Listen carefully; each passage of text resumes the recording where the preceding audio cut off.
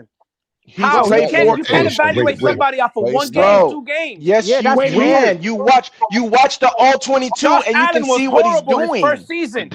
So why? Bro, So why it's is not. Cam Come Ward on, man. Stop. So why is Cam Slow Ward down. still starting? I'm gonna let Slow y'all have down. it, man. Y'all have Slow it. down. It's Let me not have it. about. Let me It's have not about the Let me Yeah, have you numbers. get it. I'm not getting It's it. Let me not have about it. the Let me numbers. have it. It's not about what his numbers look like at the end of the season. Oh, it's a bad season or a good season. It's not about that. It's about watching the all 22, seeing how his head turns, so you know how he's going through his progression, how fast he's going through his progression, how slow he's going through his progression, seeing if he's comfortable with NFL windows, which you see time and time on tape over and over again. He is not comfortable with the window size, open window size of an NFL, which is why he holds on to the ball so much. No, that's not true. That is not true. That's not even true, though. That's not even true. Let me It's go. very true. Hold up. I got something. Belichick is going back to the NFL. Was the Cleveland Browns? He's not going back. Yeah, I just popped up. He's not going back. That just popped up on Google. I'm gonna start Google. I like to say this, man. I like to say he just explained that Shador Sanders is not going through progressions. Tua, he can't see wide receivers. Tua, so where it is that Tua has. But how is that better than Shador Sanders? Tua is better than. It's not a fact. That's no, not a fact. it's a fact. Right. It's a fact, bro. It's a fact. Hold on, no. Let's just hear the fact. It is a fact. I'll get it. I'll get it. Explain it. I'll tell you. I'll tell you where Tua is better. We're looking at a 5 years. We're looking at a 5-year starter, and then I'll tell you where Tua's better. A couple of games starts first year quarterback and Shador Sanders. No, check this out. Hey, I'll tell you where Tua is better. Like where he's better at Shador, because I said Shador has worse y'all. He's comparing a guy who's played 3 games to a guy who's been in the league. I don't mean to call you a hater. That's why I didn't mean to call nobody a hater. But how can you not say? And I'm not saying you are a hater, but he has 3 games and he never had a training camp game.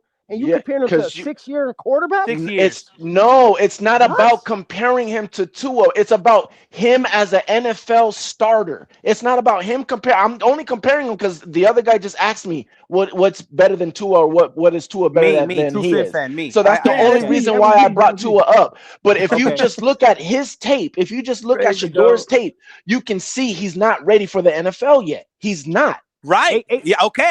I'll give you that. But don't tell me he's not an NFL quarterback after 3 games. I mean, you can say whatever you want, but he's not. He's not. What you're seeing on tape is not good. It's not transitioning upwards. Hold on.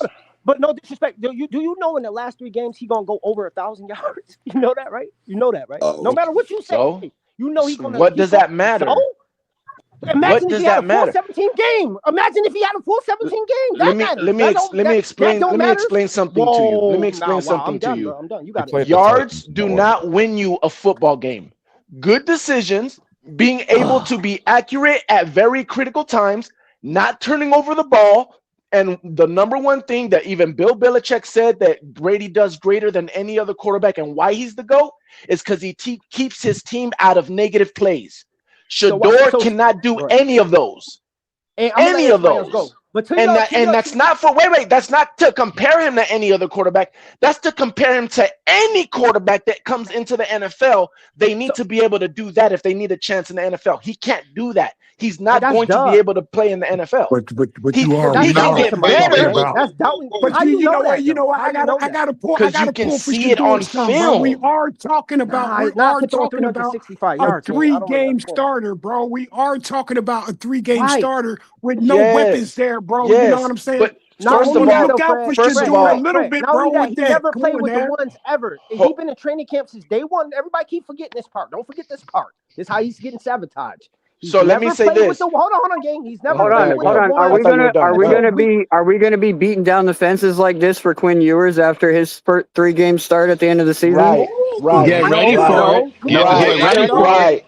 I'm so glad you brought that up. In 2 weeks. I'm so glad you brought that up. He's about to beat Tampa in 2 weeks.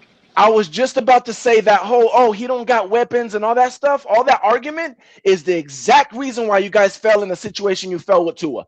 All those dumbass excuses, because if you're a real quarterback in the NFL, it's not about the weapons. You can still see a quarterback play good at the quarterback position. It's not about Wait. It's No, not I got about you, bro. he Cooking, exploded cooking. for yards and all Oh, that. I got Okay, you. he might not be able to do that because he don't have weapons.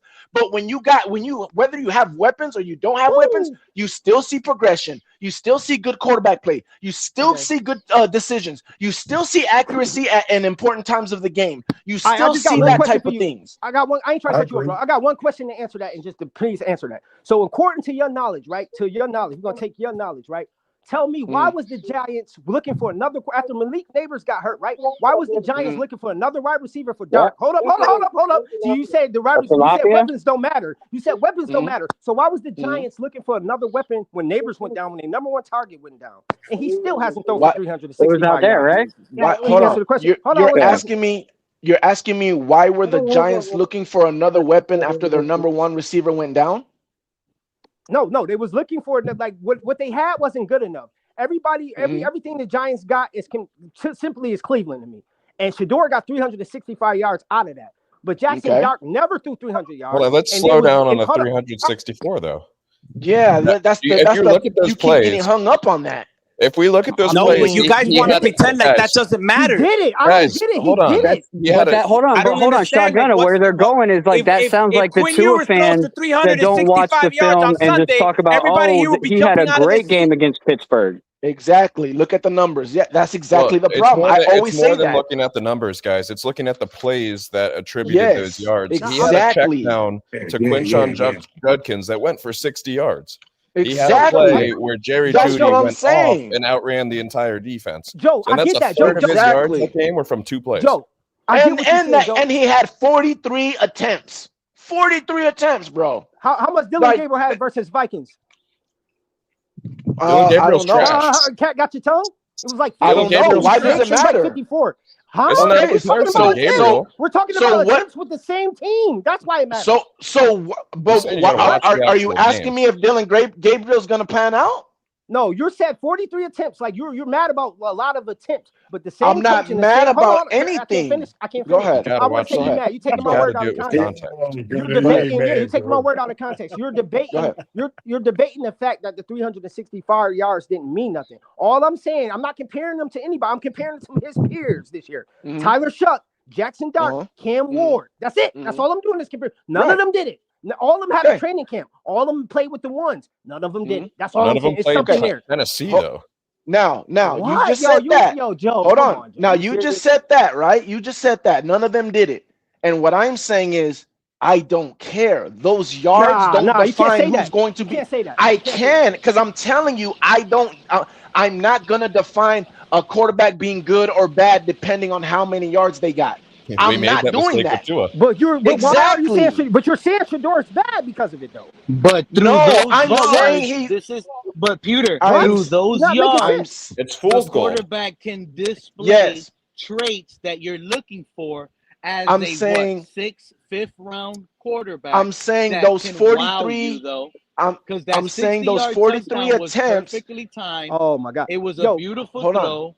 It was a nice pocket pass. It's everything you're looking for in a quarterback. Yes. So he's displayed some nice things, but consistently, like you want it, what they're arguing to you against and you don't want to hear is it's only been 3 games. Exactly. No. Okay, so let me listen. The first week he actually gets first team reps. And the they first won. time he gets that, and they won. After those, he throws care. for 360 something yards. Well, look what he followed it up with. Look at his game. So listen, the 300. Hey, real talk. Let me ask you something. Real talk. Let me chime in here for a second. Let me explain to you my side, and I think the other sides. What we're trying to say to you is, you said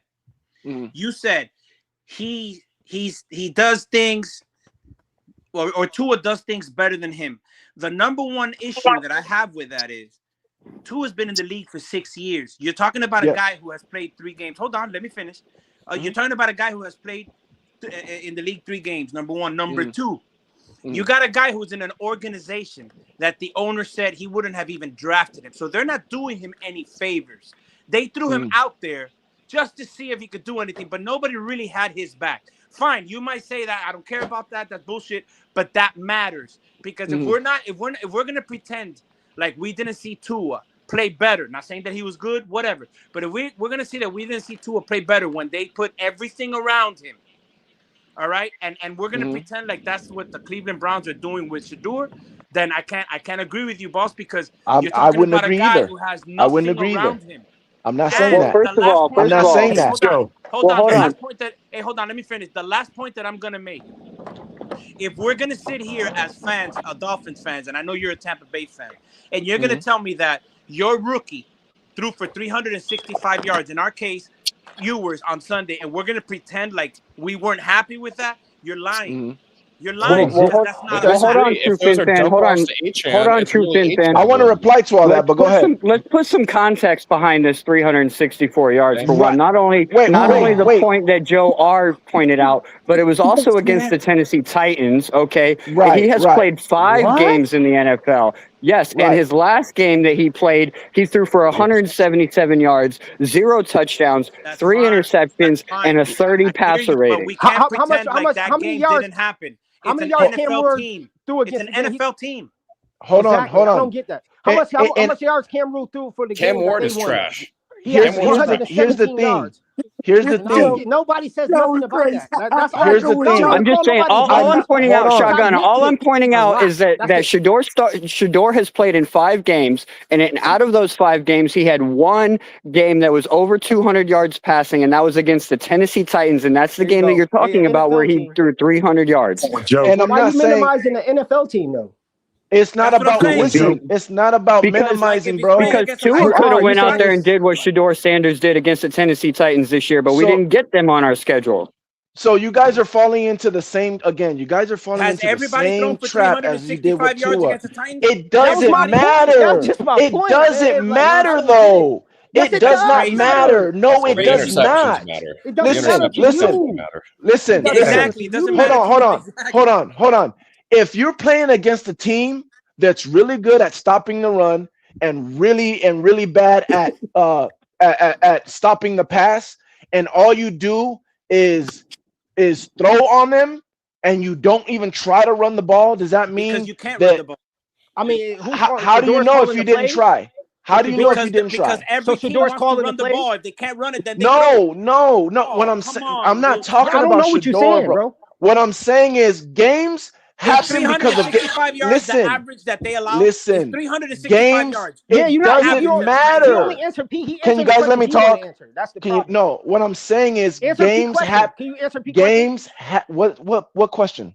Pete said, name anybody this year that threw 360 No, yards. I don't that's know. me. I don't care. I But you know don't about care. Shador, That though. was me, You know Shaw. about That was Shador. me. Matthew I Stafford don't- threw for 450 last night. Come on. I can't tell you specifics of any quarterback that threw anything. You know why? Because I don't know and I don't care. When you talk about the Super Bowl, you know how many yards Jalen then that's Hurts a threw in the personal Super preference. Bowl? No, you don't know. All you know is they won because of the points. That's all you know. You don't care about the yards. And you want me to actually tell under you something? 150 And you yards. want me to tell you something, Pewter? I don't care what stat you have in front of your computer that determines that he's better than Shador Sanders. You want me to tell you And why? I don't think there's a single thing that Tua can do on the football field better than Shador Sanders. And here's the I don't problem, buy that Pete. stat. And here's the Number problem, two. Pete. And number You two, just said it. and before It's you like go, comparing and a number C two, to a C and number minus. two, I'm gonna tell you right now. You put Bro, Tua you're in smart. Colorado State or in Jackson State, he dies on that field. This is the problem. Shador Pete just Sanders said it. survived. Pete just said it. Hold on. Pete just said it. He said, I don't care what I don't stat you wanna can hear it. give me to prove That's what he's you better be than saying, Shador. though. But you No. be saying Listen. you Listen You to me. said you had Listen stats, to bro. me. your medicine. You were the one that Listen said you to had me. stats to prove. You the one who told you just told us Listen for 5 minutes what you don't care to about, me. bro. Listen to me. Pete Contradiction, just man. That's what said. we telling people, man. Pete People just on said. contradiction. Pete just said I don't care what stat you have to prove You that said it he's too, better sir. than Shador. No, I didn't. Yes, you Listen to did. me, bro. Oh Bro, my close your God. mouth. Yes, Just you let just me said finish you the don't care. statement. Oh Let my me God. finish this Come on, statement. hey, come on, real talk. You got to move on from this, bro. You're taking Let me finish the bad out. statement. Bad out. Let Yeah, me cut him finish the off. statement. You told us Move on, 5 bro. minutes what you don't care about. Pete, said you one said time, you and said you didn't say don't it. care what stat I have that You proves said that it he's 5 better than times too, though. Shador. I never put. Okay, what stat did I put? What stat No. did I say? Listen, What stat did I say? Context. Listen. No. What stat did I You say? said you were Give gonna me bring that. up stats. Exactly. You said you were going to bring up stats. We never let you bring it out. I Yes, never you brought did, up bro. a This stat. is recorded. You I said said you don't care about stats. I The said podcast I was don't terrible. care about I stats. This is Yeah, he said crazy. that.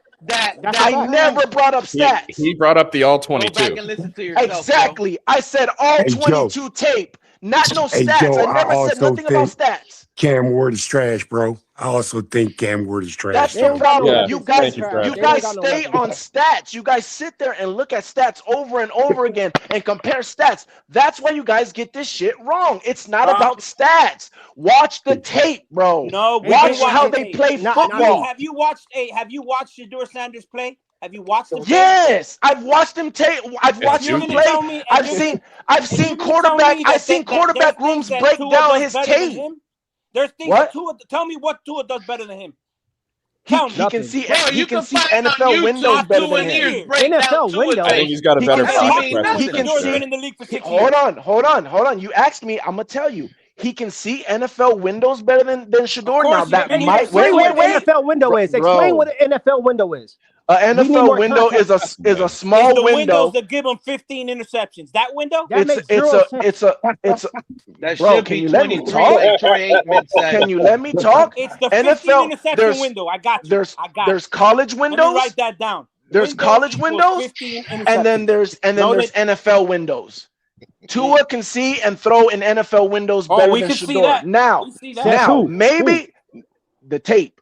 I mean, Now, maybe name Shedeur. 5 podcasters Oh that's gonna my say that. So I can look them up. gosh, No, I'm gonna bro. let you What are we finish. talking No, about? I Shedor's just got more interceptions than no, bro. touchdowns. I'm not cutting you off. Bro, my fault. If you 5 feel like and I'm cutting 6. you off, Yep, Joe. I'm just trying to find. I'm just searching on my internet. I'm trying to find. Comparing, Name it's like at least 3 comparing a podcasters that C say to a C minus. Like, besides you. why are we even comparing these I love guys? this show, man. Neither are good.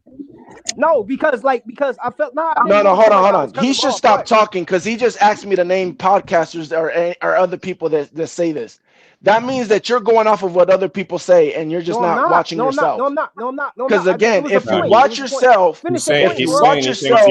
He's saying he thinks your opinion is you're the only one with the opinion, right? He's Thank saying you, Joe. I don't get how you no. did that, but thank you, Joe. Thank you, Joe.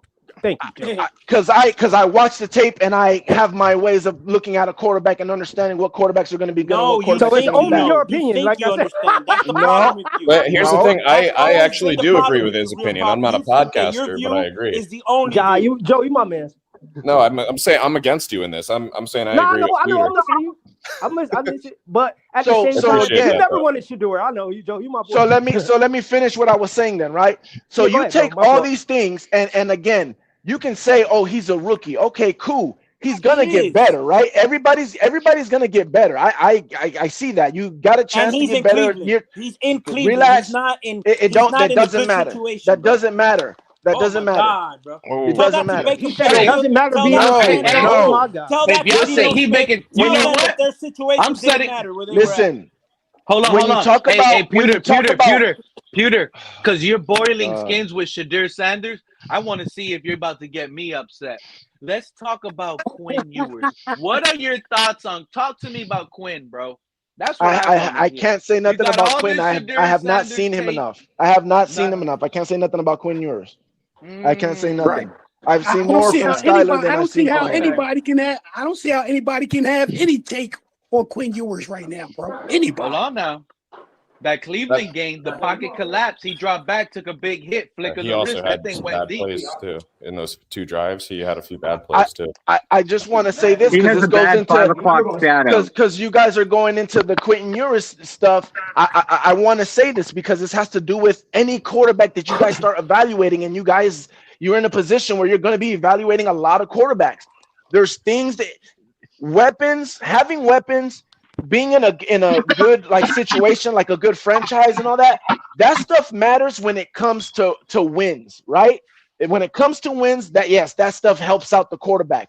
But we're not talking about winning, right? Because I believe in regular season, winning is not a quarterback stat in the regular season, because it's not fair for quarterbacks that have a bad team or a bad coach that has a bad game plan or on a team that doesn't have weapons. It's not fair. But you can still see how a quarterback does his job, how he protects the football, when he takes chances that he should or shouldn't take chances, when he throws bad interceptions or takes a sack that he shouldn't take a sack. Goes through his progressions. How good is he at going through his progressions? Does he stay on somebody too long? Does he stare down a receiver? Is he accurate deep, middle of the field? Is he accurate down low, short field?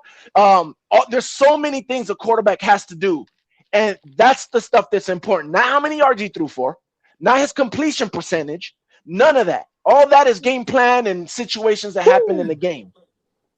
And that's what I'm saying. Now, Shador could get better at not getting sacked for 15 yards down the field all the time. He could get better at that. He could get better at going through his progressions. He could get more comfortable with throwing in an NFL window. All that stuff could get better. But where he's at right now, it is a very steep hill to climb to get to where he's going to need to be to be a Super Bowl winning type of caliber quarterback. It's a big mountain. I only got one question for you. And I know you don't hate the kid, but can you please tell us something good? Because it's just been nothing negative. That you have nothing. I can tell you something about him. I can tell you something positive. And hold on, no disrespect. You only saying something positive now because I'm bringing it up. But go ahead. Well, yeah, because we're debating, and I'm telling you why he's not good. And if you want me to ask him why, tell you something positive, you was gonna go on and keep telling us the negative. Hold on, Gunner. Hey, Gunner. I don't need to say positive. Like, I just gonna tell you why he's bad.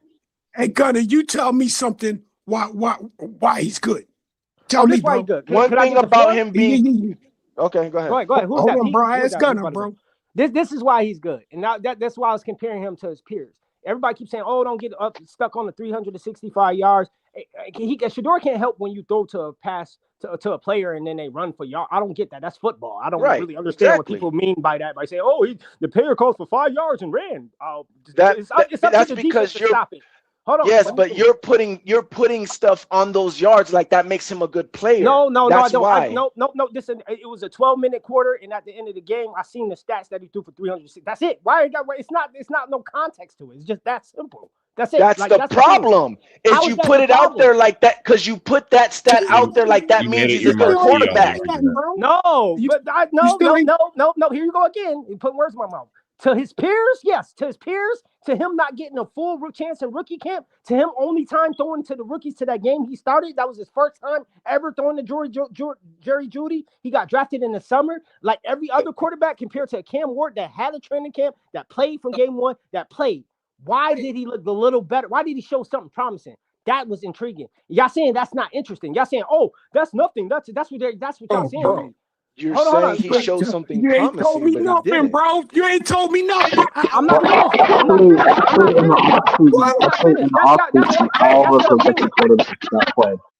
Wait, what you say? In the offseason, all three of those quarterbacks. I'll tell you why Shador. I'll tell you why. I'll tell you why Shador is going to be good, bro. I can tell you why Shador, he's going to improve and get better. All right? That's because he has a dad that's going to make him stick with that shit and keep grinding, bro. He's going to almost will Shador to want to be good, bro.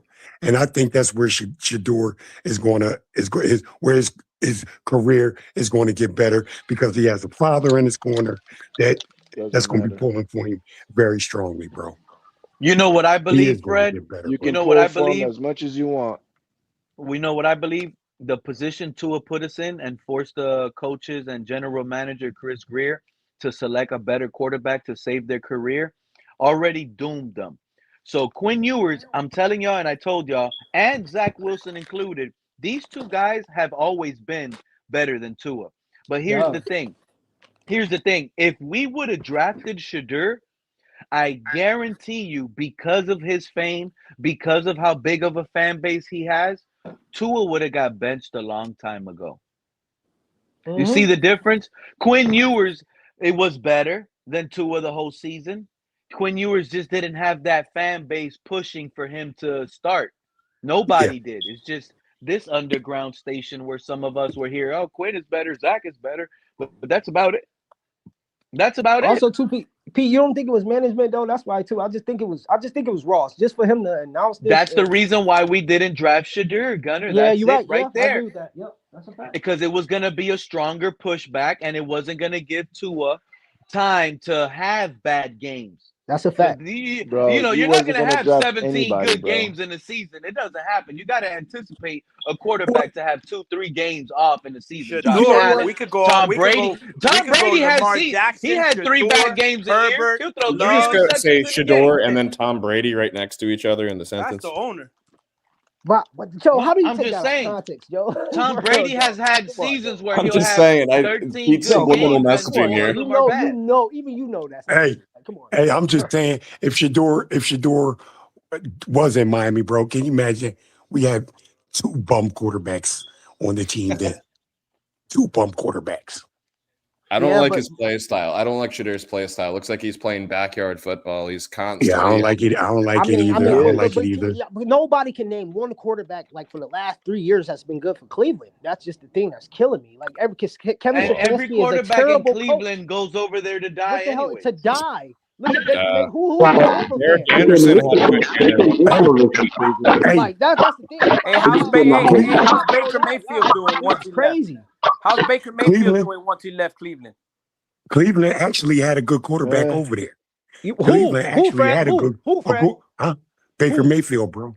Baker He left. Mayfield. They left him though. They let him go. That's Bro. my point, though. He Baker had to Mayfield. leave. Don't He's say he saying who wasn't had has no good played quarterback. No, so well. They that's had not. no, but I'm see, here don't you go say they again. ain't had no good hold quarterback. on. The Let me organization, dog. No, I'm was saying. he a good quarterback? Was he a good quarterback in Cleveland? No. Yes, he was, bro. Baker Mayfield took Cleveland from being a trash team, bro, to I think a division title, bro. Nah. If you No, He also won a playoff Baker game. Mayfield did a lot for Cleveland, bro. He did a lot for Cleveland. I just want to know if people think he was a good quarterback in Cleveland because he's the same quarterback right now. He just has No, I weapons think now. he was a He has a I better think he was team, a a good better quarterback in organization. he better Cleveland, in bro. Tampa. Hey, how was Sam Darnold with the Jets? How was Sam Darnold in Minnesota? How was Sam Darnold now in Seattle? Sam Darnold learned though. That But game Sam last Darnold's not night the was same quarterback. fire. Hey, but That game no. last night was The fact, what fire. I'm trying to tell you is that Agreed, organization Pete. and where you land matters. If you want to I'm not pretend on like organizations don't matter, I don't know what to tell you. No, you land, the organ, and that's the thing. Who said that? True Fin fan? Yeah. You say that? Okay. Yes, I said this earlier. Weapons and organizations, it matters when you talk about winning. I get it. Even when you talk about developing a quarterback. So that's why I still give Shador a chance. But what I'm saying is what you're seeing on film, it looks like he has a long way to go when it comes to development. Like, whether you talk about Baker, whether you talk about Sam, whether you talk about Geno, all those quarterbacks. Who else? Name a recent bust that was like, yeah, he just wasn't good.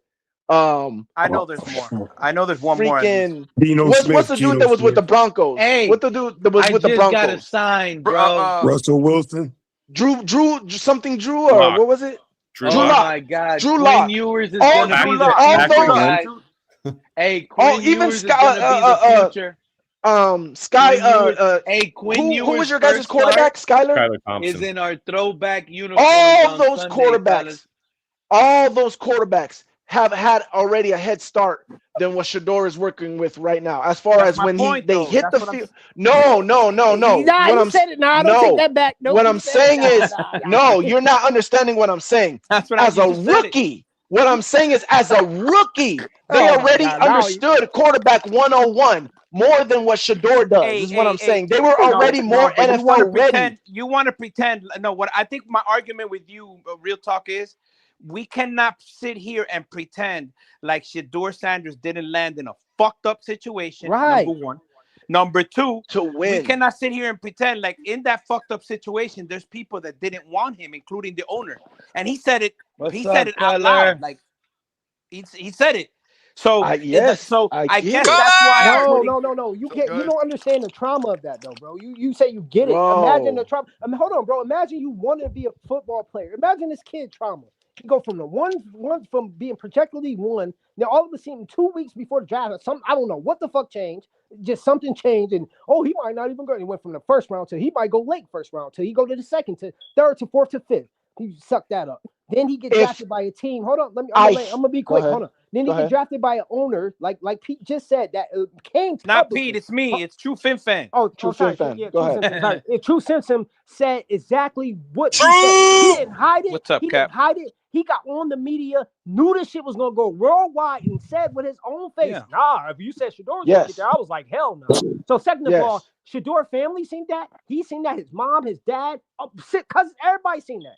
They tried to destroy that kid. That's trauma, bro. That's trauma, bro. I would agree. I would agree with you. I would agree with you if I looked at hold on. I would agree with you if I looked at the all 22 tape and said, "Man, that's a terrible play. Nobody's open." But you're watching. Man, that's a terrible play. Nobody's open. Man, that's a terrible play. Nobody's open. You're watching. Man, you're going off the this all is 22 terrible. on a kid who has all of this shit against him before he ever took a snap. Right, And I don't in get that it, bro. team. You sound just like the and media. you're putting all that You stock think on we were him. in the market for a quarterback or something? What I happened, think man? you're not understanding when you're watching the all 22. The play is on the field. The all So when you watch the play, you can see is the coach calling this shit, bro. You always do this. You get people in a vortex, bro. I can't today with you, bro. We need to talk about the topic on hand, bro. Y'all just let me know when you're finished and good and got your energy out, because I got to address this nonsense about Baker and Color, Brown. go ahead, bro. Go ahead, Color. Go ahead, bro. I followed that whole Baker Mayfield Brown situation very closely. There wasn't much else to follow when I was living in St. Louis because they lost their football team. And they don't talk about the Dolphins on the local radio. Let's be real. So I got a good immersion in the Baker Mayfield Cleveland Browns situation. And for anybody that thinks that what we're seeing out of Baker is not what he was ready to produce after, let's say a few games, maybe a season of development, that he wasn't going to be that. Well, I can tell you this, he was never going to be that in Cleveland. Bingo. Thank you. We sit here and talk about this team like these quarterbacks where they had a hard time at these teams. We're acting like Sam Darnold had a hard time with the 49ers or something. That's how or the Packers. We're talking about the freaking Jets in the Browns. Bingo. In the Panthers. Bingo. Get Are them, we Color. for real here? I'm cooking up, bro. Yes. Well, now can I respond to Shadir Sanders in Miami would have run away with Rookie of the Year with Tyreek Hill and talk Waddle. about the Browns. Let me inform you guys of something. See, I'm not a paid journalist, but I'm one of the few journalists left in this world because I actually do their job. I research. I follow shit. I ask questions. I examine shit. I don't just fucking, throw words out because Kurt Warner said so, or doesn't sound like Color to me is a media-driven fan, Gunner. He's not media-driven, Gunner. So let him talk. Let me just explain to you all what happened in Cleveland, okay, and why Baker Mayfield has been. People talk about Tua and how people have crapped on him in the league. I've heard nothing but praise for Tua, other than from the people that knew he was not good enough to play in the NFL. Okay, I've heard nothing but praise from the national media for him. Exactly. Okay, and they did the same thing to Baker Mayfield. They did the same thing to Johnny Manziel. They did this. Okay. Spare me with that shit, because you want to know who really got the shaft in this league is Baker Mayfield. Okay, you're talking about a first overall pick in the draft, who is now playing like a first overall pick in a draft. Now he isn't. Not okay. Fine. Right. Oh my God, no. Color, bro. Have you seen his injury lately? He's not hurt, bro. No. Okay, he's not hurt. I saw the injury, bro. It ain't feeling good. It's not his. I'm not going to sit here and argue Baker Mayfield, bro. Okay, you shouldn't. The guy has been to the playoffs how many times? And you know why we keep exiting? Answer the damn question. Do you know why we keep Answer the damn exiting? question. I'm not finished talking. 3. I don't know the question. How many, man? How many times? 3. 3. With how many different teams? 2. Well, now him go pull up personally his numbers. 4 with 2. Now go pull up his numbers and tell me how many 50 burgers he has in his career. I don't know. You'd be surprised. Do he had you two. think- He had do you two think- with the Rams alone, acting as a placeholder for Stafford. That's right. He had That's two right. 50 burgers. That's right. Do you think Baker is the same Baker that he was in Cleveland? Yes, I do. Okay. So Yes, the difference you know is now, can so- I explain why I think that now? That's what I Go ahead. said. Go Okay. ahead. He It's still is. because of the Browns. And you may think that don't Exactly. matter. You may think that No, it does matter. oh, it can't drag a guy down like It that. does that much. matter. Let me explain something to you. There are only two types of teams in this league that go winless. There are only two. And they're both from Detroit and Cleveland. Yep.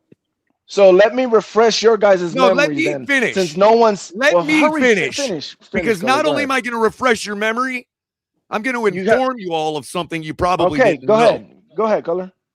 The reason that shit went 0-16 and they threw Hugh Jackson under the bus, which you'll notice his name is in that class action suit. Come on, Color. For the same reason that Flores's is. Okay? Because they brought in this whole analytics team. Their owner had this idea of doing what's the guy's name from the Oakland Athletics? Moneyball, the Moneyball guy. Oh, Billy Bean. Yeah. Yeah, they had Berkowitz, this brilliant idea Yeah. that they were going to perpetrate the Billy Bean thing in the NFL. Billy Bean, yeah. As if math and analytics can be used that way over across a small sample size like 16 games where a player could literally get injured the first game of the season, throws their whole analytics out the fucking window. Okay, so they brought this guy in, this mathematician, and he was like the head of all of their operations. He wasn't their GM, but he was in control of all of the personnel. He's the one that helped put that team together based on analytics. That's why you had 53 guys. what does this have to do with Baker and Cleveland? Can I Color? finish, Come on, please? bro. Maybe you'll I don't understand know. when I'm Can you? done. Oh, no, actually, I can't, Pewter. All because of you. I don't Even the owe chat you saying guys you're going to talk anything. for 95 I don't minutes. owe you guys anything. If you don't want to hear me, I'll shut up. Nah, you was Don't cooking shut me. up. I Keep don't, talking. you know what I'm I saying? am not going to be retreated like that one more time on this fucking internet. I'm telling you right now, I'll just shut up. Nah, don't shut up. Keep Thank talking. you. I'm done. I'm done. Nah, Color, the truth I'm hurts. It really done. does. Nah, You only get one chance now, motherfuckers. So the Browns, if everybody remembers, the Browns had a real good defense, a real good run game, and Baker was there for the and Baker was there for the ride. I don't know. If everybody remembers, Baker was there for the The ride, worst which is quarterback why that has ever played in this league is gone. which is why they went for Watson, because they felt like Baker's not going to let them get over the hump, right? Baker going to Everybody Tampa. thought that. I know what the fucking tropes are. Yes. So Right. Baker Atlanta going too, to the Tampa. Falcons too, You know, Atlanta. I pay attention to the news So too. Baker going- I know what so- the fucking tropes are. Color, you cooking? So Baker going to Tampa is the same Baker, pissed except Color he off, has a bro. whole bunch of Yes, weapons. it's the Now- same fucking Baker. The same hurts. first round draft pick. The truth hurts. Just you like guys are just Tua talking at is. this point, bro. No one's talking about Tua. So again, right. when it has to, when you Because he talk hasn't about accomplished shit. when you talk about weapons and you talk about the organization, that's when you can complain about the winning, right? But just like Color was saying, have a clue of what I was gonna Baker fucking- went into the All you're into doing the playoffs. is straw manning me and making an argument for I'm yourself. trying and not to, down. Color. You I didn't know want to you talk. let me finish. Do you want to That's all you're talk, doing Color? right now. Color, do you want to talk? Then talk. You don't hear nobody but your points, respectfully. You don't, bro. You I don't hear Kohler points, you don't everybody's hear point. my I stop and let you talk. No, you gotta Bro, keep talking. real You don't talk. have no Real talk. answer. Since I've been You here, shut you guys have people been up. talking, bro. Hold on. You Real talk. shut people up and then try Let to him make talk, their bro. points for them. Yeah, you shut So people you up. got and you it, tell us your Tudor. point. You do. Go ahead. Go Or ahead. whoever Talk. the fuck it was talking. Go ahead. Talk. It's not the same. My apologies to whoever it was not. No, it's pewter. It's pewter Color. Go ahead. Go ahead. Go ahead, Color. You was cooking, bro. He's pewter now, but he used to be Real Talk Perez. Just to give a little context on it. Go ahead. Spot on. You're spot on, true fan. He's changing And his. they thought that they were going to use He's analytics got multiple personalities. to build a team, and they stuck Jarvis Landry and a first overall pick Baker Mayfield, and I think they had just gotten Chubb and Myles Garrett and Odell Beckham Jr. Boy, all those big names. And they went 0-16. Okay?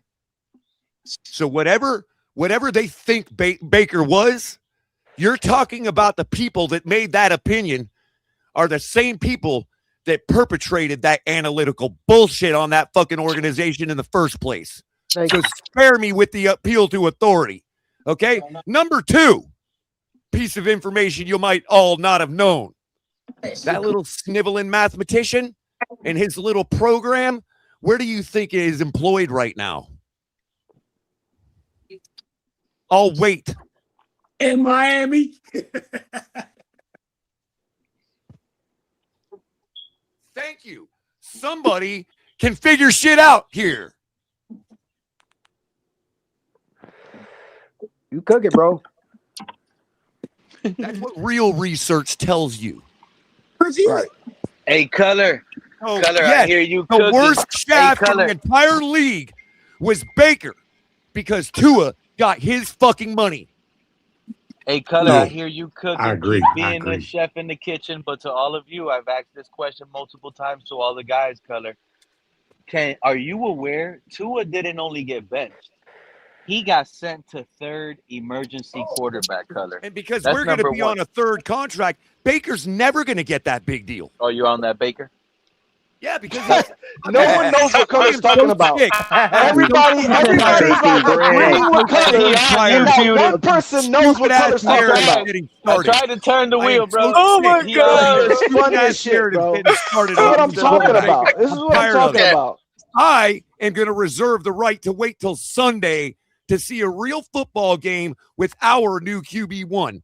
If I like him, I like him. If I don't, I don't. Yep. Thank you, Color. You know who I called out earlier in the show that you probably missed? Those are the fake fans I'm talking about, Color. All the Dolphin fans on their channel predicting to draft a quarterback in the first round, and Joe is included. Joe Riss is one of them. He'll tell you loud and clear. And they don't want to give. And that's without Pete, I got a seeing question Quinn for you, Ewers Pete. get his first I got a start, question bro. for you, Pete. And that's without How seeing come all Quinn, these bro. guys are up here saying they watch the game when they're busy talking about who our next quarterback is going to be, and we still got games left to play with a QB1?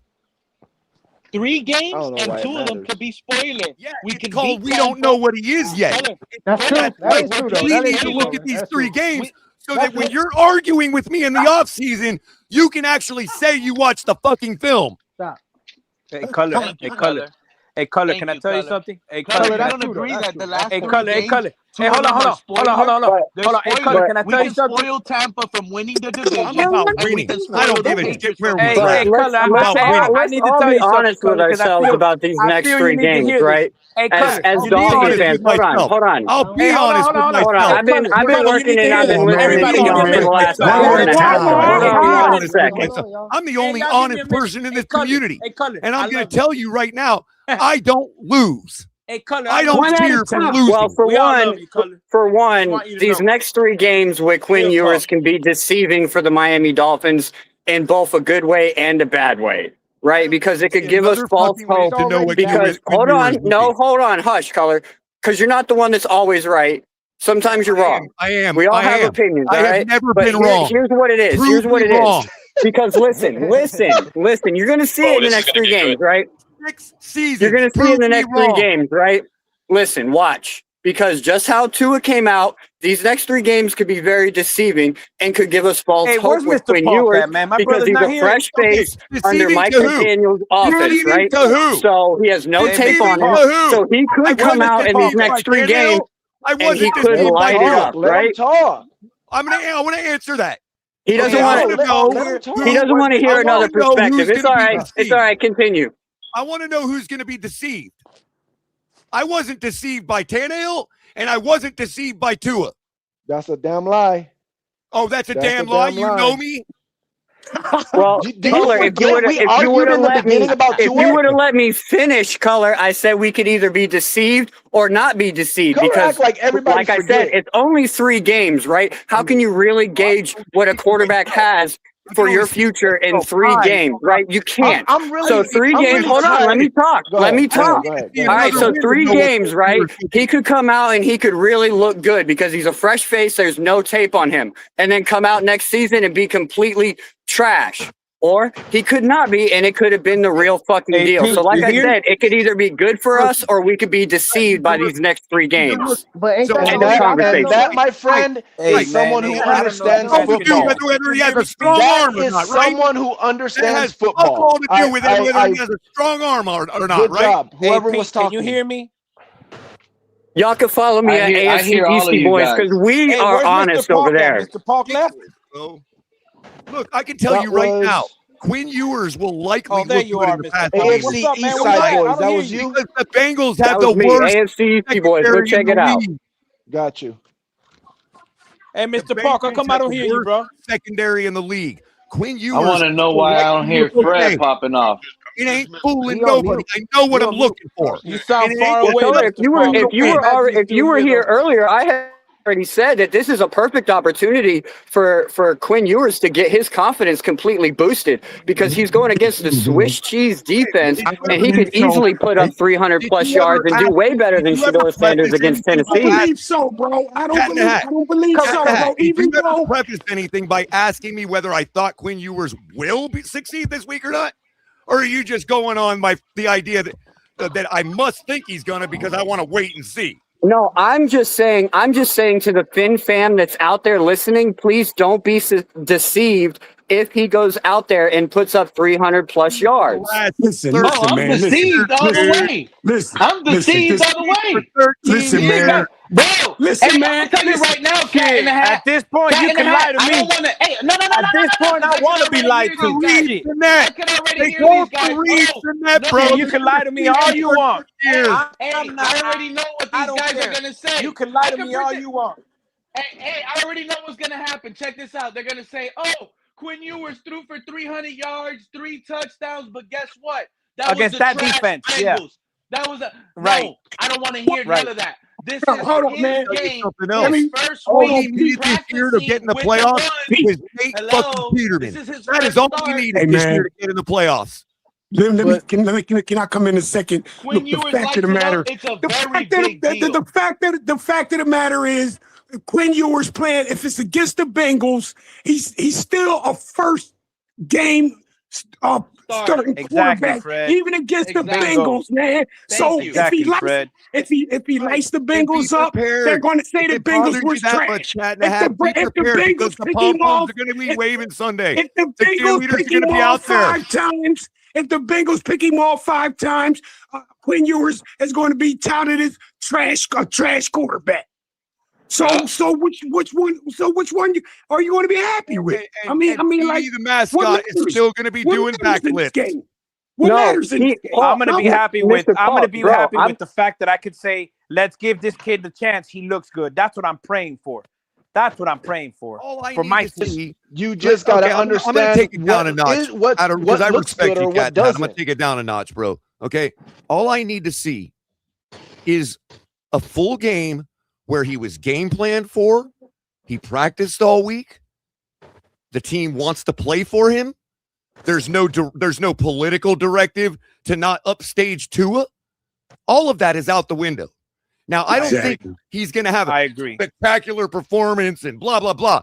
But there are things that I know I'm looking for that I haven't seen in our quarterback in a long freaking time, dude. That's what I don't need a color. Bingo. win to see that.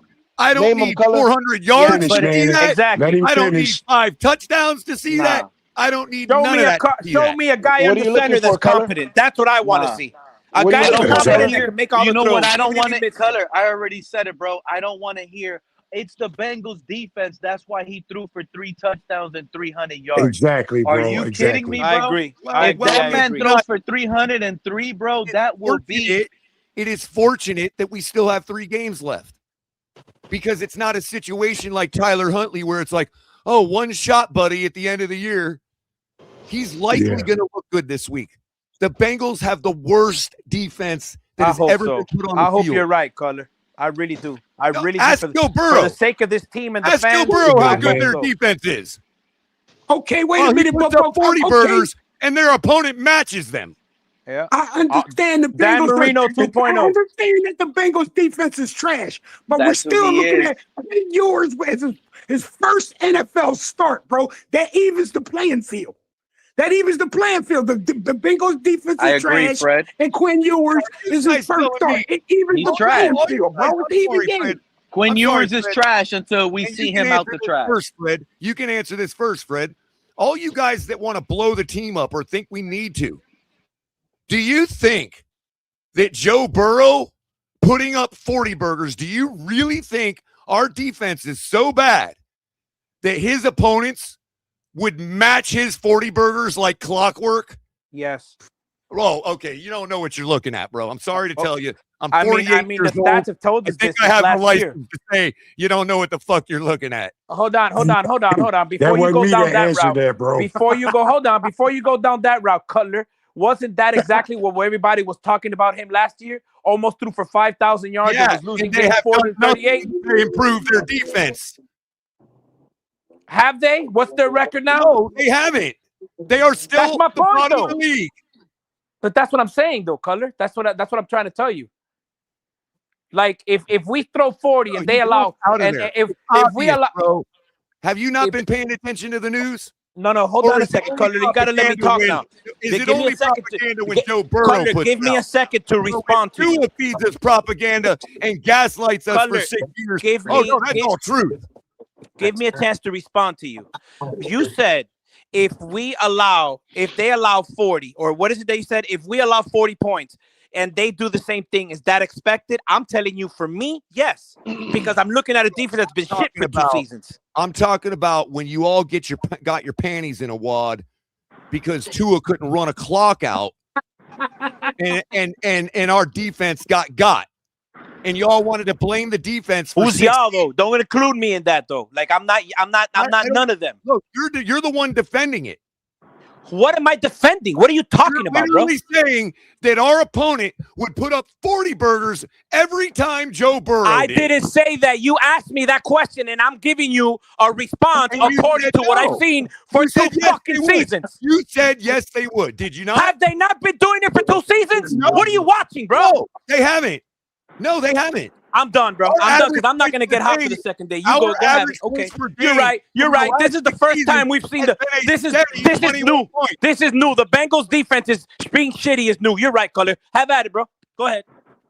Excuse me, but for the past 6 seasons, across Flores, Boyer, and whoever the hell else has been our DC, our defense has given up a steady 21.9 points per I'm game. talking about the Bengals. You asked me about I want to the know where Bengals. these 40 burgers you're talking about are, except from the Buffalo Bills. I'm waiting.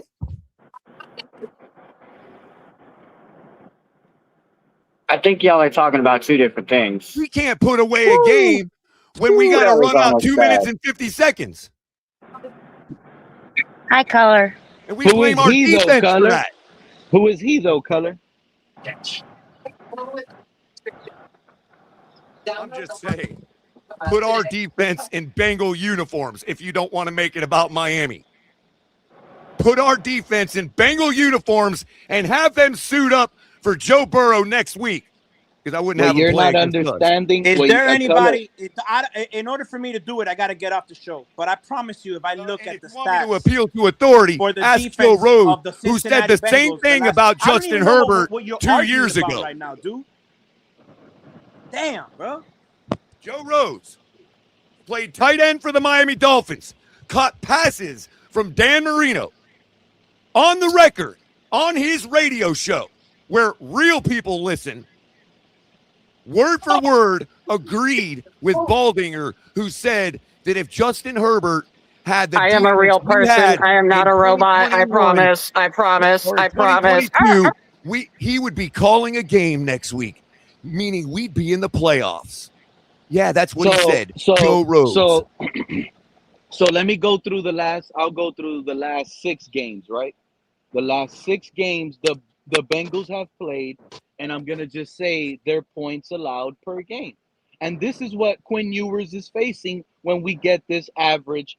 So hopefully I could come up with a quick mental average. I won't be accurate, but I'm gonna do my best. So the Bengals' last game was at home versus the Baltimore Ravens. They allowed 18 points. All right. Good for Before them. that was against Buffalo in Buffalo. The Bengals defense allowed 33 points. They played the Ravens again in Baltimore and they allowed 14 points. They played the Patriots before that. Division and they opponent. allowed. Do you see the they common allowed- denominator? Yeah. I get it. Let but him go. wait, Let him Keller, finish. They played the Patriots. They allowed 20 points. They played Pittsburgh before that. They allowed 22. And I believe the 6th and final one will be Chicago, that they allowed a whopping 47 points. And they were likely leading that game by 30 to start with. So Points are that's not the going to tell last you if 6 you have a games quarterback of or the not, Bengals. and you're doing They all this for allowed nothing. versus I just don't know how Chicago's. anybody in their right mind cannot put our Dolphins in those Bengal uniforms and think that Joe Burrow would lose another game. I mean, come on. No, Joe Burrow definitely needs a better For the defense sake for of sure. loving on Tua still. But- The guy's not even our quarterback anymore. But to be fair, Pete, Joe Burrow in for all 6 of those games you just listed off? No, he I'm wasn't. not too sure. I'm not too sure I don't. about that. I don't think. I don't think he was. I think he was. I really think he's been back. And then they had Didn't Joe he come Flacco. back? Those were Joe Flacco games. Yeah, he came back against us. Did he not? No, I think he came back The week before us.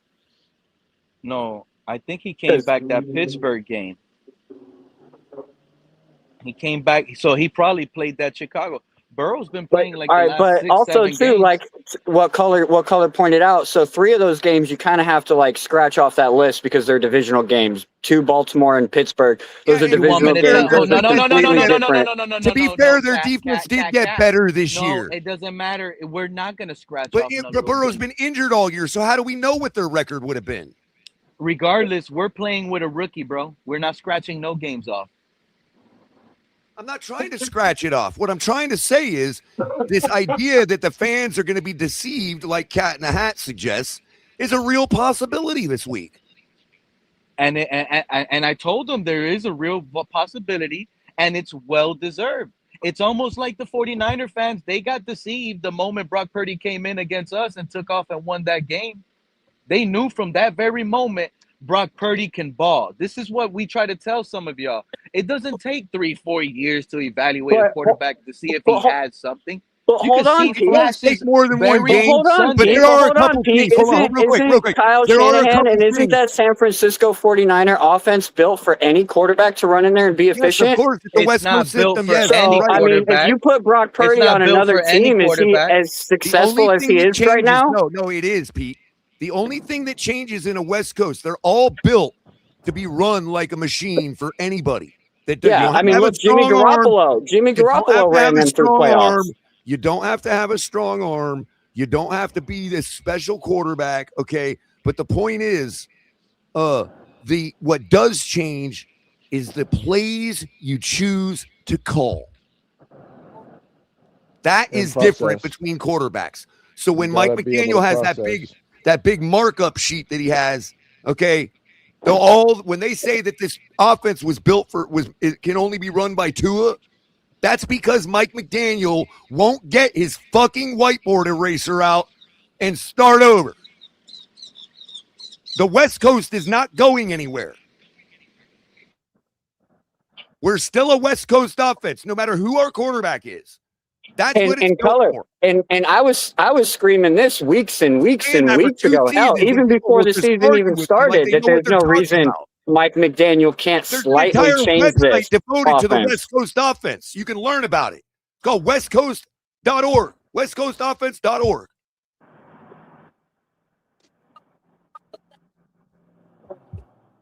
This system was never only able to be run by Tua. It's because that markup is very specifically tailored for a guy as limited as Tua, just like the Denver Broncos were with Adam Gase for Tim Tebow.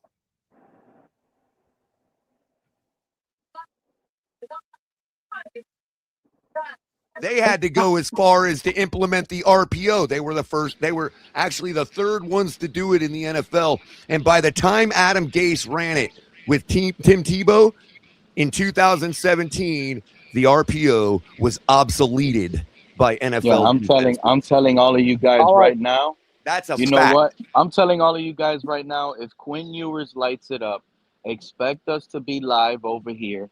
Unsubscribe if you don't want to hear Pete And I can loud produce and the source. proud. Loud and proud. I'm the freshest. I'm the happiest you were near.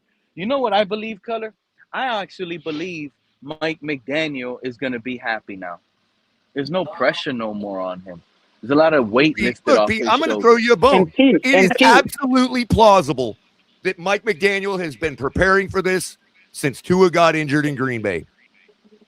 Against Green Bay. It is possible that McDaniel has been waiting to do this with Ewers for a long time. We don't know. Hey, Pete, you're telling he people could be a superstar, actually. Unsubscribe if they don't want to hear me loud and proud. Hold on, listen. All I do know is the 18 guys, just like the Tua 18 negativity. guys That's that gone. we shit on and said got we're new not as good content as now, Tua Fred. have all panned out where they went across from free agents to rookies. So I got a question for you, Pete. Jackson Dart, and Talk to now Tyler Schuff, the latest to be added to that list of quarterbacks that are already more ready than Tua. So, Pete, if the Bengals totally shut down Quinn Ewers, bro, who just beat the what's Carolina going to be Panthers, by the way, what's going to be your take on that, bro? If the Bengals beat totally and completely Ewers shut him down, yeah. make Ewers look like crap, then Yeah. I won't be live Sunday night. I'll take that pain for 2 days and go live. Hard.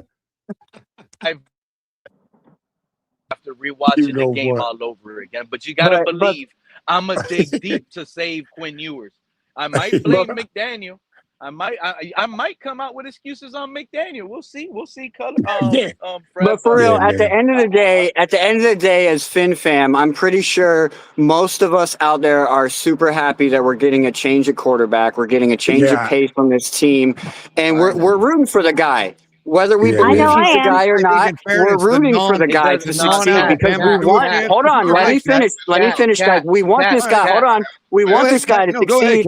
Just where I'm at, I wish it would have started a little bit sooner. I wish they would have brought him in, say about week 10 or week 11, because I believe with how we were running this offense, I believe we still could have went on that 4-game win streak with Quinn Ewers, and he'd have a little bit more experience under his belt right now, and we would have more of assurance of knowing if he is the guy or not. And that's where I'm at. I think part of it, though, is real quick. McDaniel probably wanted to get it completely finished with Tua so that now that we're out of the playoffs, he has zero pressure on him to do whatever he wants to try with Quinn. You know what I mean? Cat, but what about the other side, Cat? Guys like Joe Riss that are sitting here, that doesn't sound like those type of fans are the ones supporting our quarterback and coach right now. I don't if care. They're talking about drafting a first-round quarterback. That's their, I don't disagree with that. Well, for one, I don't disagree with that. This isn't the year I don't we should be disagree with that. drafting Even a first-round quarterback. looks great. Even if Quinn Ewers looks great for the next 3 games, I don't disagree with drafting a quarterback in the first round. Oh, I do. You're ruining our team. Are you kidding me? That'll just push Quinn even more. In the first round, all right. Well, here's where I give pushback. Pete. I don't think that we should go out in the first round. I don't think we should go out in the first round and get a quarterback. But do we not get a quarterback? Yes, we get one. Right. Let me finish this time. All right. I say draft one because you have to start doing that because that's what the successful teams have. Okay. Right. No, like I said, I just don't think we should go out in the first round and draft one. I'm not saying don't draft one.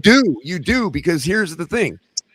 If for whatever reason the 3 games with Quinn look great and they are an aberration, like you were suggesting, then you're already ahead of the game. You're 2 moves ahead on the chessboard. You've already got another real prospect. No, it's not. But here's where we could have drafted a receiver for him. We could have drafted a better tight end. Right. And I'm leaning towards tight end. But here's where I'm at and why I'm like that, Color, because about getting pieces before a quarterback again. Are we seriously talking about that? With 3 games, I'm done having this conversation. We can evaluate. Y'all have been great. I can't go this far. I can't go down this road. If you all are talking about what we could have got because we don't draft the number 1 quarterback, and we could have got pieces for Quinn if he turns out to look good for the next. No, we're not getting pieces for Quinn. We're getting pieces for the quarterback we draft in 2027, bro. The next 3, Color. The next you do not have a clue whether you even need a tight end until you get a real quarterback. We're all in with Quinn if he wins the next 3 or 2. I don't know, bro. We go get a guy like Eli Spillers. If Quinn Ewers is the guy you think he is, Pete, you won't need pieces. We have them. Hey. But we won't need a quarterback in the first round. Look what Tyler Warren did over there in Indianapolis, how he was not a game changer over there in Indianapolis. You can't say that was all Danny Dimes that turned that team around over there. Well, the only problem with that, though, is I heard that the 2026 quarterback doesn't look very good. So I would wait until 27. Yeah, I heard that in 2025, in 2024, in 2023, in 2022. I heard it every single year since I've known y'all. That's not to offend you, Liz. I'm just saying I've heard that every single season since I've known y'all. Yeah, this isn't the year of the quarterback. Let me remind you, there are 18 quarterbacks we said were not good enough. I hate that. And half of them were drafted, Liz, over the last 2 drafts, maybe 3. I'm so happy Minka Fitzpatrick is out the game. Makes me so happy. I hope Burrow lights it up. Is he really out of the game, Minka? Yeah. What happened with Minka? Out. What was calf. A groin? He didn't. A calf. He didn't practice all week. Wednesday, Thursday, Friday, he didn't practice. Jordan Brooks, by the way, foot and knee. He didn't practice Wednesday or Thursday, and he was limited today. Limited today, and he's questionable on Sunday. I think he's going to play. Nobody else major is questionable. Everybody else is good. On the Bengals side, they're tight end. Hey, the Bengals are setting up to – I'm telling you guys right now, this is why the Bengals are setting it up for. Check this out. Noah Fant, their tight end, he has a hurt ankle. He didn't practice Wednesday. He practiced on Thursday, and then he didn't practice on Friday again. Now he's out. Now he's out. Mike Gesicki's going to be the starting tight end getting all the reps now. That's a good, I hope they light it up. T. Higgins looks like he's going to play. Time for a gritty. Joe Burrow's good. Everybody's good on them except for they got 3 players out. Their first-round rookie they drafted, Joseph Ossai. I got the feeling. I don't know why I got the feeling Joe Burrow's going to light us up, bro. I just feel that way. He is. He has T. Higgins back, Jamar Chase. He has all his running backs back. He's good. He has all his weapons. And he's healthy. Well, guess what? The quarterback of the defense is out. The captain, pretty much, Minka. Oh, forget about it. But, I mean, let's talk about Joe Burrow for a minute since we're talking about it. How do you guys feel because where I'm at right now with Joe Burrow and how he's feeling and considering the Cincinnati Bengals have no chance at playoffs, why are they even making this guy go out there and play and put him through torture? I don't think they are, bro. That's what I want to know, man. He hasn't come up with a soft tissue injury yet. I'm just saying, he's been expressing emotions that he's ready to retire. And if you were a smart organization and you want him to stick around, I would say you bench him for the rest of the year. Let him find himself in the offseason and readdress it in March because they keep running him out here and he catches another injury before the end of the season. He could be the next Andrew Luck. Exactly. Mm-hmm. Where he says, I'm tired of feeling hurt. I'm tired of being hurt. And I don't want to do this anymore. And he's already hinted at so that. many options. 2 weeks in a row. 2 weeks in a row. he's Someone had that like that conversation. talking like that just Three tells seasons, me. You know what 18 that tells me? This is how I know you guys are loud and wrong that think he's not gonna play. That's what confirms that he's I'm gonna saying go he out shouldn't. there on Sunday. No, and we're he's not gonna saying try that to he should. We're mollywop not the saying that Dolphins. he's not, Pete. We're not saying that he's not. No, Cat is saying that he I know thinks what he Cat is shouldn't. saying. Yeah. He shouldn't. And why is he playing? And that response that I just heard from Joe Burrow, because I saw that presser, that tells me right there that he's eager to go out. Yeah, he if just he's wants playing, to he win. wants to put good film down. Yeah, and it doesn't matter if it's for playoffs or not. The rest of these games, he's gonna want to win. That's what he's trying to say. Like, Or at let's least put stop good losing. film down. In other words, he's not Yeah. retiring. I don't know where that came from. Because T. No, Higgins because isn't checked out. He He's gonna more than likely play said, on hold on. Sunday.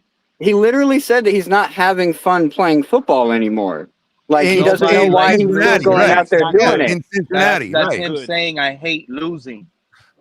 No. He says How would he's you tired feel of in playing Cincinnati? football. That's different. He That's said not good. that he's not having fun and he thinks he's tired of having football. If you were the Cincinnati Bengals and you want this guy to be your franchise quarterback, you sit him for the rest of the season and be like, look, bro, why don't you take the rest of the season off?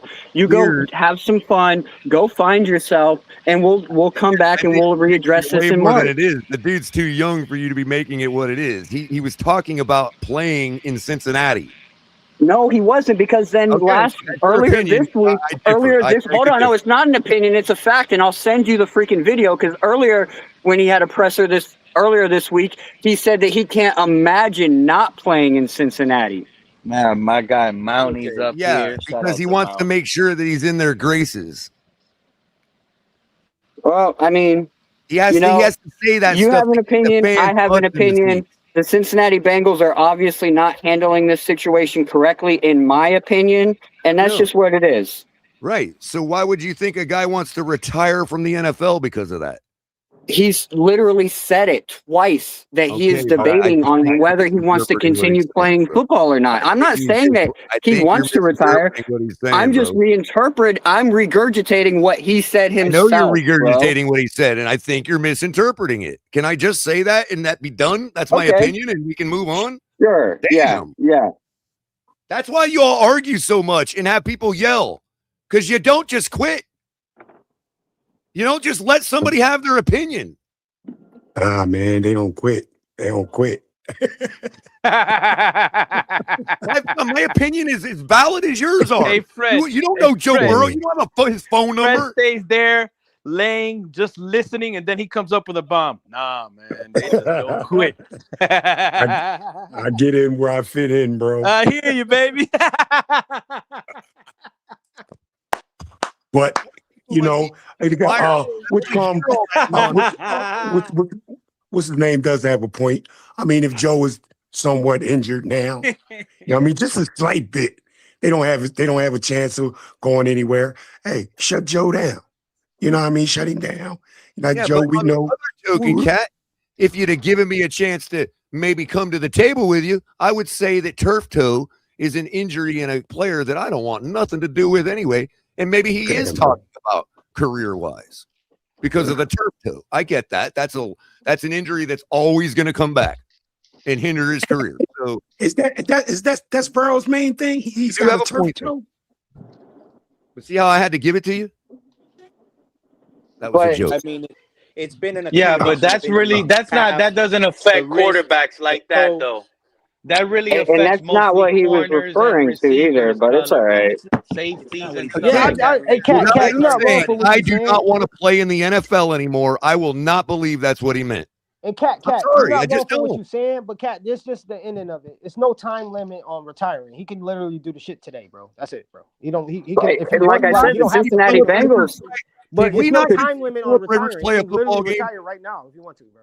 So that until he retires, that he wants out of Cincinnati, bro. Go with that nigga, because that's just the obvious, right or wrong. Am I wrong for that, Cat? Right. He's making it clear to them he doesn't want to be there, but he's doing it in a way that makes it look like he's talking about his career, so he can't be seen to have been insulting them. Bingo. He wanted to go to Minnesota, bro. It's not that hard, bro. Bro, it's business. He said, I'm not having fun here. He can't shit on the Bengals. He literally can't go on the podium and shit on them. How you know he want to go to Minnesota? He said that. I mean, at the end of the day, he played with a former Somewhere to quarterback. be He in the played with, limelight. He you know what I'm wants to saying? take Matt Stafford's place. I guarantee that. I believe he'll go to West Coast, somewhere with a quarterback, of course. I mean, with a wide receiver. Or maybe San Francisco. Where's he's from? I got him He's going to from Minnesota. Ohio, Why? so he's obviously done playing in his home state. Yeah, he done. Yeah, I agree with you with that color. I felt like he was saying I want out of Cincinnati. You know, who is that? Which one of you is that? Shot. That's Shaw. Oh, his shot. And I want your opinion on this because it's I value other people's opinion other than my own. Respect. I think that he got to Cincinnati, desired to play in his hometown. That's why no other team could trade for him and all that. You know what I mean? Or pick him and all that. He got there. It was the novelty of I'm the Cincinnati kid because this is the state I'm from and all that. Right. And I think that wore off. I think he realized that was just really in the long run a hindrance to his career. And also, I agree with you that too. And also, I think just even a lot of people might not look into it, but I just think in the way of handling players. No, yeah, you could say, yeah, we got 2 wide receivers for you, but how do we know he really wanted T. Higgins? Like everybody can say he vouched for him, he did for self. Joe Burrow comes to me across a guy that would sacrifice money to try to win. He don't come across a guy that just want 2 wide receivers. I think that narrative on him is bad because he can win with Joe Burrow and a B receiver. Right. You know what I'm saying? And if they were intending to give him a ticker tape parade of players and building on him and all of that, then maybe he would want to continue doing the hometown thing. But it's like, bingo. It ain't fun being in your hometown when the company you're working for don't like you no more, bro. And we ain't going nowhere. Look how they did their defensive end. You're either going to go to another company or you're going to leave the state. Correct. And it's like at the end of the day, and Cleveland ain't no option. Yeah, and no matter what, you have to think of a NFC team because they're not trading them to the AFC. So I'm a Dolphins fan, but we're not getting him. So we can just hang that up. Like, you know what I'm saying? Like, that's why I said Minnesota. Like, you know what I'm saying? Because I think he say, man, I can't fuck with Lamar Jackson. I gotta get out of this division, man. And the shit that Lamar Jackson here, bro.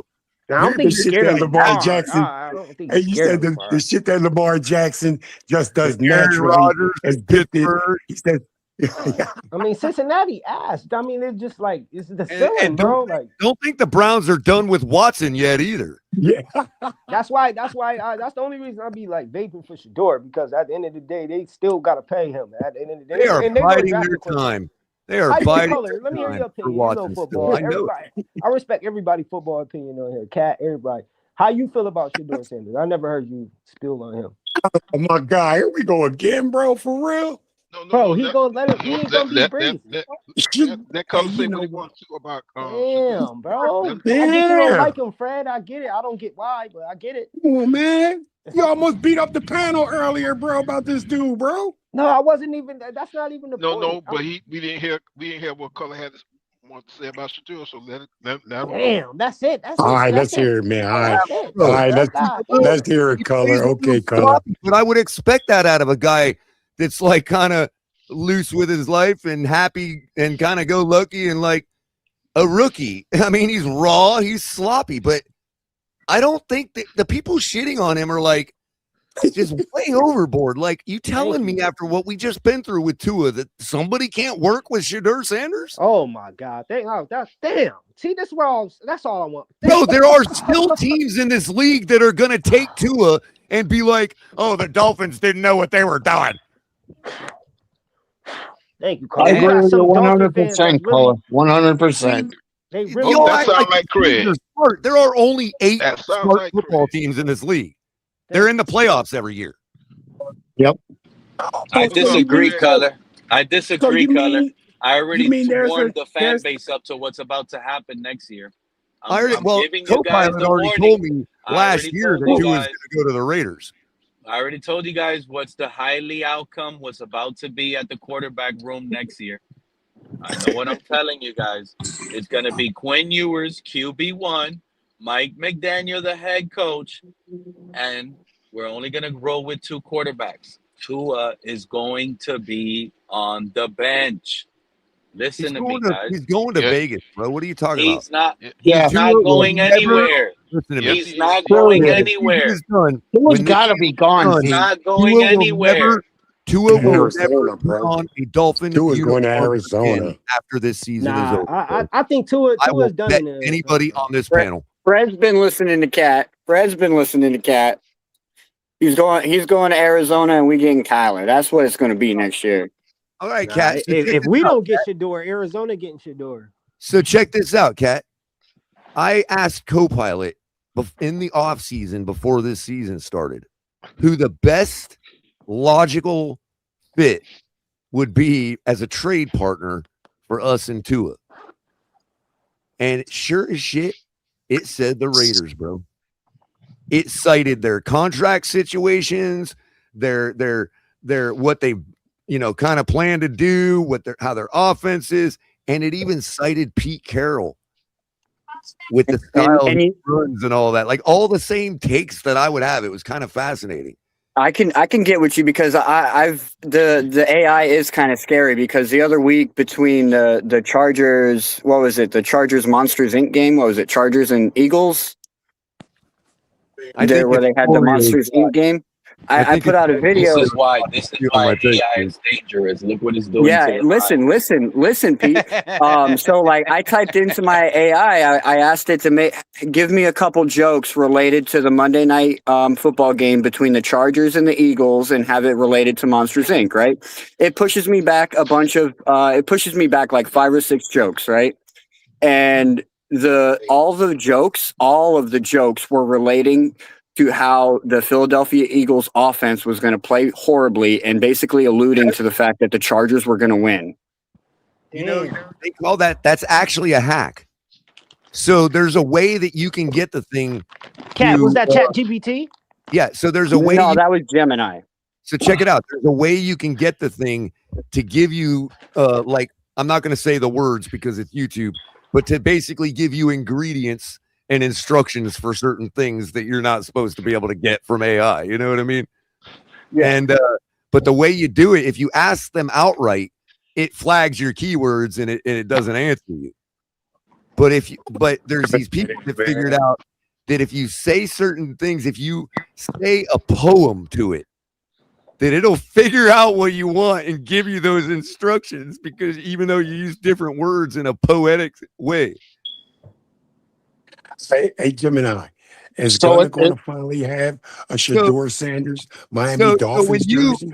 When you asked it about the game in kind of a fun, jovial way, it was probably just, in other words, if you said, give me a score prediction, it would be like, I can't give financial advice. You know what I mean? But since you said it the way you did, it was like, oh, yeah, the Eagles are going to certainly lose. You know what I mean? Like horribly. So to take the under. You know what I mean? Yeah, I do those bold predictions through ESPN. Give me the over-under, it won't do it. So you literally hacked it, bro. Yeah. To give you a game prediction when it's not supposed to do that. I don't give a shit when nobody says Tua should not even be in the building next year. His face shouldn't even be seen. That's where you're wrong. I'm with you. I'm with you, Fred. But I don't see us coming off of him. Like I really don't see us finding a trade suitor for his contract, and I don't see Ross biting the bullet and eating that dead cap. Like I just don't see that happening. And we're not in, and also it sounds like this trade. It sounds like this trade with Tua, we're gonna be having to give up a 3rd round pick. Pete, we have to give up a 3rd. We got to give up a 4th. No, don't do it because now you're just setting us back. And I'm gonna tell you why. Smarter people have already weighed in on this, bro. Some smarter people than even me have already weighed in on this, bro. I got you, but we're still gonna. We're not gonna get rid of the contract. And here's the we're issue. not gonna recover the money. We won't. But we can only hope to get the other team to pay some of it. We have an out in 2027. That's too long. Nah, it's not. Nobody going to pay him. When it comes to a trade, the question is not whether a team will take his contract, it's how much of it.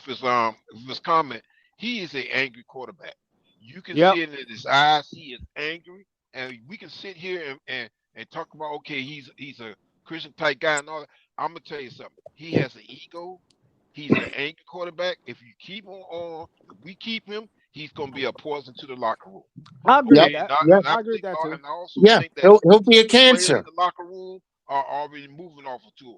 They're happy that we got that they putting Quinn Ewers in there and they're gonna roll with him. So Yeah. all this talk And about then you see, I mean, you see Mr. what he got. He could always don the TD mascot uniform if he wants to do that. Hey, if you ask me, I'm putting the cherry on top. I'm fucking firing Mike McDaniel also. Oh, don't even get me started, Fred. Give the man one chance with his own thing, bro. Nah, man. Who knows? Nah, man. Fred, Nah, who knows? Color. Fred, who knows? Maybe he'll do something with another quarterback. Fred, He you know vouched I have for been this critical bullshit, Color. of Mike McDaniel, so you know that if it's bad, I'll know it's bad, bro. He vouched for this shit, man. That's in other bad. words, if vouching we for gotta, a like, contract look, for this we start quarterback, next bro. year, Come on, and man. everything is all his program, including the quarterback, and we look like we have been this year, bro, then I'll be right there with you, man. It's What got color? to happen, What though, color? bro. Let me ask you. Let me got ask to you. happen, Let me ask you. Fred. Color has his play calling been suspect with you?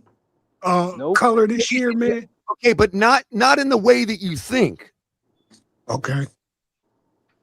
Okay. Color, do you think a lot of it? And there are some play calling mistakes he was making, you know, having to do with sequence and what's actually going on and what the defense is actually doing to you.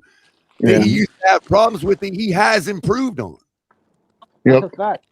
I mean, we beat Buffalo. Did you see Tua's stat line in that game? Just running, Yeah, bro. Oh, just running, Color, right? Just running the I ball. understand that.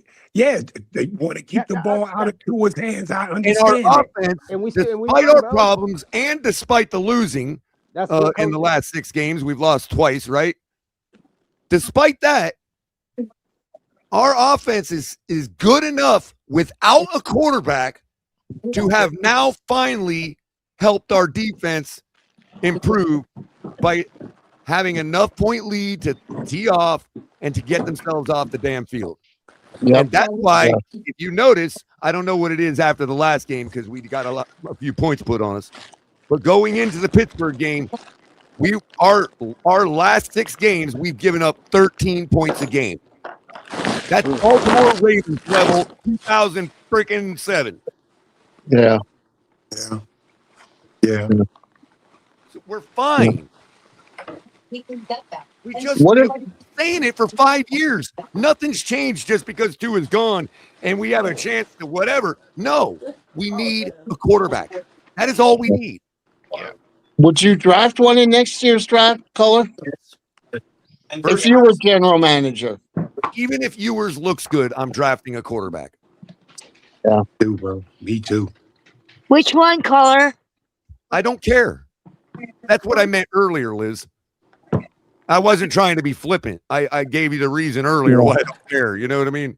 I kind of like the right the to kid be from mad. Vanderbilt. I like Nah, the you kid came from in cooking. Vanderbilt. Shaw, let's do this exercise. Okay. Okay.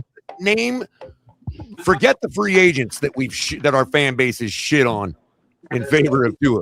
Okay, forget them. The Jared Goffs of the world who shouldn't have made $1 more than Tua. Okay, you know, guys, forget them for a second. Let's just talk about the rookies that have been drafted in the last 2 or 3 drafts. Oh, yeah. Who have already shown the ability and seem to be more ready to play professionally than Tua Tagovailoa. Let's go over the list. Bo Okay, Nix, Michael Penix, Bo Nix. Michael Penix, Bo Nix, CJ Jackson Stroud. Dart. Do you add to Jackson Dart? Jordan I Love. think so. Yeah, I think Jackson, he's I done got fine for Jackson the over there. Giants. Okay, Jordan Love.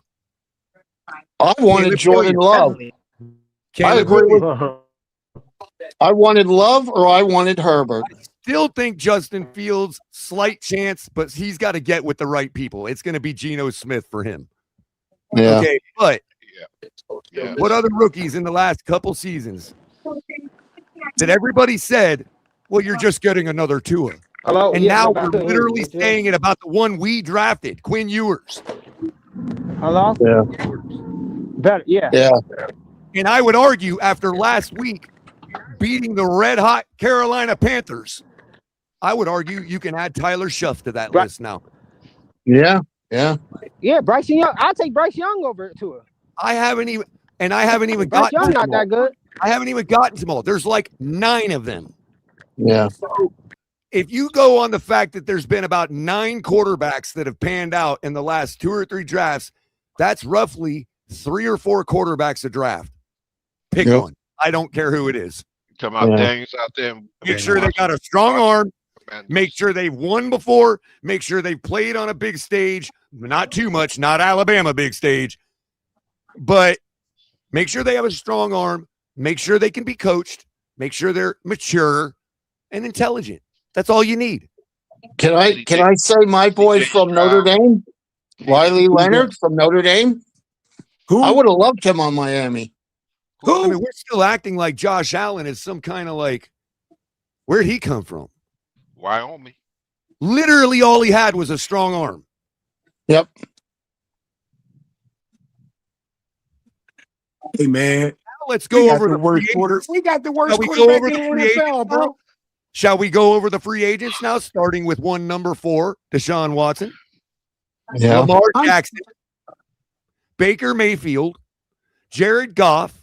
My boy Matt Baker. Stafford even suggested to play here. I'm still taking Watson over Tua, bro. I'm still doing that. So I'm up to 5. Okay, you got Sam Darnold, 6. Am I leaving any? Oh, wait a minute. I forgot about one of the rookies that panned out.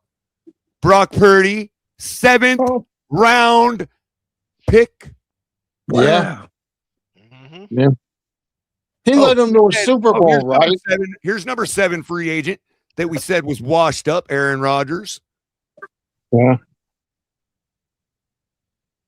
Well, didn't Ross want Lamar and the guys talked him out of it? At this point, it don't even matter. We don't even know anymore.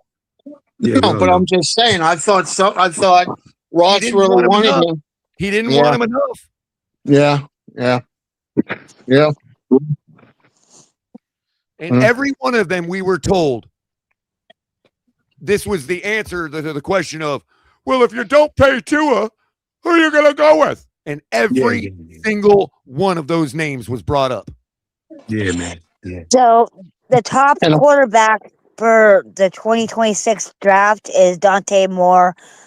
Second is Mendoza, Ty He's going back Simpson. to college, Liz. Yeah. Well, I'm just saying prospects. Yeah, that's what I'm saying. I kind of like Dante Moore. I saw him play a couple weeks ago. I'm kind of For Oregon, yeah, but he'll be gone. But then as soon as I got intrigued by him, I heard he was staying in college. What's his measurements? Oh, he's staying in Oregon next year. Oh, I I heard. didn't know. Like the day after I got intrigued by him, I heard he was Okay. staying. Yeah. Moore is 6'3". Next is Mendoza. That's the one that Joe likes. Already a football name too, Dante Moore. You know what I mean? That's already a football name. Yeah. I like it.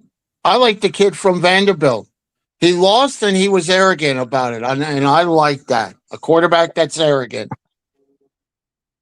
I hear people liking Mendoza. I mean, I'm not going to argue with the people that have been watching Mendoza. So what happens? He'll be gone. Well, what happens is I'll hear 2 people arguing about Mendoza, and one of them might be making better points than the other, and it's like, but those guys have been watching him. So if there are 2 guys arguing about somebody, he's good enough for me. Yeah. So Pava. Liz, that's where I'm at. Right. Right now. Everybody that was argued over turned out to be decent. I would take Carson Beck before I put. Me too, because people like him and people don't like him, which means he's good enough for me. Yeah. Well, I would also do the height too. Beck is 6'4". I mean, it's funny how we as soon as we get out of the dark cloud of bad football that has been our quarterback, as soon as we get out from underneath that, everybody's all like arguing about whether this guy or that guy is good enough. They're all better than Tua. That's all that matters at the end of the day. If everybody thinks Tua was good, but because of this or that, it didn't happen, well, then why would we need much better than him? They're literally admitting that Tua was garbage by arguing about new quarterbacks. You should be happy to get anybody better than Tua because that's all we need.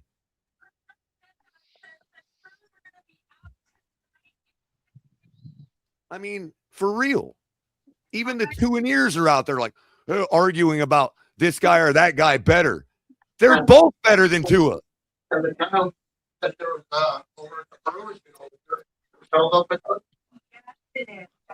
even have to watch a college game to know that.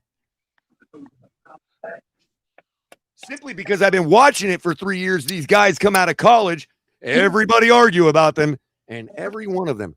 Oh, let's count the number of them that are competing in the playoffs already. Bo Nix. I forgot the best one of them all. Oh, don't say it. Come on, don't do it, Color. Don't you do know it. Come on. You know No, don't do it. Jaden Daniels. Oh, I thought you were going to say Drake May. Oh, thank you. Jesus. Thank you, Catnat. We're up to like 11 now, bro. Rookies. I'm sorry, I had to do that. I'm sorry. Well, what about? And I noticed Delusional Patriots fan is in the chat, and he deserves all the accolades because I ran a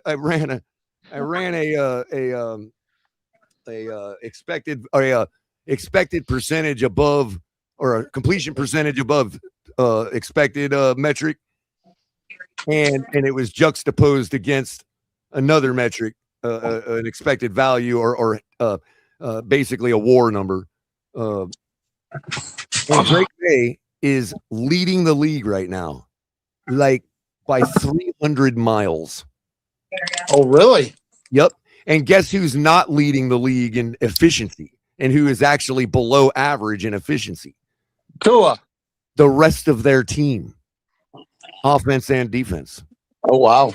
Drake May, turns out, is actually the reason they're winning. Yeah. Joe Rich just said it. He said it's not because of Vrabel. So Dante Moore hasn't really decided if he's going to stay in college or not. I just looked it up. He's not just legit, Joe. He's literally the reason they're winning. Their defense, and DP, Delusional Patriot fan, will vouch for this. Their defense, when we use, when we're joking and just bantering, their defense is complete garbage. And I think he would even admit that if he was talking about somebody else's team. Yeah, look at what happened with Buffalo. They had a 21-0 lead. Craig, all you need to do is look at Tua's punt. Get caught. Yeah. Yeah. You're right, Colin. Yeah. No, you're right, my friend. But their defense had 3 guys sitting there watching that thing fall out of the sky to our receiver. Yeah. Well, you can ask my mother. They have gotten better in that department, and so our secondary was all over the place beginning of the year. Reason we were losing. The reason that we couldn't overcome our quarterback's deficiencies. Go ahead, Liz. Go ahead. Did you hear what I said about Dante Moore? He really hasn't decided yet. Oh, okay. So it's still up in the air? Yeah. All right. Well, I looked it up. You got a fan already. I like the football. Well, I'm going either May. May is the top prospect, and then Mendoza is a second. So I haven't really decided yet. Now, I honestly believe that Quinn Ewers is probably like when you're watching a stock chart go up and it finally exhausts all of its buyers and all that, and the sellers start to take over. I think that's where Quinn Ewers is at. Like, he's the one that's not going to be part of that group. Yeah. But I also have to just wait and see what happens Sunday. Yeah. And can you really judge them off of one game? No, because if we did that to Tyler Shuff, we would have never watched him beat the Panthers last week. Yeah. Well, Tyler Shuff didn't have a horrible game against us either. No, I mean, we could have by right lost that game. Wasn't that his first game in his career, or second? First. It was his first start, yeah. Yeah, and he's going against Tyrell Dodson and Jordan Brooks. Yeah. Yeah, we'll see. We'll see what happens Sunday. We'll see what happens rest of the year. I'm interested to see what's going to happen with who he gets as general manager. And if this general manager, say outside of the organization, isn't a fan of Mike McDaniel, will he tell Ross, hey, he's got to go? Right. Well, that may be, but he also may go the other route. Yeah, and hire a lackey for the coach. In which case, you might just keep the guy we got. You know what I mean? Yeah. I don't think it's all been his fault. I think a lot of the play calling is he's with a limited quarterback. Yeah. Well, again, if you're asking me to put a percentage on it, I can't even fairly do that. Yeah. It's an unknown. You know what I mean? Like anybody that says they know, we have absolutely no clue.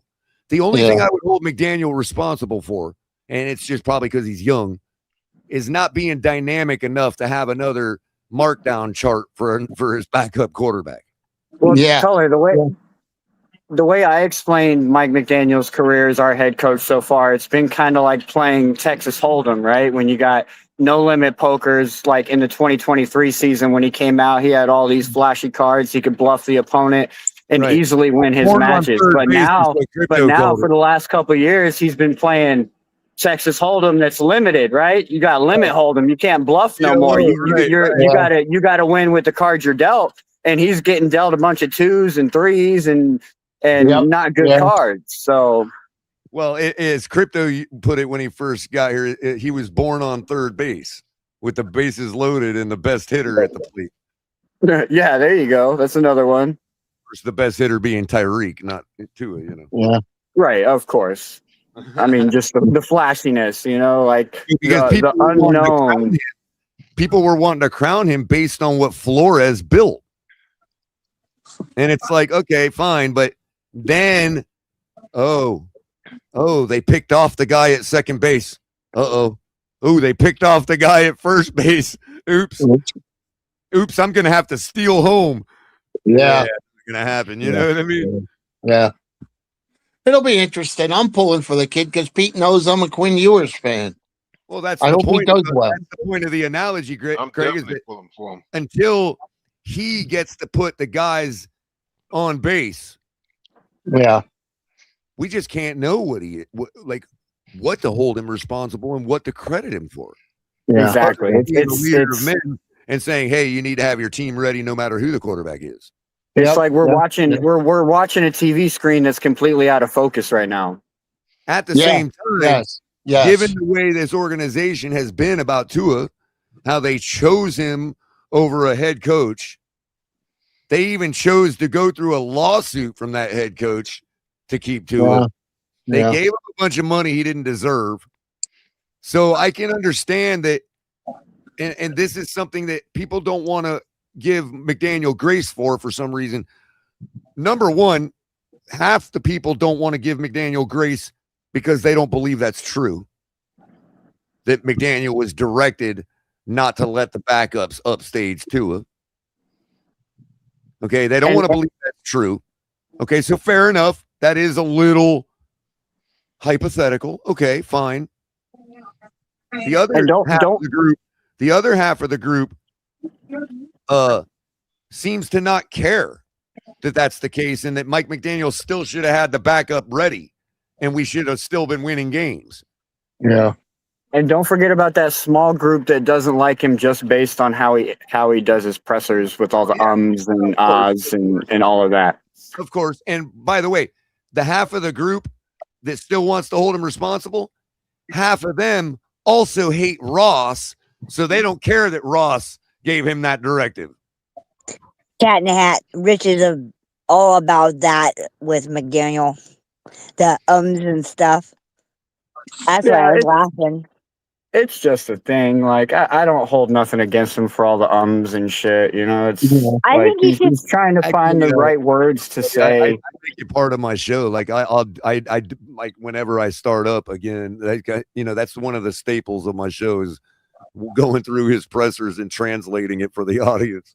Yeah, I mean, it's just a matter of when you have like a highly intelligent mind and you're trying to explain something. Like sometimes, like things work differently in your mind than when you're talking to normal people. So it's like you have to find the right wording so that they can understand what you're saying. And like that's where he's having trouble. He's having trouble figuring out how to take it from his brain and put it in layman's terms so that the normal human being can understand what he's saying. And that's where all the ums and shit are coming from. Now try and have it. I can completely relate to him. That's why I'm able to translate. Yeah, I'm the same way. Exactly. And that's why I don't mind it, because I'm the same way. Like I think at a different level. So sometimes I have to kind of dumb down what I'm saying. And it's like you might hear some ums and me trying to figure out what to say so you can understand. The odd thing is what's hindered me in my life, Kat, is that I assume people would be insulted by me dumbing myself down, right? So I don't do it.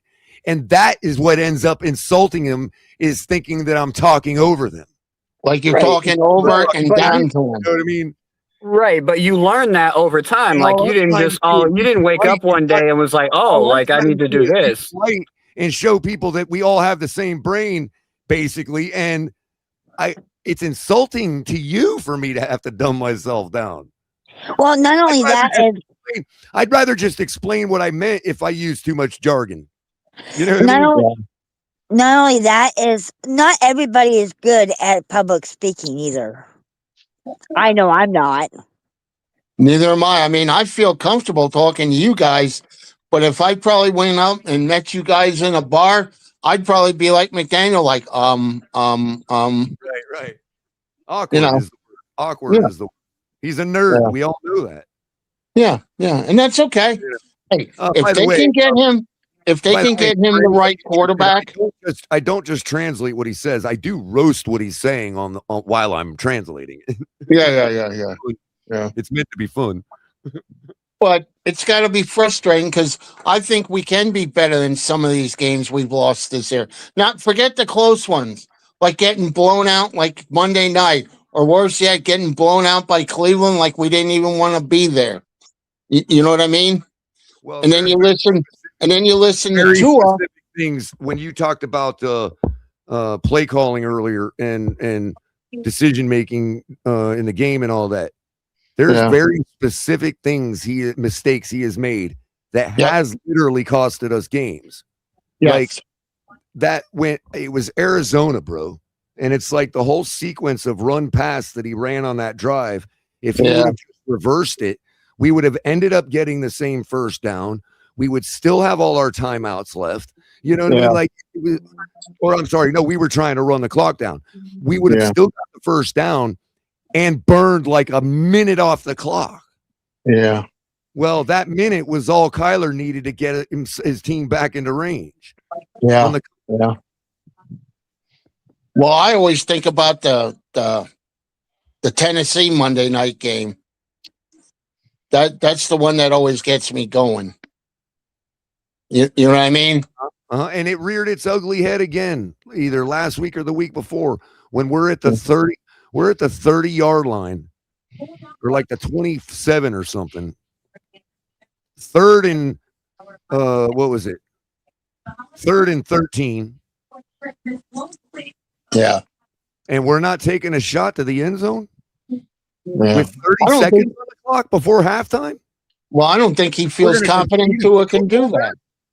I really don't, Color. Yeah, there was that same instance when we copped out against Commanders in overtime and took the field goal on first down. Like you could have easily took a shot to the end zone a couple times. Oh yeah, but he didn't. When we ended up in overtime needlessly. Yeah, and he didn't trust Tua to not turn the ball over, so he copped out and he kicked the field goal, win the game. I mean, I get it. You know, you're trying to take the win when you can, but at the same time, like you're saying, Color, like we had opportunities. Like you could try a floater to the back of the end zone that, you know, like if our person doesn't catch it, it's out of bounds. Right. I know Tua is not as strong-armed as we'd like, but I'm sure he can burn 30 yards where it's like, you snap the ball, you got 30 seconds, one down. You know, if it's second down, you got maybe two shots, but it's 3rd and 13. You're not getting the first down. There's no point in it. You're close enough for our good kicker to kick it anyway. So you snap the ball and you immediately say, okay, if Waddle's not wide open across the middle of the field, immediately you fire that thing as hard as you can out the back of the end zone and you kick the field. Yep. Hard to do, yes, because we're not physical athletes, but simple. No, I know what you mean. I know what you mean. Intellect goes. And then at least we'd have some exciting football, right? Like Dallas fans or Cincinnati fans. Like they're not winning a lot of games, but at least it's exciting football, right? They're putting up 30 points in their losses. Like if we were losing, but we were putting up 30 points. I'm not sure he trusted Tua to get the ball, to burn the ball out the back of the end zone. No, yeah, I don't think he does. Nope. He would have dumped it off to Achane for 8 yards and him to run out of, to run the clock out. Yeah. Well, I know Tyreek's not in the game, but you've got two other guys that have 4.2, 4.3 speed. They should be able to get to the 5-yard line. And Caller, I'm glad that you brought that up because it just brought up another point that like I'm excited for Ewers for, because we have a lot of other talent on this team, right? But I feel like Tua is just so one-dimensional in where he goes. Could we see more? Could we see more from our other receivers with Ewers out there? Could we see Malik Washington get more touches? Could we see Theo Weiss get pulled up off the practice squad? Get a heavy dose. Exactly. Soft ass hands, bro.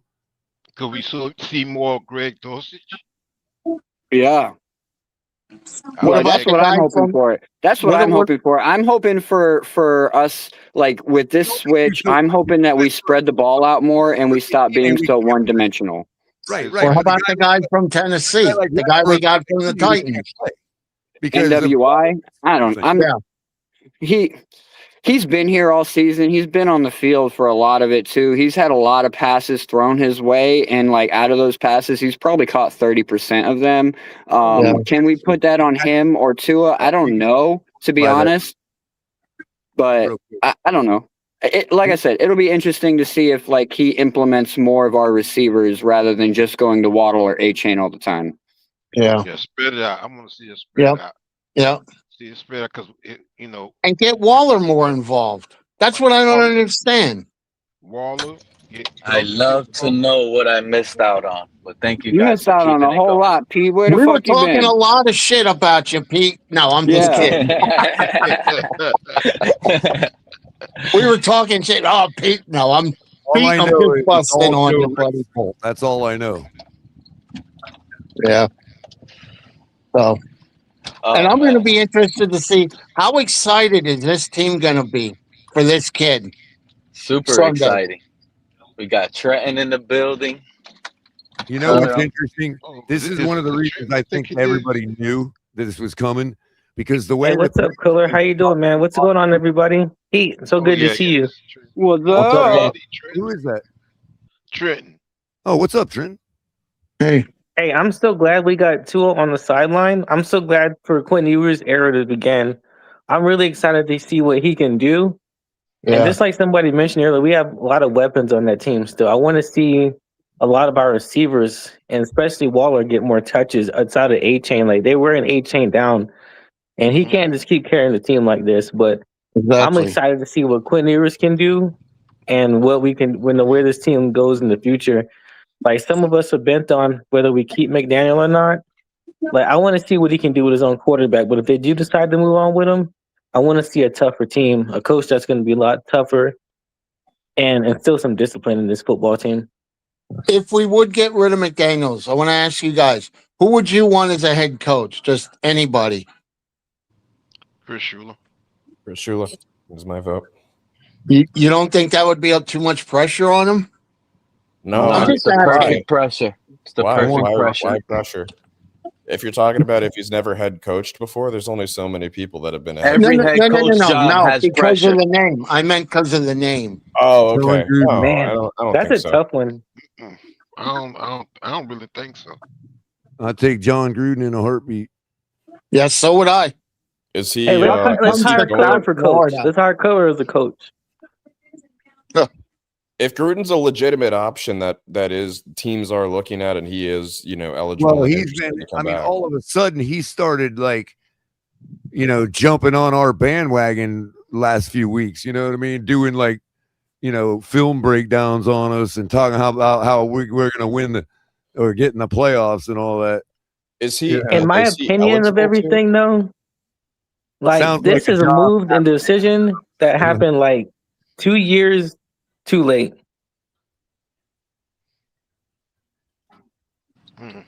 But 2 Tua, years yeah. too late is spot on because we would have never had to turn around and pay Tua. You are 1,000% Exactly. spot on track. We should have been had that guy replaced, man. They should have been let McDaniel choose his quarterback. Yep. And you know what? I'm just excited that it's over with. No matter how long it took, it's finally over. Yeah, same here. I agree. And Yeah. I don't think Tua will be here in the offseason, though. I think they're going to try to legit trade him. Oh, sure Or they at least will. cut the guy. Didn't McDaniels handpick Skylar Thompson? Whoever said Westbrook had a shitty completion percentage, you That- were a little too low, but it's still Skylar shitty. Thompson was a It's Darryl 55%. Bevel handpick, Mr. Paul. Oh, okay, gotcha. Thank you. Thanks for straightening me out on that. Yeah, Darryl Bevel was a handpick to Skylar Thompson. Okay. So it'll be interesting. Hey, you Nah, think we can pick up? You think we can pick up Skylar for our emergency quarterback next year? Uh-oh. There we go. Mike McDaniel might want Skylar next year. Let's think about it. No, Because when you was at the Eddie back starter, in here too. he cuts Tua. Coaches get Skylar's the started. backup. Skylar already knows the system. Here we go. Back in here. And that's Now that the obvious. receivers, That's the obviously receivers aren't ordered to that's fumble the obviously football. Let's knowing- get Teddy back in here. Knowing that Quinn Ewers, I got a feeling Quinn Ewers is the future, y'all. Like, you guys Hey. don't want to believe me, but Hey, Pete. I We mean, were this all is talking. I'm What is that reserving. based on? I'm not saying you're wrong yet, dude. I'm waiting for Sunday, man. I'm not saying And, wrong. I can't wait for In fact, Sunday, Color. I want to see Quinn Hughes ball out. Actually, Hey, isn't the Sunday game more exciting now, knowing it's Quinn Ewers? Or Fire would you 3 guys- hours or without would you guys been Tua the as our same quarterback? Are you excitement with kidding Tua? me? Pete, it's not just these 3 games. It's the off season. Knowing we're not going into another Tua season, most likely. Yeah. This is the best 9 offseason hours of ever. You're football right, coming Joe. up. We got 9 hours of Tua free football coming up for our team, man. Yeah. and we going. Oh, yeah. Chris Spear also. Yeah. The off season just got way more interesting for me. Yep. Hey, It did. Pete. I'm interested in seeing who's going to be our GM and what they're going to do with this team. That's what I want. Oh yeah, do you guys have any targets you want? I want to bring back Chris Shea, the assistant GM for the Chiefs that used to be. That's what I've said. Yes, I agree. Bring somebody back, either for him or the guy that's in back of Howie Roseman from the Eagles. I don't want to get into these topics because if this thing cooks the way it's gonna cook, Hey, that I Liz, believe how it you will doing? I cook, hope you're okay. I do believe we're gonna run it back, guys. I'm serious when I say a run back. That means Anthony Weaver, Champ Kelly, Mike McDaniel, Quinn Ewers, and we're gonna build around that under a year with Mike McDaniel. I don't think Champ Kelly needs to be part of running it back, though. Because how involved was he to begin with? Yeah. But it's now the philosophy under Champ Kelly. He's taken over the GM role now. But that's part time, Pete. That may not be full time. It feels like it's part-time, but if we end the season on a hot streak, 2-1, the games look good, even the loss looks good. There's losses that are acceptable. I hope you guys know that. Let me pull up Champ Kelly. I want to see what his history is. Oh, you don't want to know. Hey, Pete, when you were gone, we were talking about college football, college quarterback. He played in another football. What's that other football? The Arena Football League. Arena Football League, right? No, I mean like his operations experience, like where we got him from. Arena Football League. Oh, he's always been an assistant GM, like for the Raiders and another. Okay, yeah, 03, 04, 02 to 04 with the Raiders as assistant and interim GM. Yep, that's what he's been. Before that, he was has assistant director of player personnel with the Bears for 4 years. Yeah, he was director of pro scouting with them for 2 years before that, and then kind of did the same thing. Really with the quick, Pete. Broncos. I'm sorry to interrupt, Joe. Oh, you're good. But probably not going to go live tonight because I'm just hurting. But do you mind if I address somebody in the community real quick, Pete? There's no rules over here, I buddy. doubt they're listening. I doubt they're listening, but I got to get this out there on recording. You want to turn me up? You could turn me up talking like that. That's what I like. Go ahead, Yeah. Color. Yeah, Pop yeah, that's- off, baby. Go ahead, Color. I gave my opinion on something that Neil Driscoll tweeted earlier. And so he started this whole freaking flame war with me for some reason. And then I just hadn't checked in a while, and I just got to my replies, and he says, "You stated the problem. You specifically said finding a competent quarterback. I was playing your game." Is this guy for real? Like, is this guy an adult? Bro, that guy has me blocked on Twitter over Tua. I don't. Color. I just wondering if he's an adult. What was your original? What was your original post, Color? I've spoken with this guy on Twitter and all that. Never heard of him. Like, I didn't think he was like 14. Y'all go back and watch Reason. Hey, y'all go back. Who's this Neil Dickrell? Hey, my question though. If y'all want to see how much Joe Rich, you have to do some research. Catch Reason's episode with him and Neil Driscoll, the episode where Tua finally got his contract. You'll see. So where are all the Tuaneers? Where are they at? It's been kind of quiet on their end. I can tell you where they're at. Hold on, you know what the Tuaneers are doing, Trenton? I'll tell you what the Tuaneers are doing. They're skipping the process and they're guessing the next quarterback for us. Oh, we're gonna draft Nussmeier. Yeah. We should draft Dante Moore. They We want don't need their analysis. Now they want us to listen to their new quarterback. We don't trust them. Yeah.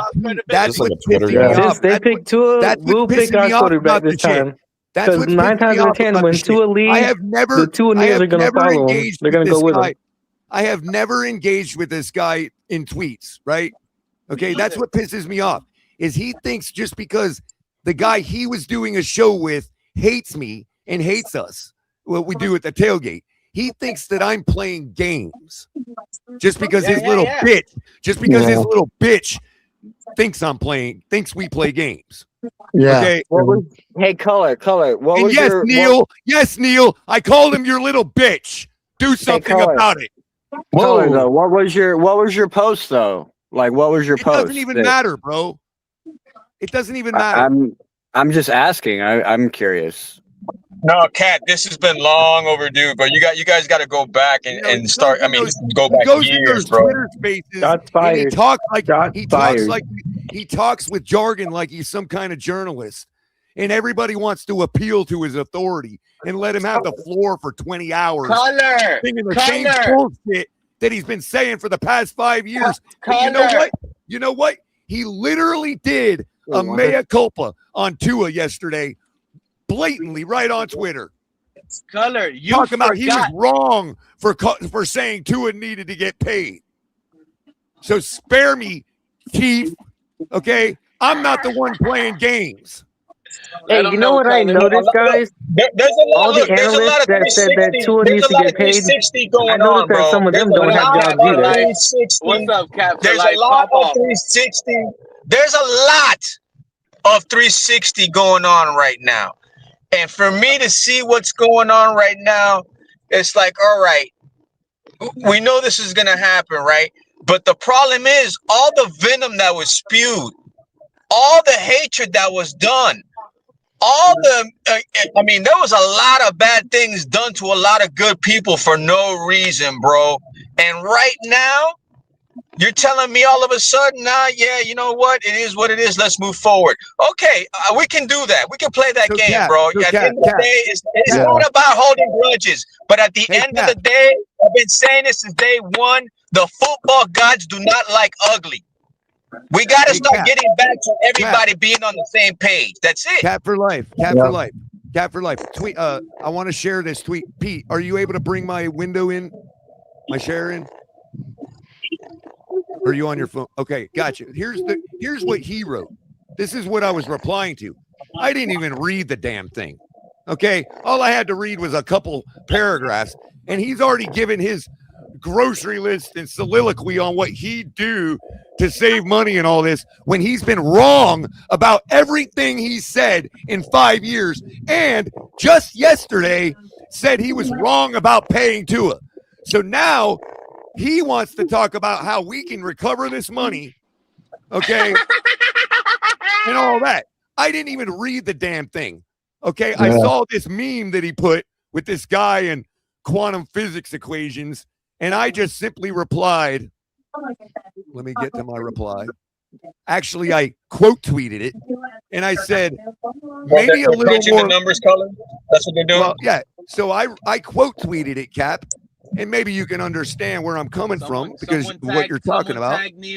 I said maybe a little more logic. Get him in here. Hold on. I said maybe a little more logic and a little less shilling. And he says, I like logic, Color. You're the GM of the Dolphins. What's your plan to fix this mess? Uh-oh. Whoa. As if I haven't spent the last 5 years putting it on recording, Neil, while you were with Mr. Bag Eyes, okay, sitting on a show from some idiot in Canada that wants to try to strong arm and big time everybody like he's some important fucking idiot. Talk to him, Color. Let him know. So my answer to that was because I don't have the time or the inclination to write this shit, okay? Because none of this means anything. None of this is what our fucking manager is going to do. None of it. Yeah. Okay? So you can scratch that anyway.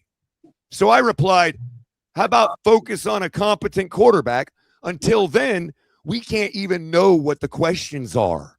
That's logic. Yeah. Yeah. And what did he say? A bunch of bullshit. No. Okay. Thought so. Okay. I was just wondering. Well, real quick. So after that bunch of bullshit, which I don't even know what it says because it's gobbledygook, okay? I wrote because at one point he said, this is all like, who? Give me players. Because I don't think it's logical to speak broadly and not be specific. Yes, it is. If that's what logic calls for, absolutely it is. If it's logical, dumb fuck. Midwit. Look, I mean, we all knew Neil. Hey, look, you're a midwit. We all knew this week would be like this once we found out he was getting benched. So my last Once reply we was, found out he was getting benched, we knew this was going to happen. Pap, my next reply was, sounds like it's time to give up. The scenario you laid out is obviously too deep for a professional, so we'll just ask me, the fan, because I have to write a book to have an opinion. Oh, and he says to that, you got it. And he also replied again to that because I said it's not logical to speak about the solutions when the problem has yet to be identified beyond what we know is a problem.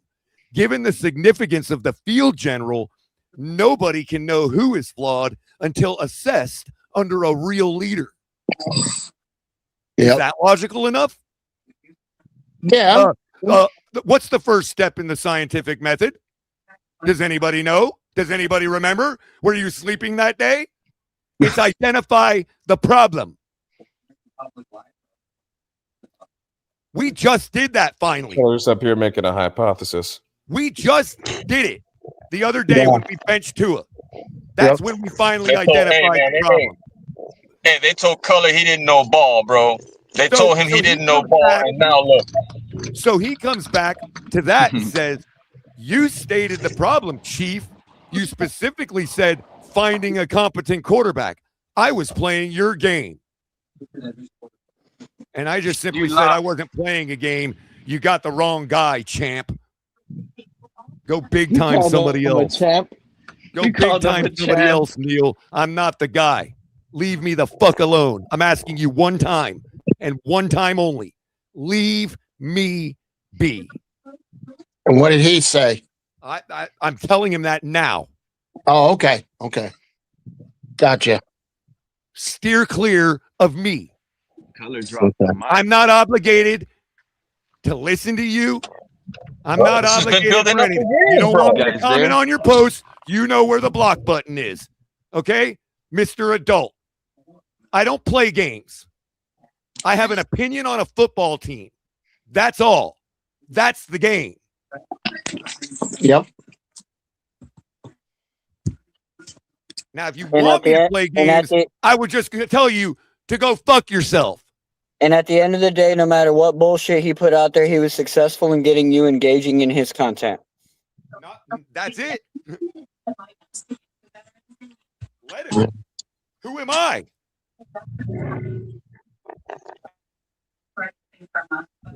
Hey, Kat, let me ask you a question. What if Engaging somebody in his told you content, today? engaging in his content would have been going on a rant like he did, okay?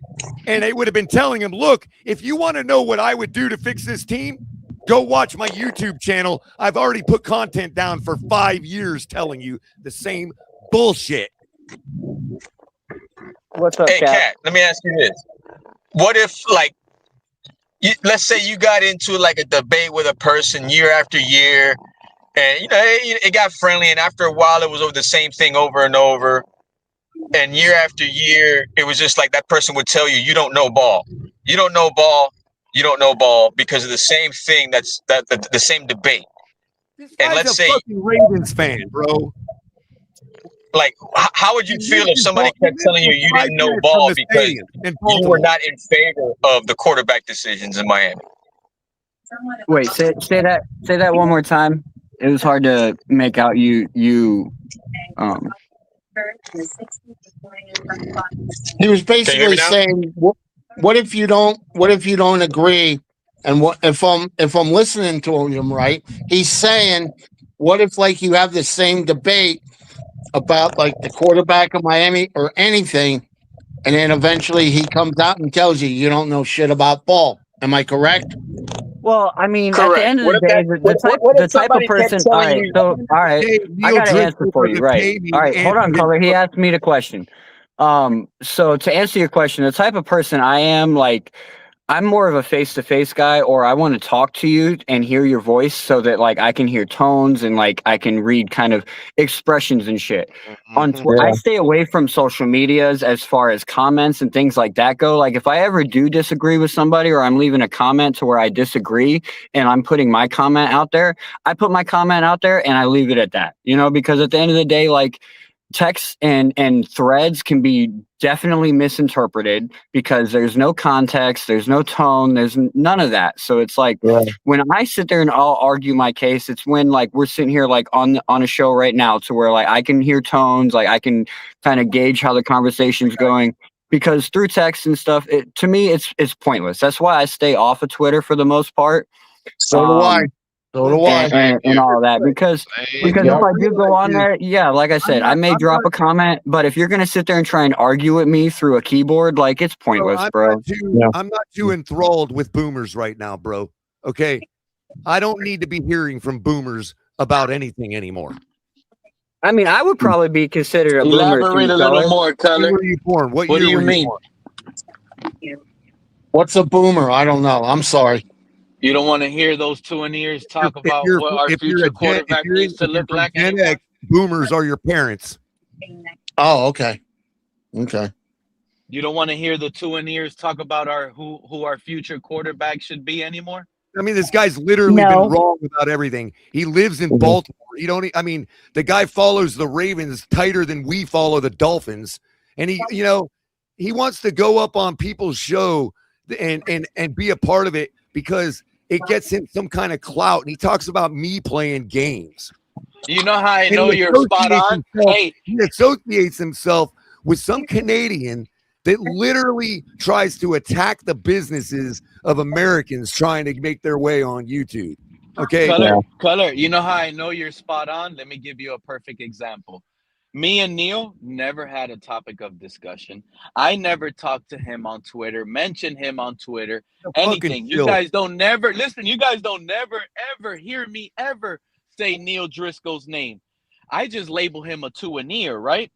The man has me blocked. You know why he blocked me? Because he wants to be exactly what Color says. he wants to be part of the little Reason crew. Of course. So because he wants to be on the Reason side, he wanted to make it seem like, yeah, look, And Reason made him I'm out on to be your some side, kind of my sports guy. reporter. I blocked Pete. Look, I blocked him. Right, If and you a Reason hater, I Reason blocked made him him. out to be some kind of sports reporter with inside access in Baltimore. Yeah. Yeah.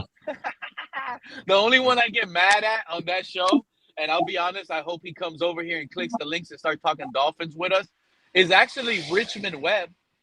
That's the only one I'm really like. Those other guys, they don't know ball. I know Richmond Webb knows ball. They've got but the whole he fan plays the base game. thinking they're all cool when they hang with people that literally threaten people's lives. Oh, I don't know. I don't know. That don't got nothing to do with me. You know what Rizzo reminds me of? He reminds me of the leader of the Planet of the Ape Monkeys. Oh, the Planet of the Apes. Good movie. Yeah. Good movie. He reminds me of the Planet of the Ape Monkeys. They get all pissy for nothing. I remember the first time I went on Reason's channel, it like when I first got into the YouTube and like streaming myself, because like I didn't really get into any of these communities until like I was like, all right, this is a direction I need to go for my family. Like I want to learn it so I can teach my kids how to do it properly. So like I didn't get into any of the communities until very recently, and like he popped up. You know, so like I go in there and like the very first stream, like he's like bashing other streamers and like trying to convince his crowd why they should be watching him and not these other guys. Like he wasn't throwing out any. That's how they roll. I'm glad He you wasn't said that. throwing out any names or anything, but he was like trying to make it so obvious you knew who he was talking about. And it's like, bro, like you have X amount of followers already. Why are you sitting here trying to like tear down other people and shit? And when I heard that, it immediately turned me off. And I was like, yeah, he doesn't know what he's talking about because he's trying to like strong arm his people into like thinking what he thinks. Reason has already punched down to us, bro. We got a clip of him doing it, and I use it. He tried to get all up. Tell his little guy that communicates with us. He tried to have him tell us to take it down and not use it and all that. So, Like, fuck you. So, hey, look, I don't want to change the subject, but has anybody heard from the Big O? No, actually not. Is he okay? That's a good question.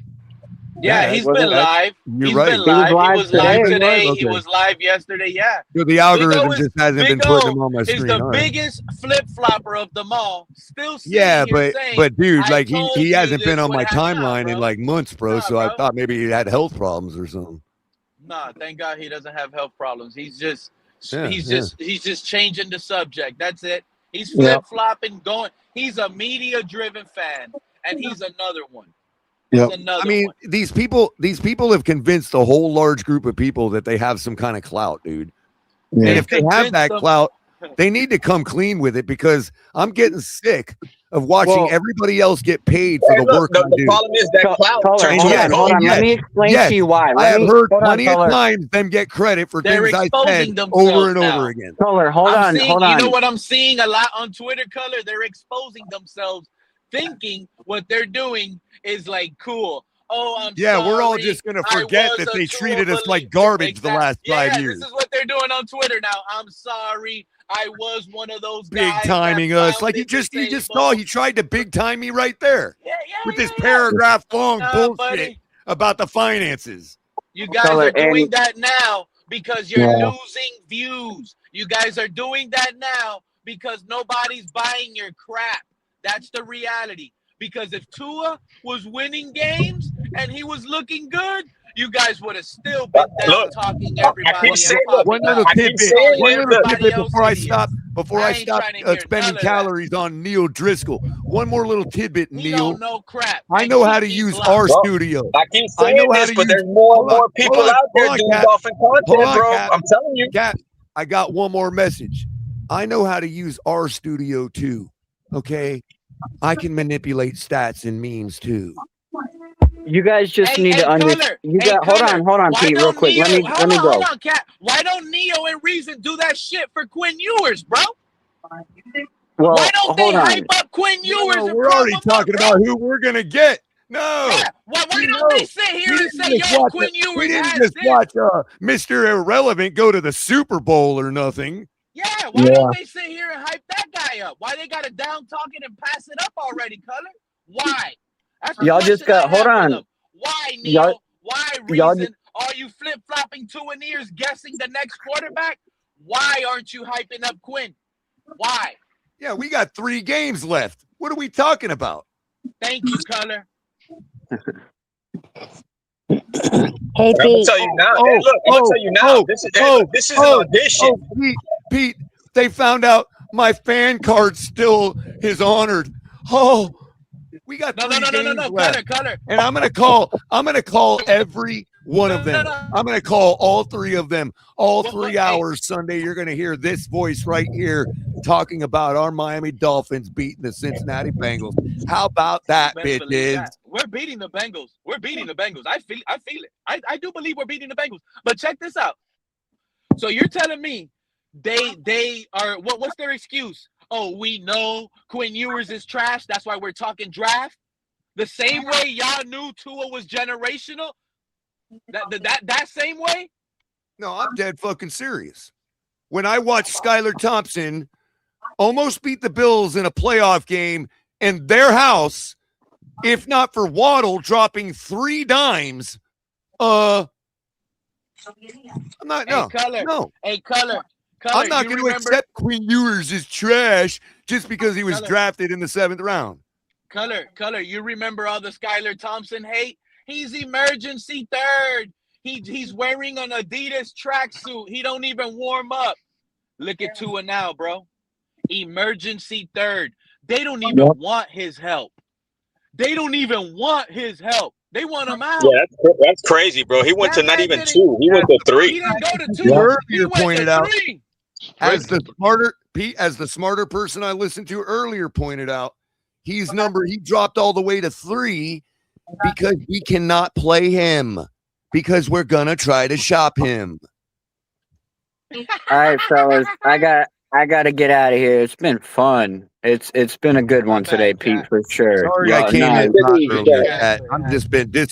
You're getting the pressure valve release from 6 years of this nonsense, bro. Just so you know, it wasn't. No, you're good. I understand where everybody feels. You know, it's like at the end of the day, though, like it's all about the logo, right? And we're Fin Fam for life. I just hate seeing so much division I yell a lot, in our Fin Fam. and I command the room. That's why I started a YouTube show, bro. So don't take offense to it. Hey, same here, bro. I got my own channel, bro. AFC Eastie Boys, go check us out. You'd be surprised what we got cooking over there, my guy. You got mod in Pete's chat. Drop it in the link. Drop the link if you got mod in Pete's chat. All right, I will. Y'all have a good day. Take care, my friends. Bye. Hey, Pete. Reason and all the Tuaneers, they have what was it? TIGDS,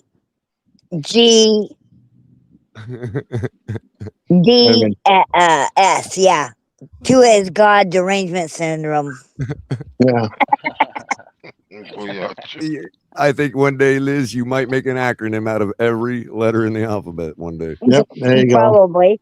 It's like asshole, bitches, chicks, dudes. Hey, you know what's funny? So many people have came up on the channel over here throughout the year, 2 years we've been doing this now, and we always heard the same thing from that Tuaneer side by some of these guys. Oh, I went over there and said Tua played bad and I got blocked. So because you went out there, viewers went to Reason's channel, said Tua played bad, right? They got blocked. They couldn't have a voice. But they still want to have a voice on who we should draft in the first round. I no longer worry about the etiquette of keeping his name out of my mouth, seeing as I have a literal clip that I put on my show with our name in his mouth. So I'll say whatever I want about the guy. And you know what? That's what it's about. Say what you want, especially over here. You know what happened, Pete? You know what happened, Pete? Pete, you know what happened with him early on? Early on, you know where we went afoul early on? He tried to basically do the polite thing, and when we returned with politeness, he shit on it. No, you know what I don't like about this whole situation? Because I get it. Some fans don't like the divide and the little drama that goes on. But I don't like how they try to make the whole community seem like Pete is an idiot. I don't like how they tried to make it seem and paint the picture like Color is an evil fan. I don't like how they try to make it seem like That's Tua what people haters. do on the internet now. Yeah. I don't like that. So now I had to stand tall and let these idiots know I don't care about what the internet is. And I'm there's a gonna little be bit of me a in real difference life, though and I'm here, gonna be Joe. me on the internet. These And people this ain't faced us at no the stadium, movie. dude. I'm These not trying to people hear none of that. stare right at us at the stadium, bro. It's not just like, oh, just some rando on the internet saying these things, bro. We're not. Hey, Early we're on when real I first humans, started, bro. We're real Joe, humans, and bro. first ran afoul of the Tuaneers, there was a game at Hard Rock where Batman was coming to us all behind the scenes. We didn't tell you all about this because now it don't matter. So it's kind of like there's no reason to hide it anymore, or it's like FO, it's like FOIA. You know what I mean? Like you need to know now. You know what I mean? But there was a game like in 2022, I think it was maybe 23. Early on, when everybody first all shebang started 5-6 years ago, when it started really getting big on YouTube with all these different channels, right? And we all met. And there was a game where Batman came to us all behind the scenes and told us that there were legit threats, dude, and that the FBI was gonna have agents in the fucking tailgate that week to make sure that everybody was okay. Color's releasing the Batman files.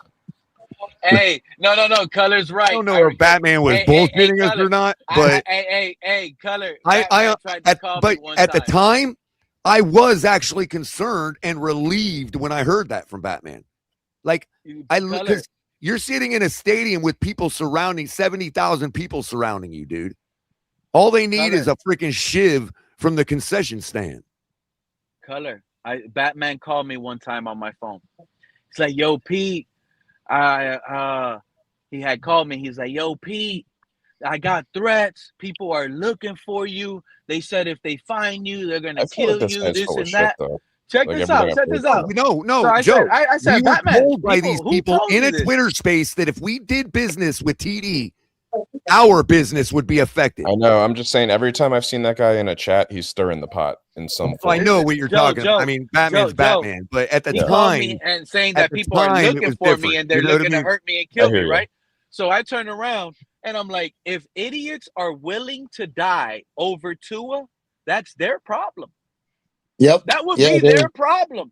Because I'm telling you right now, you find Pete, you try to sock me in the back of the head and when I'm not looking because you're attacking me, I'm sorry, you're dead. Yeah, you say no more, Pete. Don't get your channel taken down. Say no more. I'm just saying. Hey, to lighten up the That's mood what I a little told bit. Batman. They Hey, can Pete. do whatever they want. They can say We don't whatever even they want. license to have it in our pocket anymore either. That's what I'm saying. Hey, Pete. Like, don't call me and tell me. Let them do it. Yeah. They'll find out where they're gonna end up at. I don't need none of that.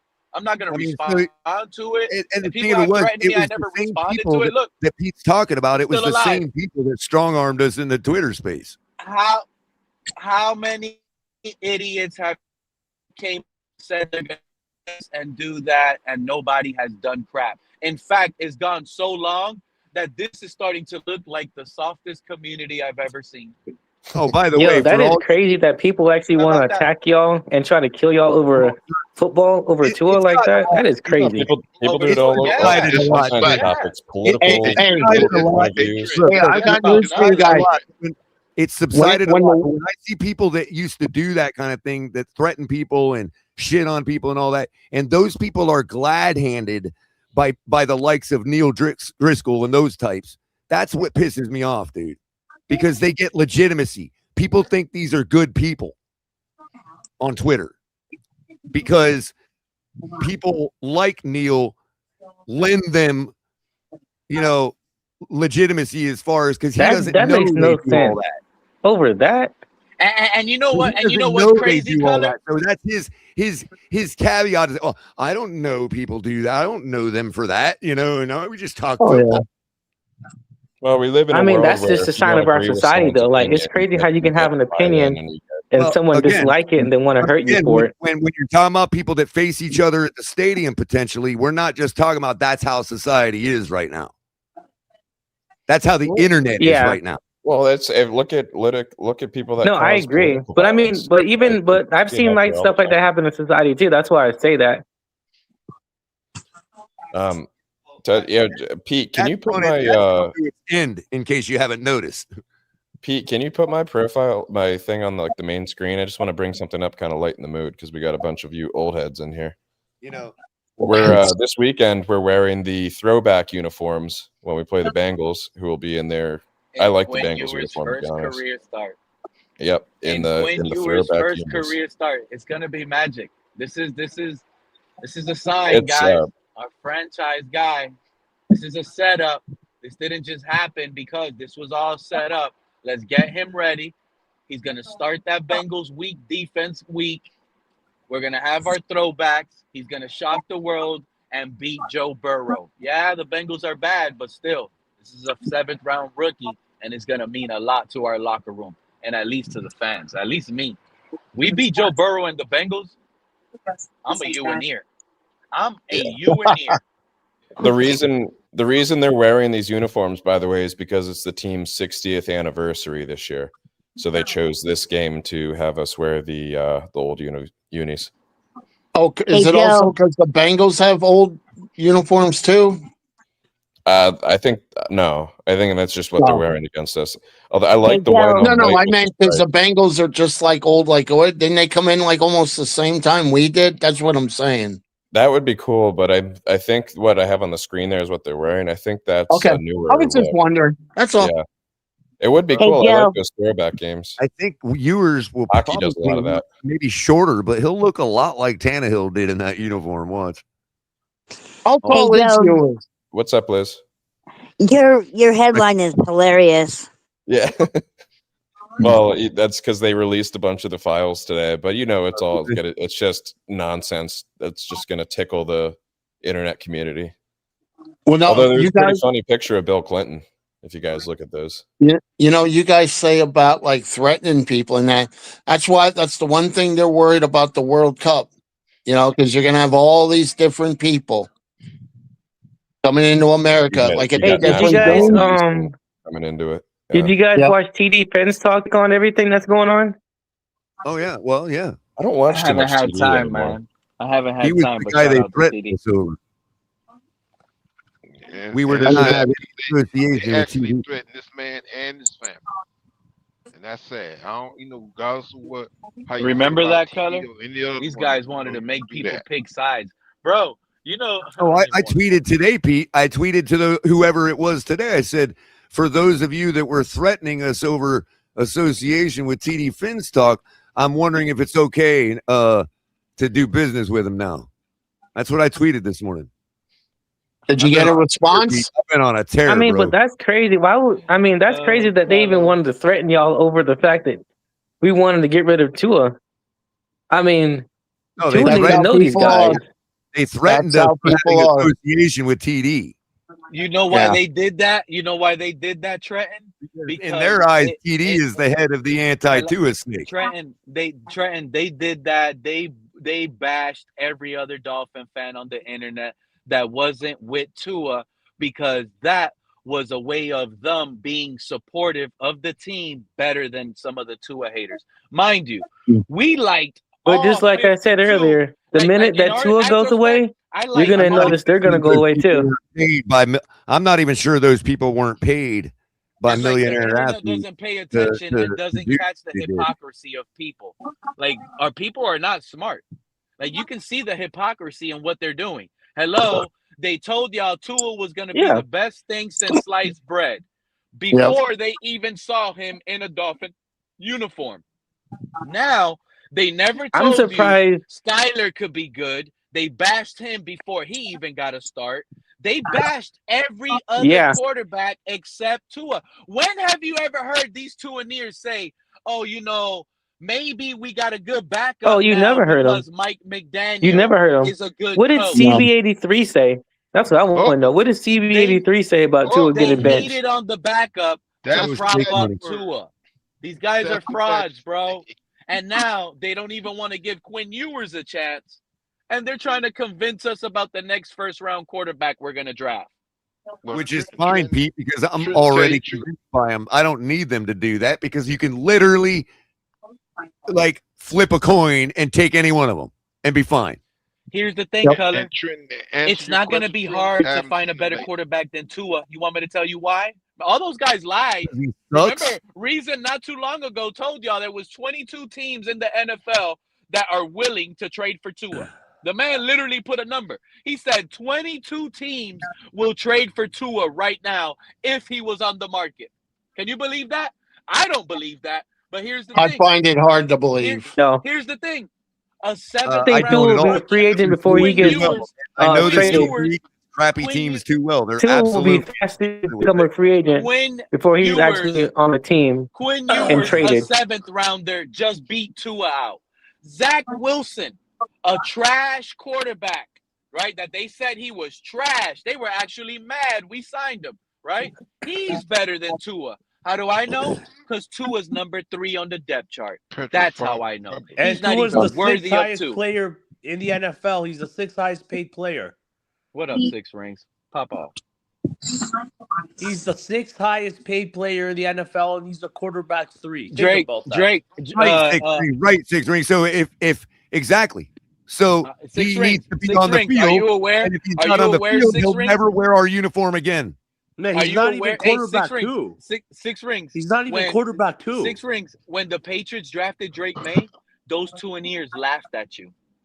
They said, ha, ha, ha, they selected Drake May. He's Well, trash. Jaden We Daniel got wasn't Tua. the They flashiest said player Tua, either. They said Tua was better than Drake May, bro. These same guys said You know, Tua Tua had was one better good than Drake year. May. Give him that. He had one good year, that 1 year. So since I don't hold grudges and I don't even remember what it was about, good to see Scummy in the chat. You still hate me, Scummy, or what? I see him down there too. Scummy was hating on me for the last. He don't like the tailgate no more. He left the tailgate because of something I said. Scummy? Color, it's somebody Scummy, did we cut Tua yet? Yeah, I don't even remember what it was. Hey, Mr. Scummy, Polk. isn't Tua cut? He's the emergency 3. He will be wearing an Adidas sweatsuit Sunday. I miss his comedy. Made from Adidas. He ain't wearing pads and no helmet. Yep, and he's the Color, 6th highest paid player in the besides, NFL. Scummy, They don't even want that man's input in the. He is getting paid as much as Mahomes. Think about that. fair, He is bro. getting paid as much as Mahomes. Hey, this has never been so funny. Like clueless about now, Evelyn.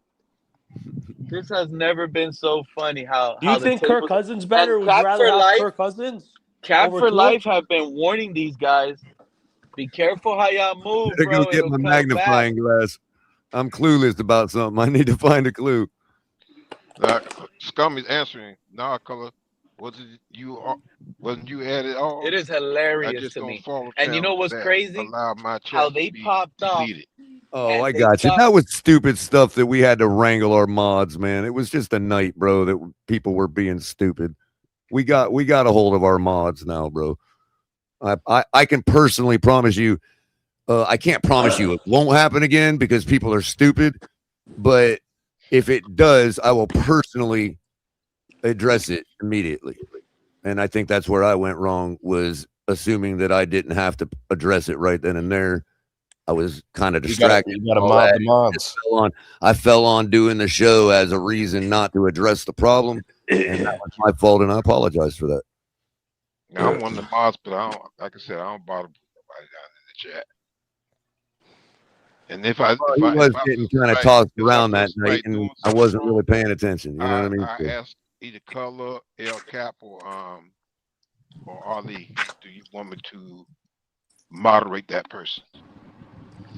Hey, imagine all those streams those Tuaneers had, hyping up Tua, talking bad about all the other podcasters, laughing, thinking it was funny and it was all a joke, when really the joke was on them because they didn't realize that they're putting our team further into like misery. I just don't, people are so concerned about stuff that has been proven for the last 5 years to not matter. Like draft picks and money and cap space, and let them deal with that. There are 1,000 people that get paid to handle all that. I'm not gonna lie. I Doug is a really nice guy, man. Shout He out to is. Doug. He is. That's why it's Hold hard to on, call him out for being a chill, dude. Congratulations to him, and God bless him and his newborn baby. Hopefully, his Oh, he's life got a and baby, everything bro? works out great. Yeah, he just had another baby, so shout out to him. Bless him, his family. Happy holidays, Doug. But you have put yourself on this boat again, That's Doug. done. That's You done, might Johnny. think I don't like you, Doug, because of the way I talk about you. I just don't like your takes, my guy. I don't. And another thing I don't like is how you act like we don't know you're a Tuaneer, my guy. Like, accept it. That's the only thing he does. Everything in his power to sit here and say, well, I wasn't a Tuaneer this because look what I said here. No, bro. You're a Tuaneer, bro. It ain't going nowhere. We still want you around because we like you as a human, as a person, as a podcaster. Yeah, You it's put in tough a to lot of call out a hours. good guy like that for being a You're chill, not bro, but nasty for real. like Reason. I don't want you canceled at all, but you could get called out for bad takes, my guy. It's part of the business. I Even mean, the look, best when even your the best takes are, batters miss.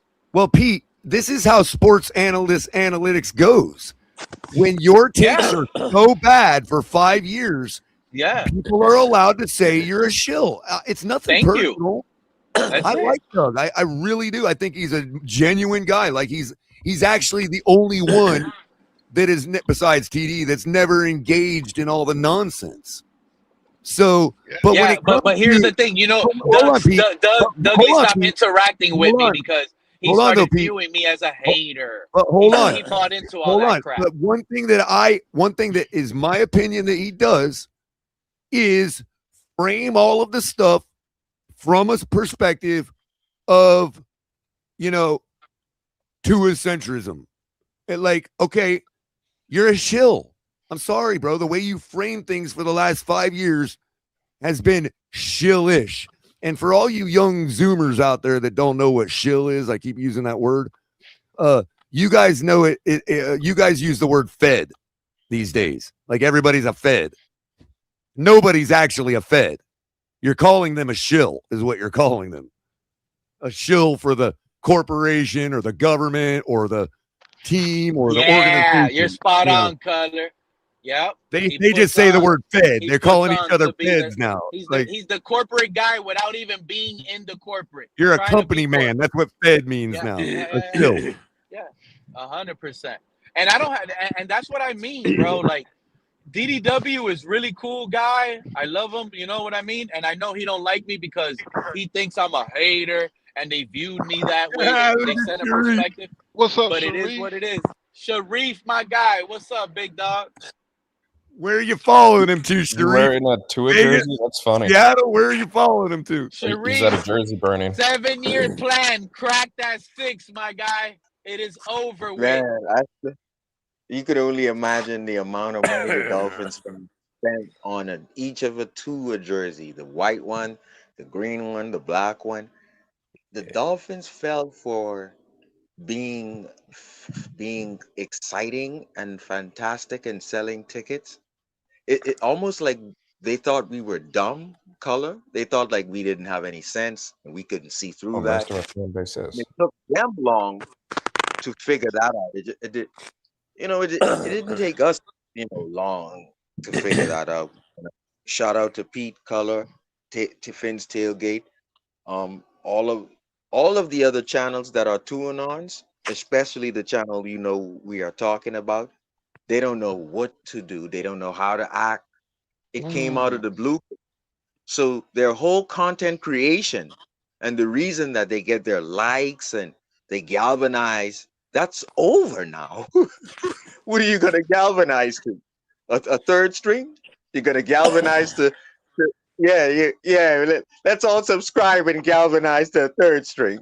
Hey, Pete. Hey, Pete. Link Mr. Finisher, if you can. You said what? All the can you highlight Mr. Finisher? Mr. Finisher. That's a good question. Is that Jermaine is still Jermaine missing? still missing? Mm-hmm. Yeah, I think we need to do a wellness check. It's on a milk carton. APB. Good grief, Joe. He's suffering from Tua. By the way, Color. He went to go donate were his Achilles. Hey, Pete, for the Trent last 4 years. mentioned another one that's missing. 5 years, but who's counting? Listen, man, all of the excuses that the transplant Alabama fans try to make, you know, the this and that. Oh, whoa, but the offensive line is trash. Yeah, but for 2.5 seconds, you lead the NFL in throwing interceptions with a clean pocket.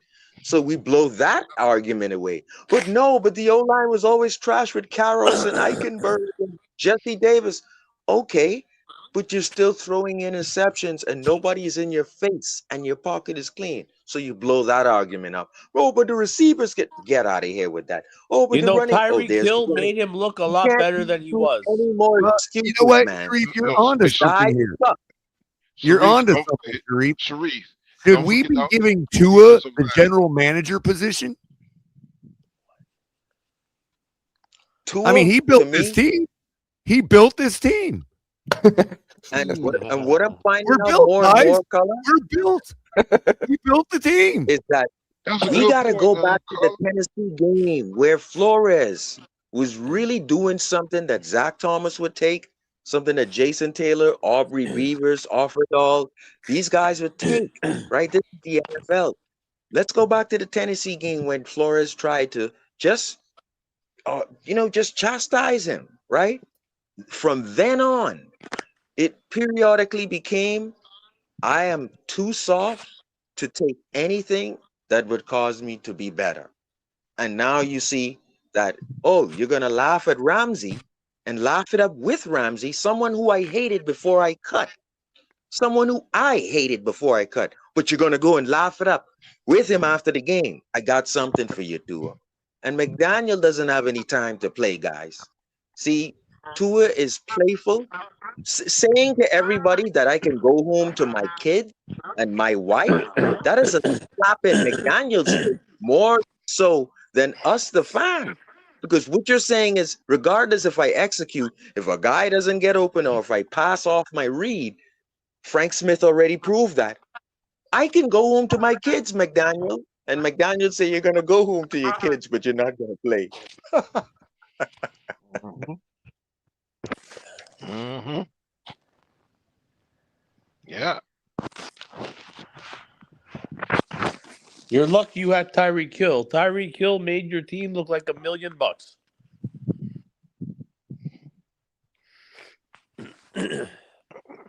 I'm quite sure The Tyreek Hill reason is happy Tua is right now. paid is because Tyreek Hill came along.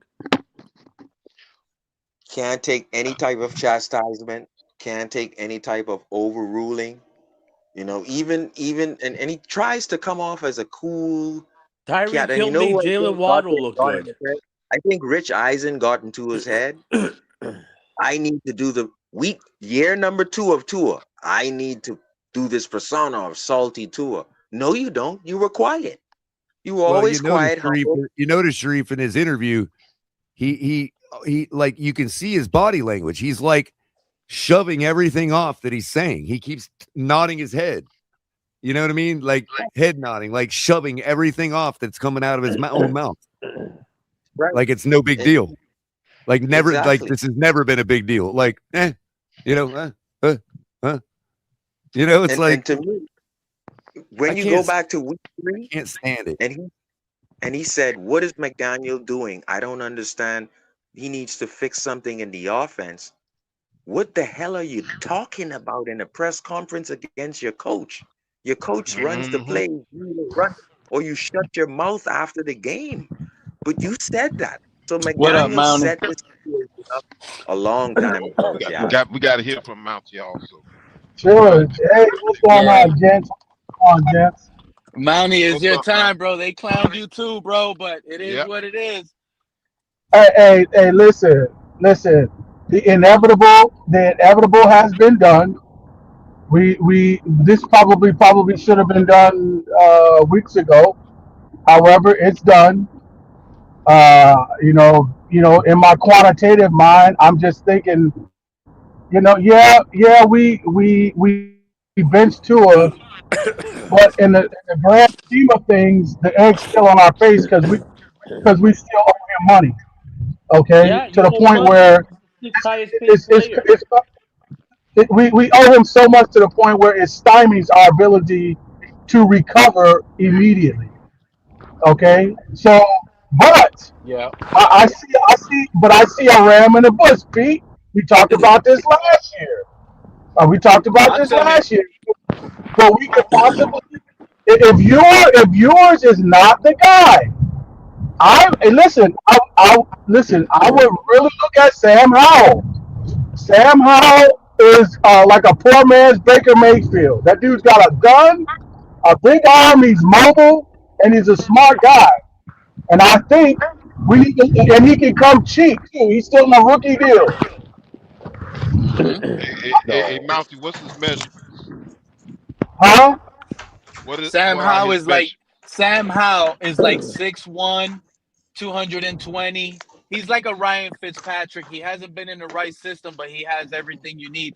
Hey, Okay. salute to Miss Fins. Miss Fins in the building. Shout out to Wow, Miss What's Miss Fins, Hi, Finn? yo. Miss Finn. man. Miss Ben? To all those Is who that, is, follow that, is, that, is that my favorite Latina? Uh-oh.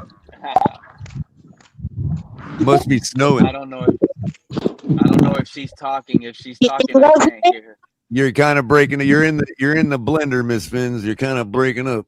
no. Yeah, just like Tua in the blender, just like Is it Tua. snowing?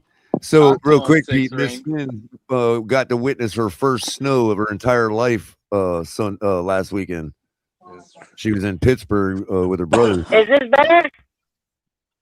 Yeah. Y'all can hear So me now? far. Yep.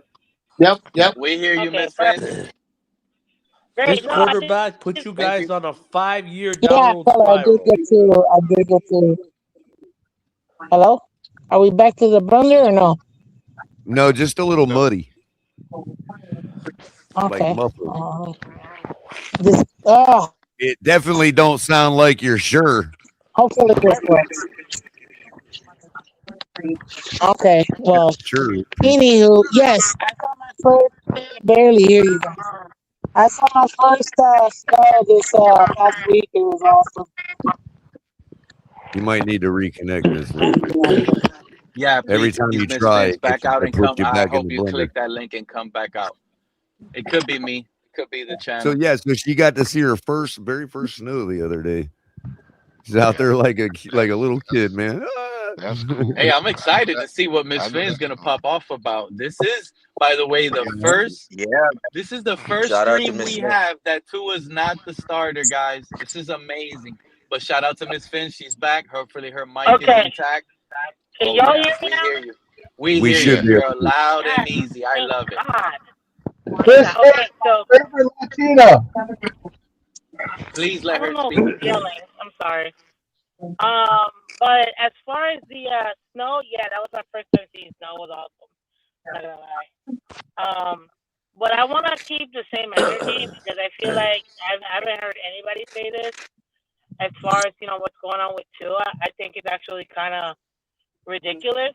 My McDaniel is a scumbag, and I think he's sabotaging Tua for benching him. What? He's not giving him time to develop, and I think that's really wrong and unfair to Tua.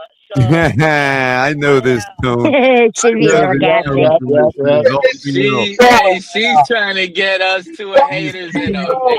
You see, Pete, when you do a cooking show with Miss Finn, you Miss Finn, you start to get used to Miss her Fitz, this tendencies. quarterback puts you And when on she a picks downward spiral for the next Dolphins 5 to beat the years. Bills, you can kind of tell when she's joshing you, dude. The next 5 years, it's going to be mediocrity because of this Let her quarterback. get it off. Let her get it off though, because I'm pretty sure yeah, she's gonna no, end color it with caught something. me. Color caught me. I was totally joking. No, because everybody said all that about Flores when Flores benched him. But guess what? I'm gonna need an apology to him for that man who has tried to tell you since year one. If that's my kid, I wouldn't put him out there right now. But it is what it is.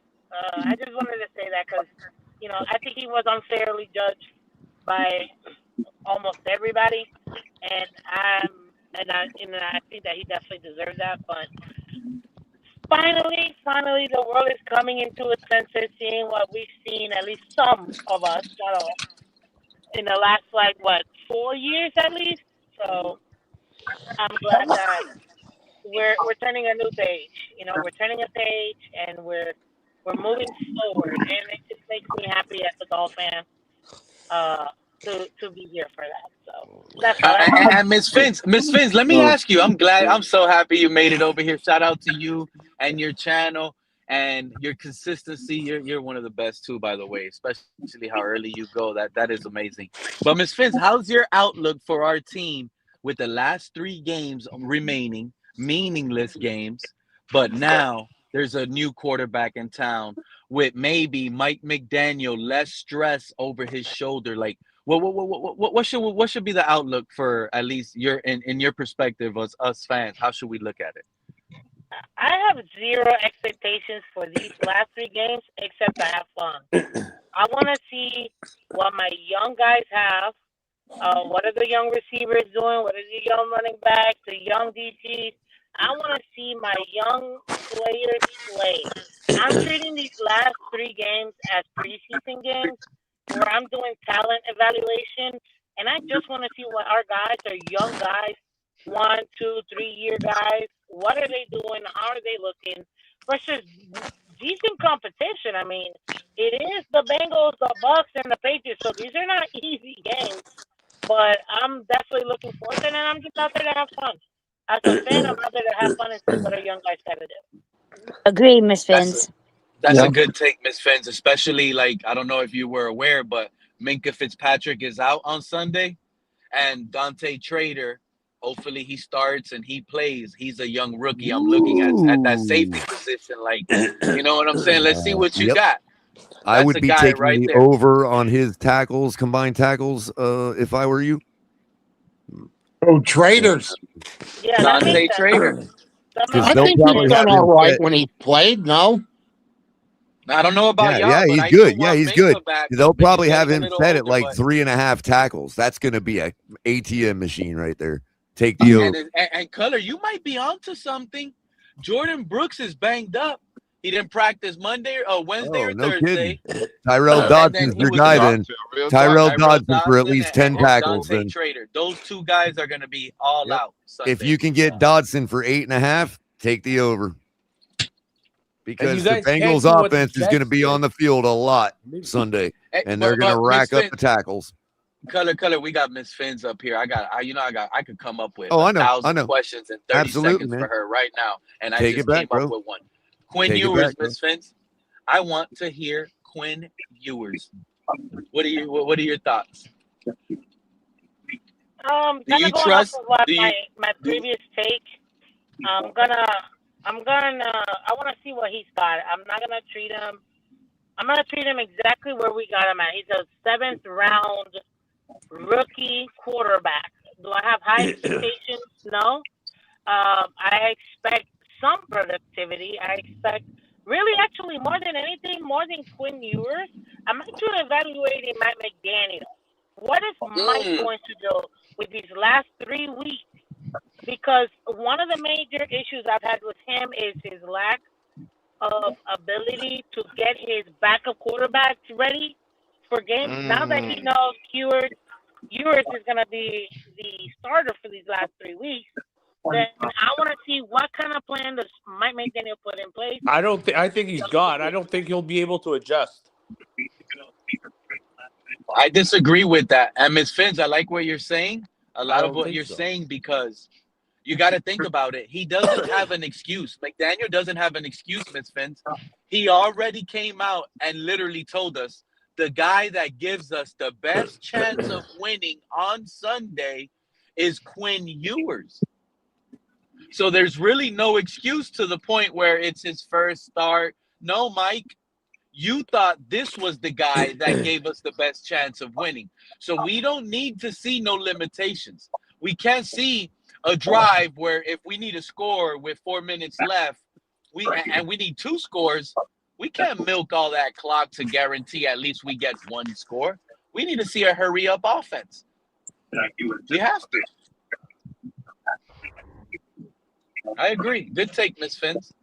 Because honestly, there's there's almost really no excuse to it because it's a rookie, a 7th rounder, and even though all of those things are true, right? And they're all true, but he's making it seem like this 7th rounder just beat out a 1st round quarterback. So what I'm expecting from Mike McDaniel, and it's not just me because I'm not giving him a 7th round pass. He doesn't get that. He just beat out a franchise quarterback. Quinn Ewers needs to come out on Sunday and show really big flashes.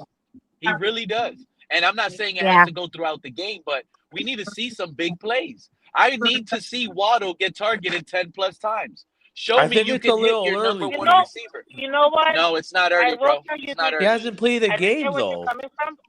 It doesn't matter. I'm gonna go with what This you is said. this is the guy that gives us the best chance of winning. We got He's ready for this. The guy that actually I would compare him to is actually Skylar Thompson. I know a lot of people don't like him. I still believe I really wanted Tua to sit out his 5th-year option. So let Skylar play because I wanted to see what he had. But now it's an opportunity to kind of do the same thing with yours. And I'm gonna compare. If I do compare him to anybody, I want to compare him to Skylar, and I want to compare him to Brock Purdy too because I feel like he's right in between those two. So let's see, where he tilts. Is he able to play multiple games back to back, string some wins, or even very competitive within those games, or can he blow it out the park and literally take over this team? So that's where I'm at when it comes to yours. But I gotta go, guys. I really appreciate you having me up here. Shout out to P and what you're doing with this channel, man.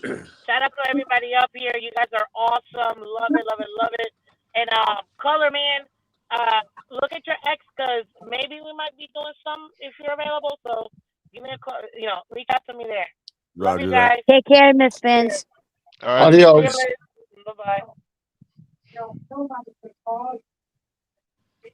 Shout out to Miss Fins. I like that Brock Purdy comp.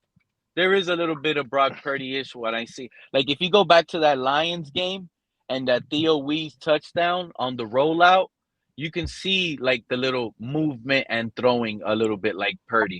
But I already told you who I'm comping him to, guys. And I got a question. he is a little Skyler-ish when Skylar Thompson, like Miss Finn said, body structure wise, but he doesn't run like him. And the huge difference between Skyler and Quinn Ewers is Quinn Ewers just has that touch pass. That touch pass as a quarterback is more important than having a rifle. It really is. Because you can have a gun like Skyler and always strike it in and your receivers are going to drop it all the time. The special ability that I see from Quinn Ewers from what I've watched throughout his college film, and he's displayed it here in the preseason as well. We saw it. The ability to throw a catchable touch pass and actually feels good. We haven't seen it yet, but I'm telling y'all, I've seen him have a strong gun. Like he has a strong arm. He just doesn't throw that bullet pass. Like it doesn't rifle in there. He probably just doesn't do it. I don't know what it is, but he's more of a Chad Pennington with a stronger arm. That ball is going to always have touch. He's going to fit it in, time it in with nice precision and touch into that pass. He's not going to like force it in. I've seen it, but it's not much. That's the issue. And I like it. I do like it because I know we can win games with Chad Pennington, and I know we can win games, especially with a Chad Pennington that had a stronger arm. That's what's intriguing to me, and that's what I love most about Quinn Ewers, that he reminds me of the Chad Pennington I wish we had, a stronger arm Chad Pennington. That being said, how you guys feel about that? 1 second, Liz. What's the chances of getting Aaron Rodgers? Wees? The man has a special ability to throw that ball, guys. He has the special ability. And if I wasn't so lazy to go ahead and log in, and when I was home earlier, and I would have logged into my laptop and put in the all 22 is just a long pass key, passcode, email, all that crap, and then log in again on NFL.com. It was too much. I was lazy. I was home.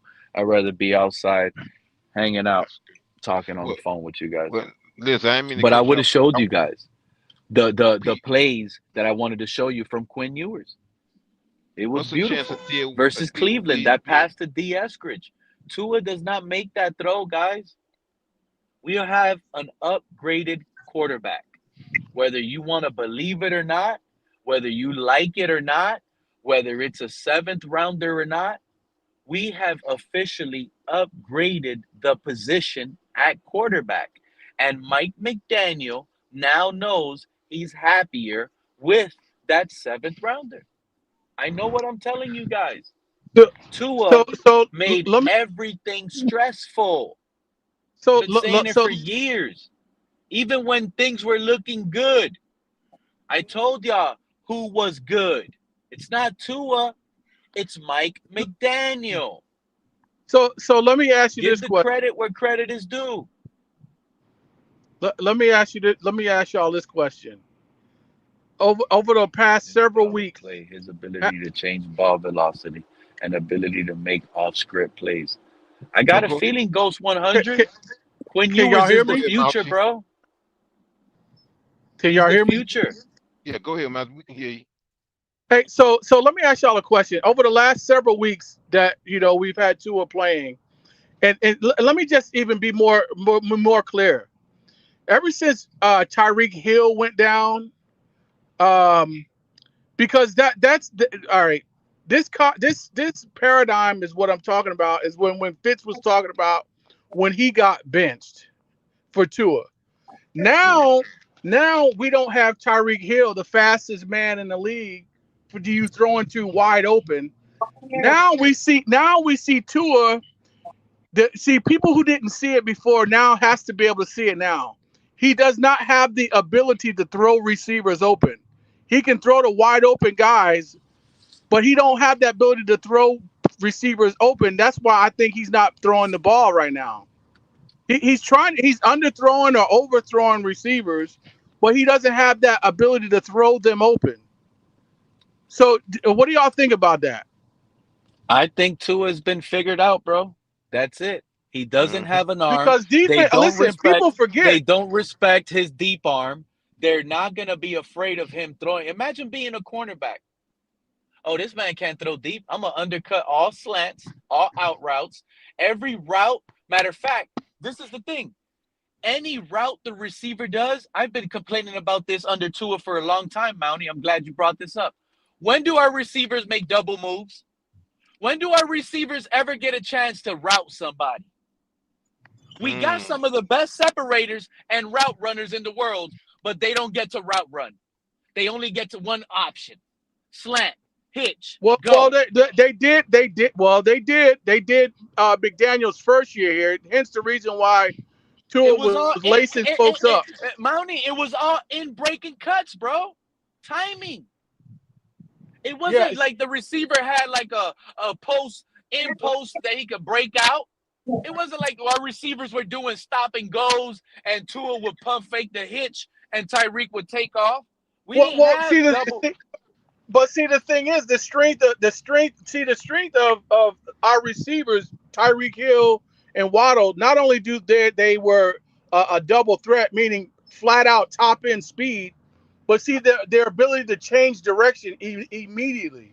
That's what was helping Tua get the ball out in 3 seconds. They would be open in seconds because they could change direction. That's hell on a defensive back to try to drop your hips and turn in a different direction and trying to chase down Tyreek Hill. Like that, that's almost impossible. Impossible, bro. Can't cover that guy forever. You break your ankle trying to do that. Because you got to remember, Tyreek Hill played running back in college. Hey, look how many catches Tyreek Hill caught in 1.5 seconds, right? Imagine how dangerous he would be with 3.5 seconds. Hey, Pete. Pete, what's the chance of the Dolphins pulling Theo Wees off the practice squad to play? Is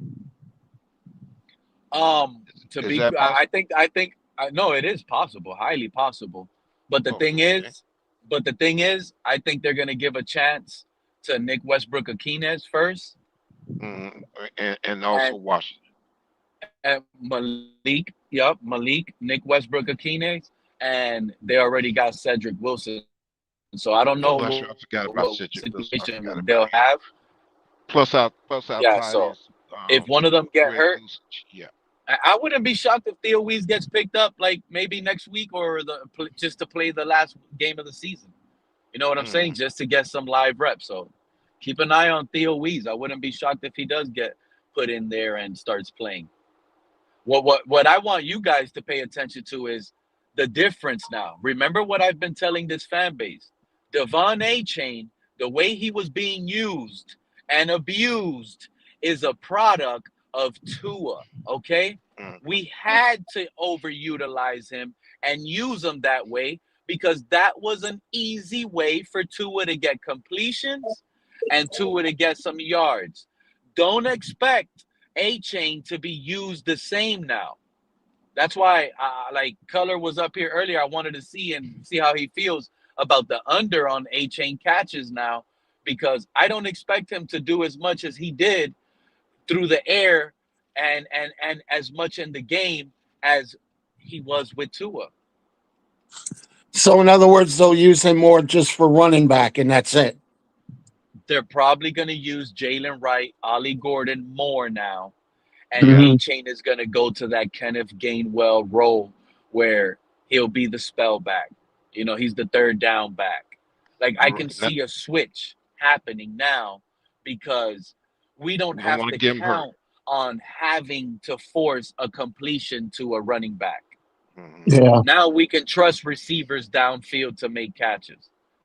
And also, too, I don't want to sound. You see my point? Pete, but all of this was all of A-Chain's production and the special things he's done was all a product of having to do that offensively for Tua to make him serviceable.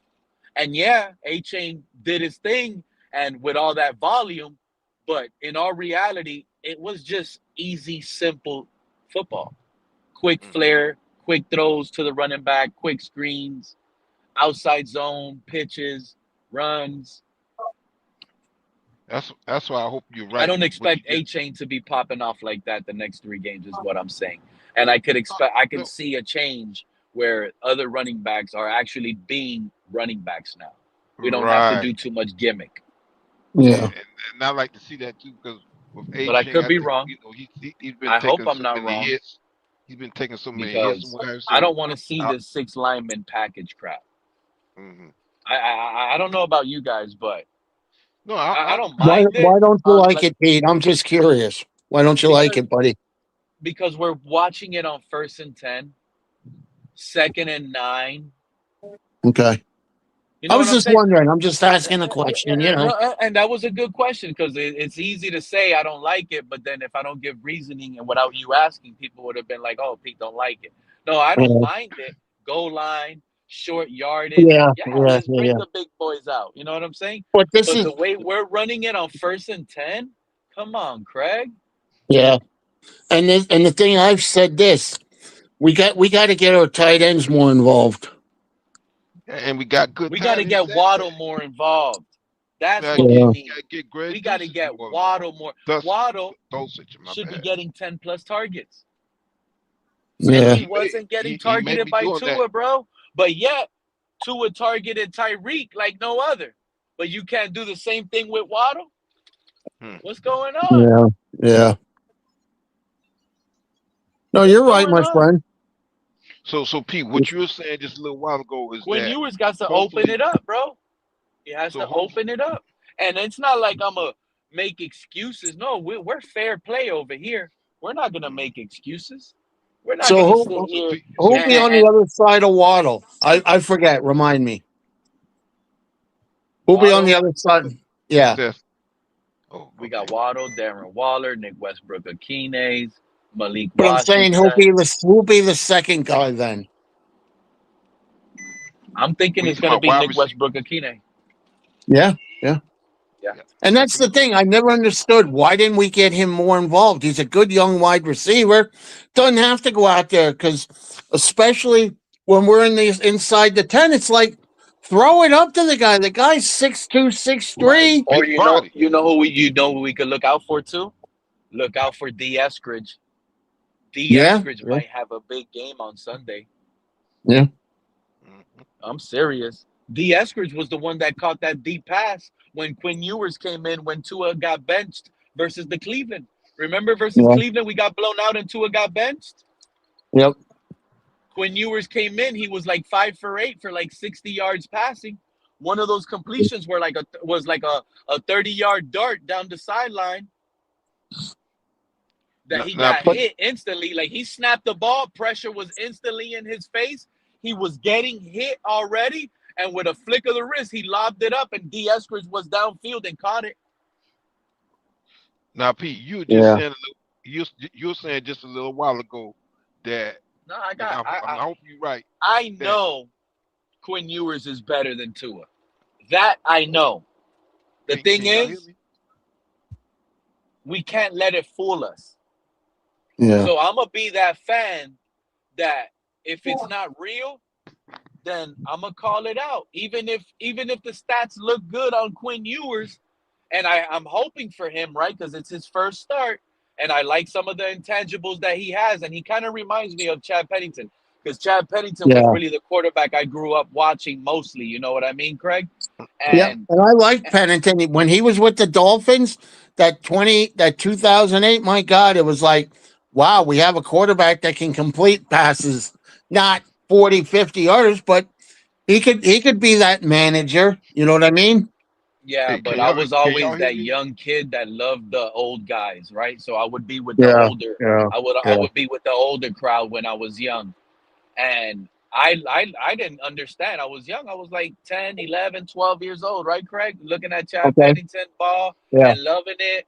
And that was my favorite quarterback, for example. But the old heads I'm around are crying and complaining. Chad Pennington's soft.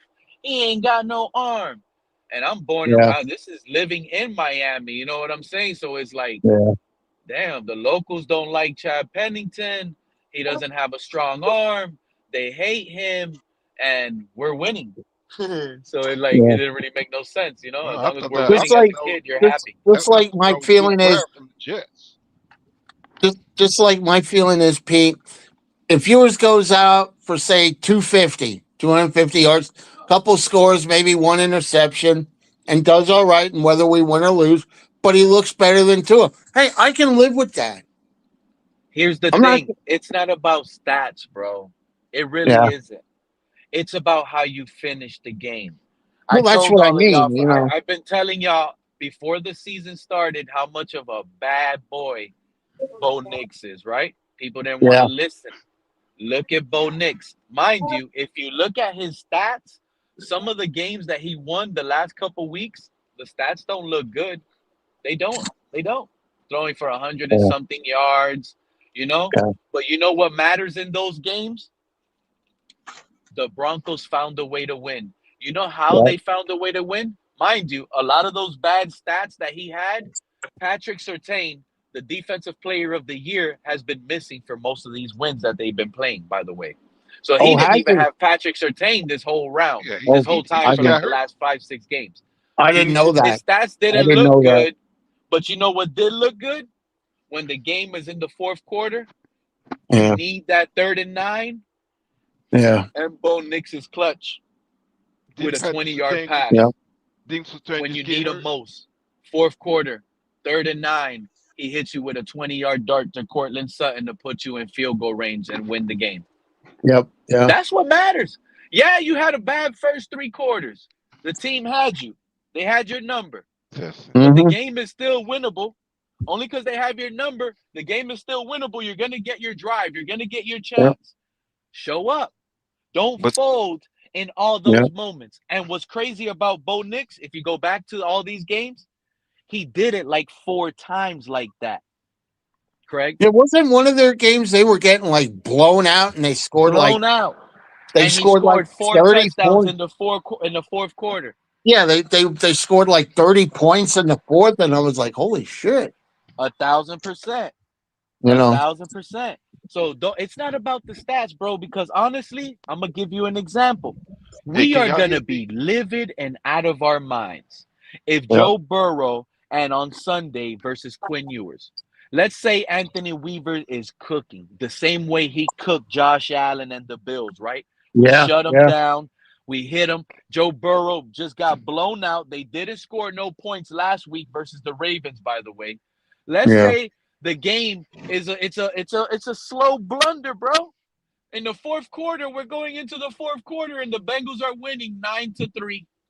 9-3. Quinn Ewers has not had a game at all. He's like 9 for 25. It's been horrible, but we're still in it. We're still in it.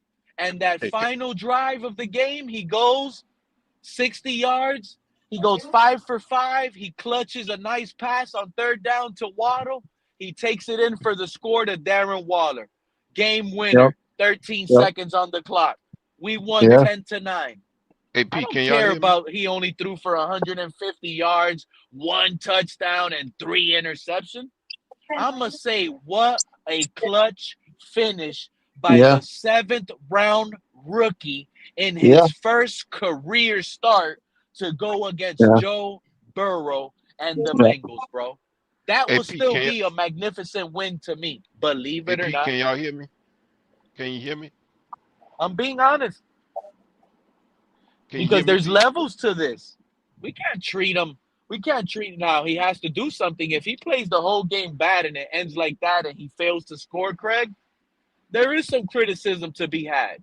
And Oh, I'm not going sure to there blame the is. fans that criticize it. Yep. But at the end of the day, he still gets a pass for his first career start as a 7th round rookie, even if it goes bad versus the worst defense in the NFL. Because he is a 7th round rookie. He is getting his first career start. And like Hey, Fred was trying to tell thank you, all the Cat. loudmouths earlier on the panel that didn't let Fred talk, he was trying to let them know that just him being a 7th rounder and him being in his first start, Fred was trying to finish his point. He didn't get it, but I understood him because I pay attention. That alone makes the defense of the Bengals better. It really does. Yeah. Yeah. They could be ranked 32nd in the NFL. Right now, technically, they're at least 18th in the NFL. Yeah. Well, we'll see. Go ahead. I'm sorry. Go ahead. No, I'm done, No, Craig. Pete, I like to hear it. And what, Cap for Pete, Life what was? came back. You already Yeah. know that. This gentleman wants to talk. Go ahead, buddy. Sharif been up here. He can have the floor. Sharif, you know how happy? Sharif, I am the only happy person because I've been like, yo, out of everybody in the community, Sharif has been spot on. And nobody wants to give the credit to Sharif. But now I get to take that take back, bro. You weren't spot on. Because the reason why I said you were spot on and you were the most spot on fan, whether I liked it or I agreed with it or not, you said this was a 7-year plan. And it only lasted 6. You were close, but no cigar, my guy. Shout out to Sharif, man. You almost nailed it, bro. 7-year plan. And technically, you're right, bro. Because he damn near played this whole damn season. So you know what? You are spot on. I take that back. You are spot on. Hey, Pete, what was that You've you were been saying spot about on. the That running man back said we're room going to earlier? deal with Tua. Y'all could keep hating on Tua. Y'all can say all this y'all want about Tua. At the end of the day, this regime, this franchise, they hold on to quarterbacks for 7 years. And he went on his soliloquy explaining why, and I'll never forget that day. Because I remember sitting back laughing, and I'm like, this crazy Dolphin fan actually thinks we're going to have Tua for 7 years. Can you believe that? There's a fan in the Bahamas right now that loves the Dolphins that actually thinks Tua's going to be on this team for 7 years.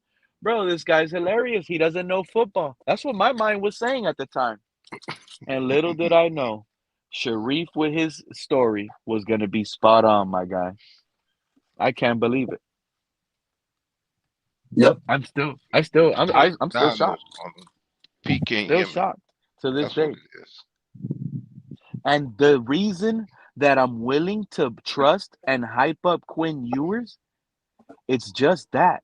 It's because of what Mike McDaniel was able to do with Tua. So I trust it. I believe in it.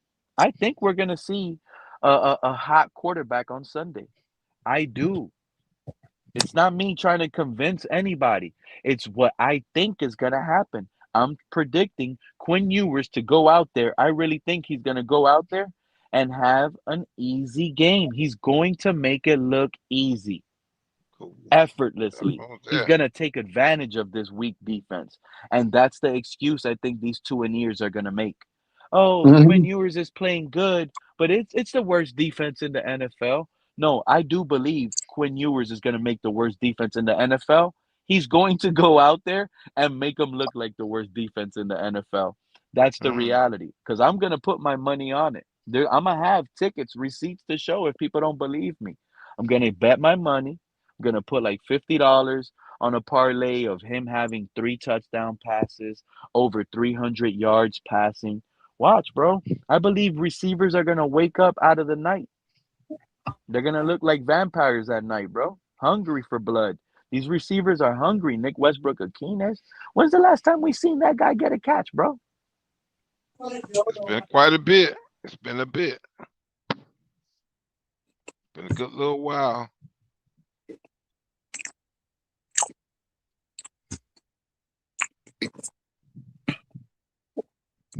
So, yeah, it's something that they moved the game to 1. What is the Sunday night game now? Anybody know? Wait a minute, let me see if I can pull up the schedule real quick. Because I know they moved our game off, you know. Can you hear us now, Pete? I hear you guys. Can you hear me? It's crazy, man. I hear you now, Mr. Pop. Oh, okay. Yeah, because I think you couldn't hear me earlier. Yeah, No, Pete, on I'm gonna this ask you device, something real I'm quick. getting too many phone calls and it interrupts. I'm sorry. Go ahead. Oh no problem. You mentioned something about the running back situation that I like. Can you say that over again? I do believe with the switch up of the offense, where we implement more wide receivers now, we're going to do a change up at the running back where we get more Ollie and more Jalen Wright, a traditional run game now. It doesn't need to be all gimmick. It doesn't have to be forced to only be outside. Remember, this outside zone, what's important about it under Tua is it keeps the defensive ends honest to hold that edge all the time. First, it's for the defensive end to contain the edge. After they realize it's a pass, then they go and do their pass rush move to attack the quarterback, right? That's what really buys time in this quick passing game under Tua.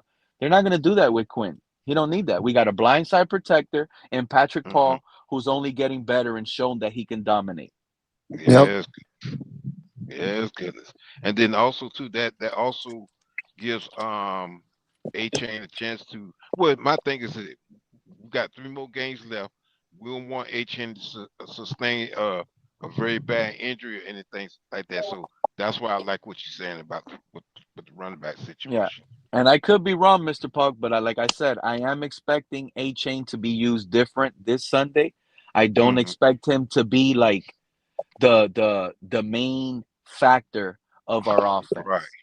You get what I'm saying? Like almost every play is going to A-Chain. I don't think it's going to be dialed up like that. I'm expecting a major switch up with that. And it is good. Like you said, you pointed out something really good, Mr. Pop. Less wear and tear late in the season in a meaningless season now. Why even have to use A-Chain so much like that? All you're doing is risking an injury. You're right. Yeah. You're right. If that guy breaks his ankle week 16, 17, 18, bro, that guy's done. No trade value.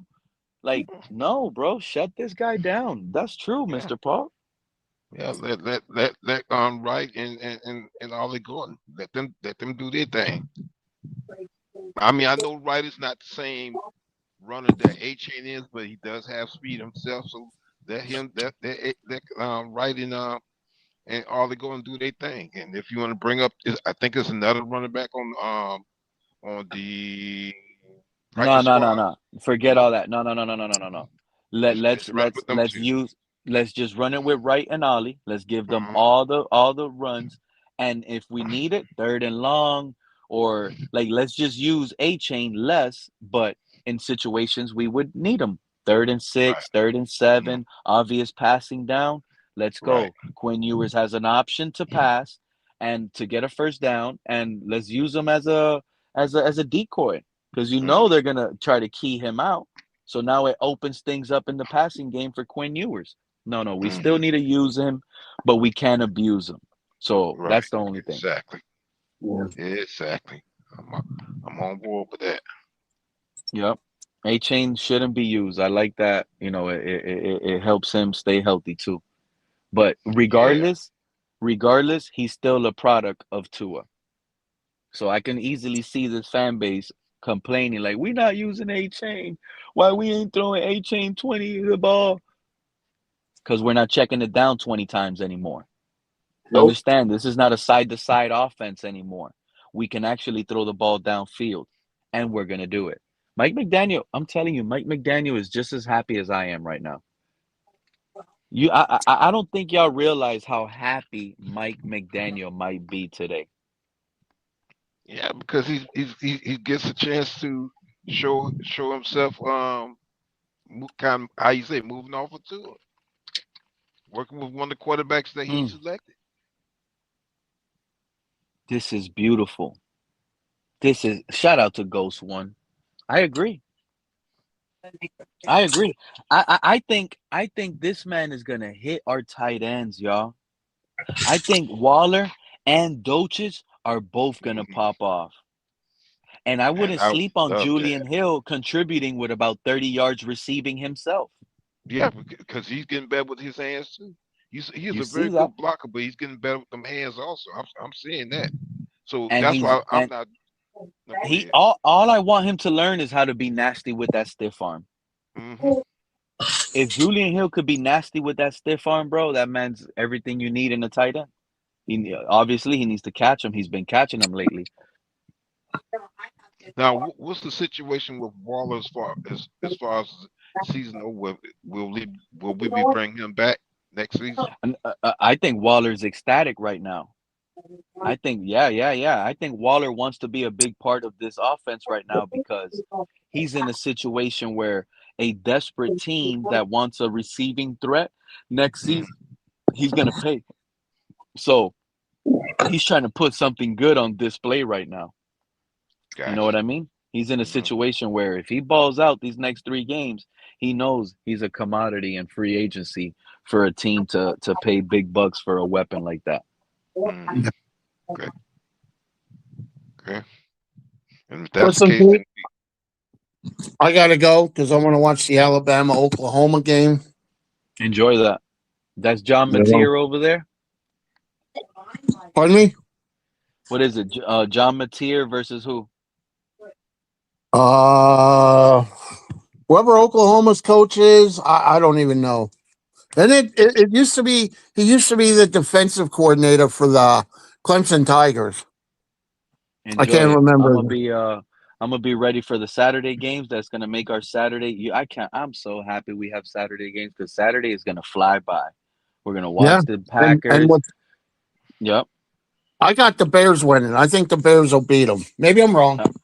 Maybe I'm wrong, but I do have the Packers winning. Craig. Yeah. It's going to be a good game, though. It is. And you know what I like about Caleb? Caleb Williams, he's been shocking me lately. That guy, he's not getting blown out. That game is going to be in the 4th quarter with Caleb. Yep. The game is always going to be close. It's going to be a late second. It's always heroic. There's always it's action-packed. There's going to be a last-second thriller. That's all Caleb Williams produces is last-second thrillers. Yeah. Do you think but that hey, they got a good coach in that Ben Johnson from the Lions. They do. He does a lot of little trickery too. And didn't the line get better for Caleb Williams also since last season? Because they invested. They invested in the line, but it still looks like the same Caleb Williams from last year, running around everywhere, evading pressure and throwing on the run. The thing is, that's what makes him special, Mr. Park. He throws a beautiful football moving really fast. Like Mhm. it's a difference like running and throwing. You're picturing a quarterback still getting into like setting his feet while he ran. This man don't set nothing. This man is sprinting his heart out.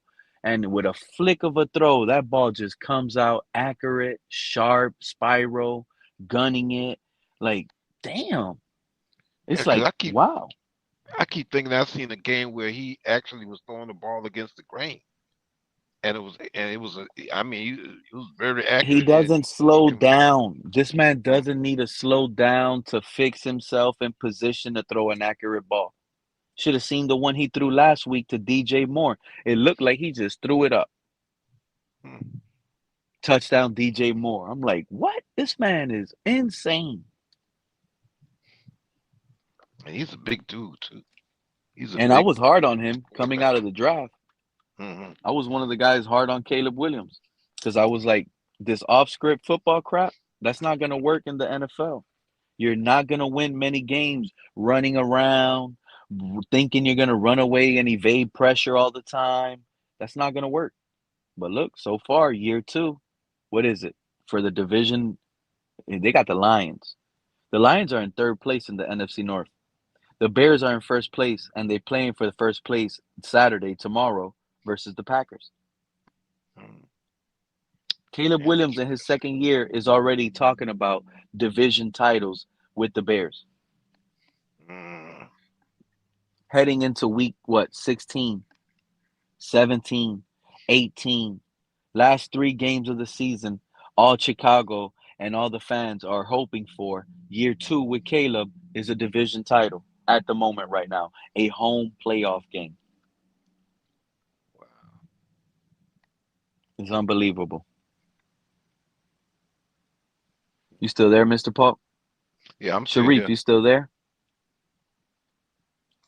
Yeah, I'm right here. I'm just, I got a lot on the plate, man, but I'm letting, everyone rock out. I wanted color, and others to stay, but I got a lot on my plate, Pete, Well, because go ahead and talk, Sharif. Sharif, you this still is, there? I think it's very, I think you may have to go out and come back, Pete, if you can't hear me. Sharif, can you hear me? I hear you. I can hear you. I'm the one I having can hear communication issues because I don't know what happened with StreamYard. I used to be able to like reject the phone call and be able to come back and talk to you guys. Oh, Now, every time I reject the phone call, it completely glitches me out. I sometimes I can hear right. you, but then you guys can't Yeah, hear me. sometimes So I have to it back out assumes and I you're don't gonna. even realize I can't hear you guys. Yeah, sometimes the phone is gonna StreamYard is assuming that you're gonna listen in on your conversation, so it glitches and the bug isn't fixing that where they're now cutting off all audio to you It's when you're weird. I used to back. be able to ignore phone calls and be right here with you guys the whole time. Now I get interrupted with a phone call. I ignore the phone call and now I can't hear nobody. But I could probably hear one person sometimes and it's like I don't even know if you guys can hear me and then I have to back out and come back in. That's just what I'm dealing with. No, that I I was think having that that same problem too. And I'm gonna cut you off. I was having that same problem too, and this is what I did. I had went and deleted my StreamYard, and then I went back into my app store on my iPad, and it was a up to date version of StreamYard. And ever since I had downloaded the up to date version of StreamYard, have been having that problem. I don't have that problem because I don't use the app. I just use it the straight way through Google. Okay. But go ahead, Sharif. Man, Yeah, say your Sharif, thing. we do want to hear you, Sharif. yeah, I was I liking just what think you that were saying about the content creator, Sharif. I like that energy, but I just been a little busy. I didn't have time to add to it, but keep no, popping off. no, it's listen. The one thing I noticed with YouTube is YouTube gives you a script and you have to basically follow it. So, and once you are in the guidelines and everything, you're gonna get paid every month. and you're not gonna get your channel taken down. So they ask you what genres that do you want to represent, so they can start sending eyes your way in the algorithm. And you know, certain channels that defended Tua, um, the algorithm was working with the fact that you have F1, you have the Circus du Soleil, you have concerts, you have all type of big events at the stadium. No playoff wins. You know, Serena Williams, Venus Williams coming out on the orange carpet, selling Tua jerseys, #1 for a year and a half. And I think that the NFL has a bigger issue right now, 15 years later, when you talk about allowing black quarterbacks to come into the NFL. And this is a touchy subject, but allowing black quarterbacks to come in the NFL, and this has to do with Tua. What you're doing is virtue signaling for each franchise so you could be accepted by the democracy that says that you must give a Mexican or a African American a chance at being a GM or a quarterback. All you've done is taken the quarterback position and made it shit for the last 10 years. And this point is specifically coming from uh, I forgot the gentleman's name. But oh man, I forgot his name. But his name it doesn't come to mind right now. But I thought about that, and so what we have to do is play the best player again for all positions, and we have to not do this thing where it's inclusion, so we can make a group of people feel safe and not left out, so they can complain that, oh, they're overlooking us because of our race or skin color.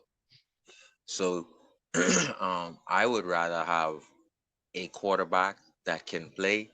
I don't need to uh, see that, oh, it should be half black, half white, because there's some type of prejudice, i.e., something else. I think this is a big issue now that betting is in, because now you're talking about you're betting to see if quarterbacks are going over 250 yards a game. And when you look back in 2018, there were 19 quarterbacks who went over 250 yards. If you look back at that stat. In 2025, there are 2 quarterbacks who are averaging over 250 yards a game. So what is happening is we can't hurt feelings of this race or that race. We must let them in and be a GM. We must give him an interview so to give him a head coaching job, and we must allow them to play quarterback. But the whole quarterback position has gone down because of it. Maybe not a GM, because Chris Greer is better than good, and other GMs that are black in the NFL. Chris Greer isn't terrible, but at the quarterback position, it has gone down putridly.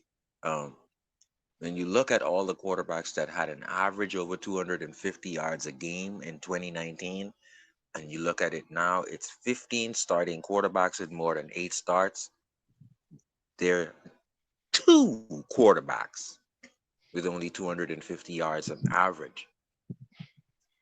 So I think now, what does that have to do with Tua? Same thing. We've allowed Tua and his Christianity, mom and pop mentality. Don't talk to me that way.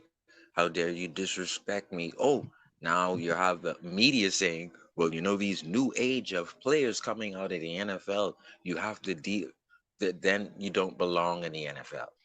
Period. It's not, oh, well, the new age of shut up. It's not a new age of nothing, because the NFL will always be the same. they hit the snot out of you, and they pancake you to the ground. And so Tua brought something in, just like DEI. Tua brought something into the NFL and into the Dolphins organization that made us have to side with democracy. You have to accept this, include this in, because Tua is from Hawaii, and we have to prove that the Polynesian race won't be shunned out of a chance to do anything. And that whole thing ruined the Dolphins. So let's go back to playing the best player, regardless if he's Russian or he's black or he's Mexican, Aztec. I don't care where he's from. Play the best goddamn player.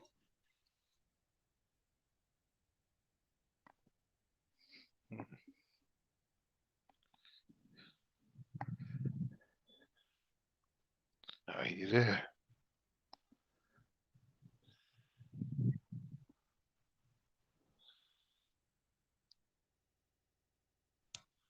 And that's my 5 cents. Oh, Jason Whitlock. He gave the exact data of what I was talking about. In 2019, there were 19 quarterbacks who averaged over 250 yards a game passing. And in 2025, there's only 2 quarterbacks who's averaging over 250 yards passing. Now you add in the fact that MGM Grand and then betting and DraftKings and who's going over quarterback props. And so the quarterback position has gone down drastically because of the acceptance and inclusion. And Tua has brought a big piece of acceptance and inclusion because we have to give the Polynesian guy a chance. And you can't shout at him. Oh, these are new race of players. There's The a new age Buffalo of young Bills players where you are can't speak to signing them. Matthew Judon, guys. And I'm all of sorry, this is a part Sharif. of DEI. All of this is a part of DEI. Are you for real, Pete? Matthew Judon is signing with the Bills, Who bro. signed Judon? The Bills. Ooh. And that, wow, Bro, that's a Patriot I watched revenge right Matthew there. Judon on at least 10 all 22s. Pete, I watch Matthew Judon on all 22, at least 10 games this season. Do you know what wash down means? When you get washed down out of the play? And you know what it means when you're not even fast enough to gain ground? He's lost at least 50% of whatever speed he had when he was in New England. He on all 22s, I'm wondering, like, what are you doing? You're basically become setting the edge 15 yards away from the play because you're so slow you can't make an effect and you can't break you can't break off a block to make any move because your quickness is gone. So you're basically always setting the edge 20 yards from the play. That's what Judon has become. He's old and wash up. And so And when I also, hear he's signed with anyone, that's what they're gonna get next up. Next up. right? Because I think he got some You're penalties acting like they're gonna get some freaking phenomenal over 30-yard guy who's gonna. Nah, bro. That guy was getting washed down every week in the all 22. Judon, he was getting his ass washed out or washed down out of plays. Thank God for That Jordan he was Brooks getting washed cleaning out up of on his plays dumb. here. That's what I'm trying to tell you. Here in Miami, on the Dolphins, Yeah, yeah, so but what he's not makes going you to think play his with that ability same will go motivation up in one? Buffalo No, now. He's I'm playing not for gonna a do that. contender. Your ability is your ability, Pete. Yeah, If it's but your with, ability is on your a 1 ability. and 5 team, You're you're gonna not get trying your to ass go all washed out and out break and an washed Achilles, down in bro. Buffalo as well. Especially on a team you signed for 1 year, bro. I'm sorry. Then that explains Tua. Yeah, You know, it's I'm not Tua's gonna go fault. all out. I see the Dolphins want to play. I'm not gonna play hard. That's how I'm bad not Tua gonna I'm is. not He gonna don't throw bring the nobody most out of the any rest pass. of the players, bro.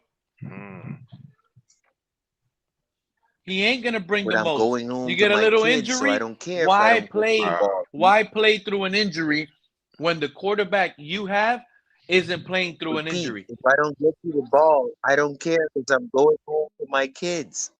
I don't care if I don't get you the ball, Pete. I got my kids who love me.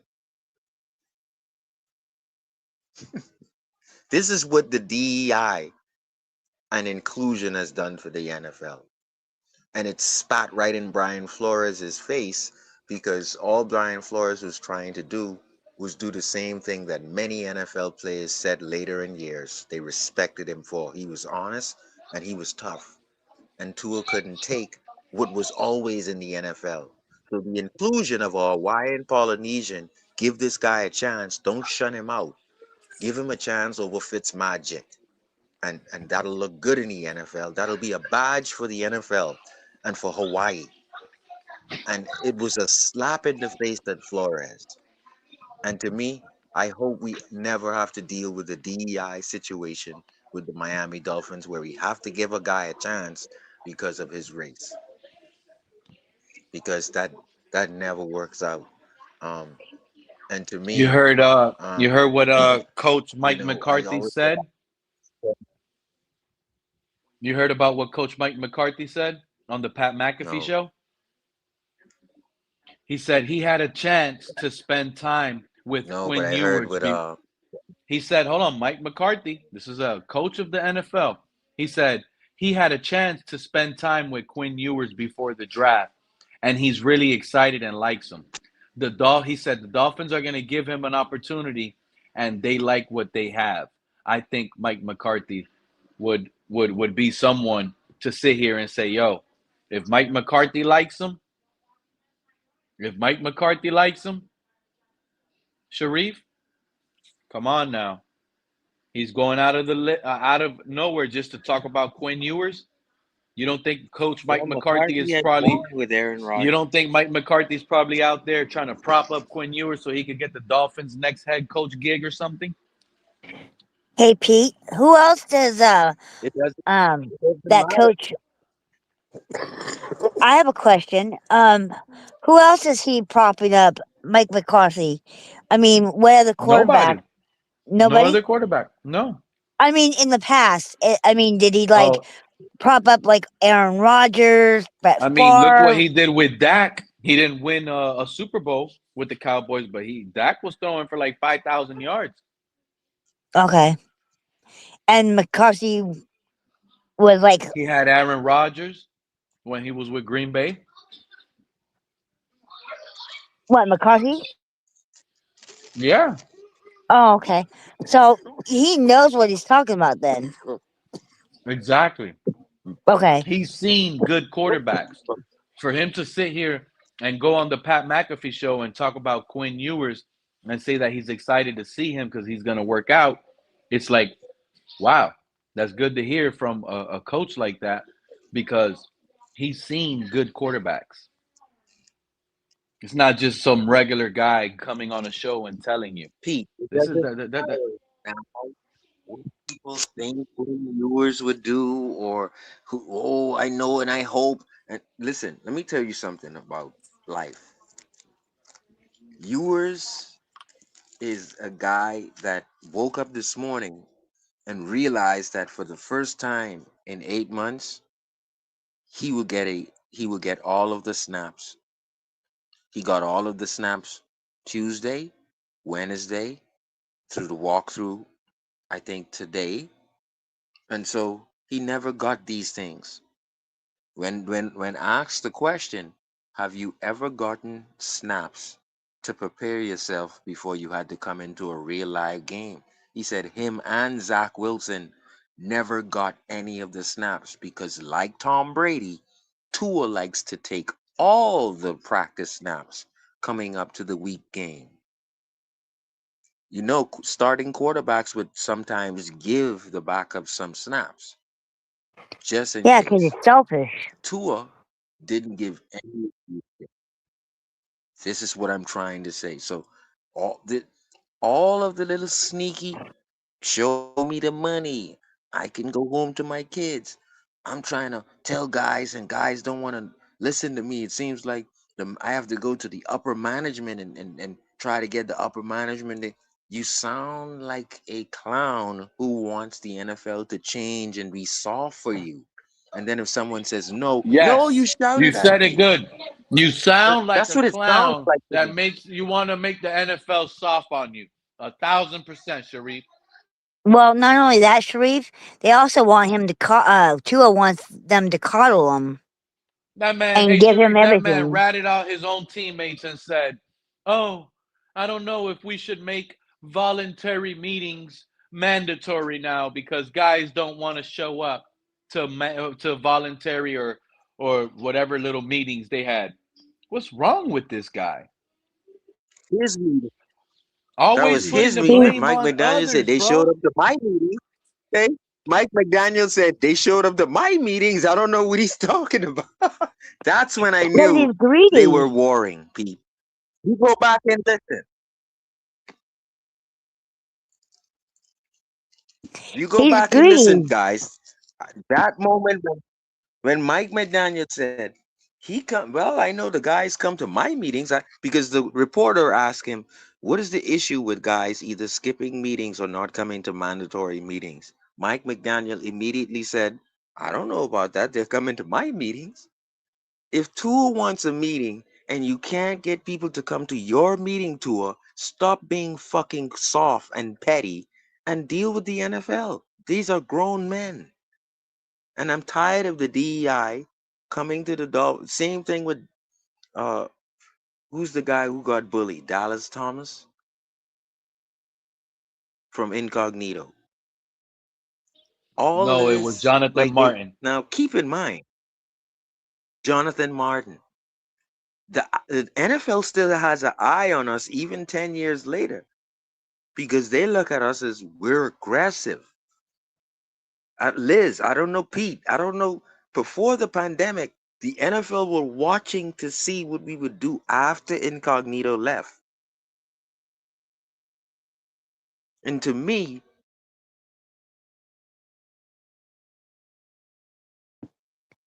Sharif left.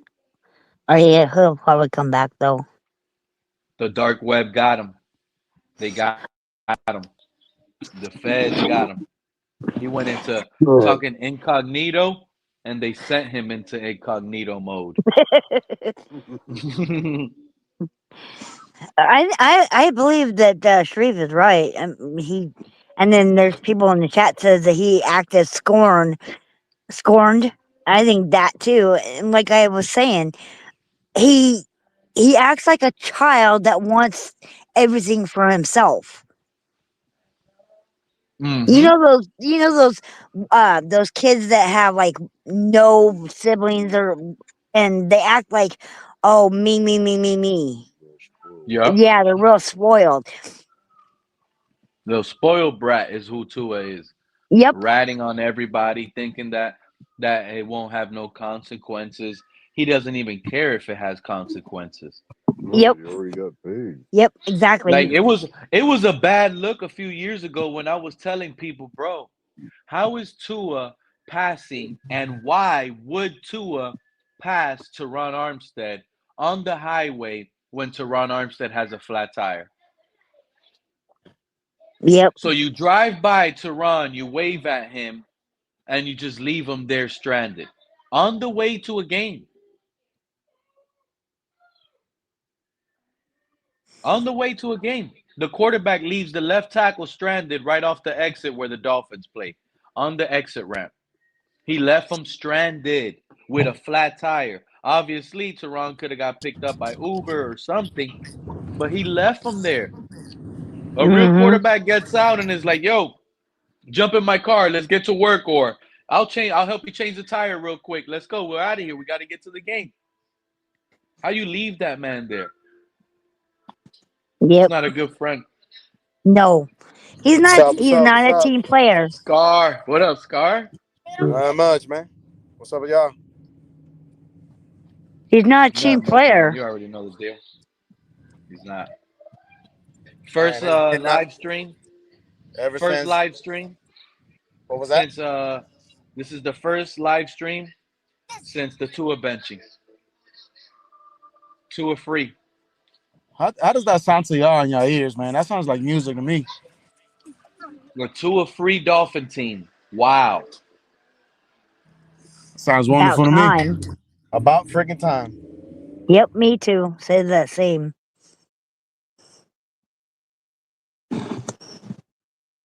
They should have done this 2 years ago. I feel like Mike should have done this a couple weeks ago when we had a chance to see if we could even make the playoffs. That's one thing I never understood why he did it now. He should have just done it before. Probably getting pressured. Or it's either that or he wanted Tua to look so bad that there's no mistake in getting rid of him. That's a good sneaky point right there. That's a good sneaky point because I'm with Scar. I'm actually scarred from this team that they would do this. This is why I'm like, this should be a fireable offense. You can't be able to save your job now. And you can't make the playoffs. So now it seems like Mike McDaniel is trying to scam us. He's trying to bring out Quinn Ewers, have him play 3 good games, have him like make us feel like he could turn Quinn Ewers into the next quarterback, and he's gonna ride the wave and get away with it. That's how he's trying to make. He's making me feel like he's about to scam us right now, and it's gonna work. I got a feeling it's gonna work because the moment Quinn Ewers goes out there and beats the Bengals and have a big game, we're gonna be like Mike McDaniel's cooking. We got our quarterback. Yeah, and guess what? Tua's going to be throwing a tantrum too. Watch him on the sideline. I don't even want them to show him on the sideline. I'm gonna be real honest with you. I don't really have I really don't have that much high expectation on Quinn, but as long as it ain't Tua, bro, that's all I'm happy about. But I really don't have a lot of expectation for Quinn. I feel like the quarterback that we need, he needs to be tall, a big arm. He don't have to be like a Josh Allen type, but as long as it's almost there, that's good enough. He can throw outside the numbers, improvise, and all the reading defense and all that, that's gonna come during playing time. And but you need a quarterback nowadays that can improvise, that can take hits. Not like this soft ass that he freaking likes to throw with his back foot because you don't want to get hit. And bro, that's just all we need. There's a quarterback that can improvise, can throw outside the numbers. Because we got to remember, man, we play in a division where there's a lot of cold winner teams. You can have nobody with a no arm, small, can't improvise. A guy like Tua, you just can't. Yeah. Exactly, Scar. Exactly.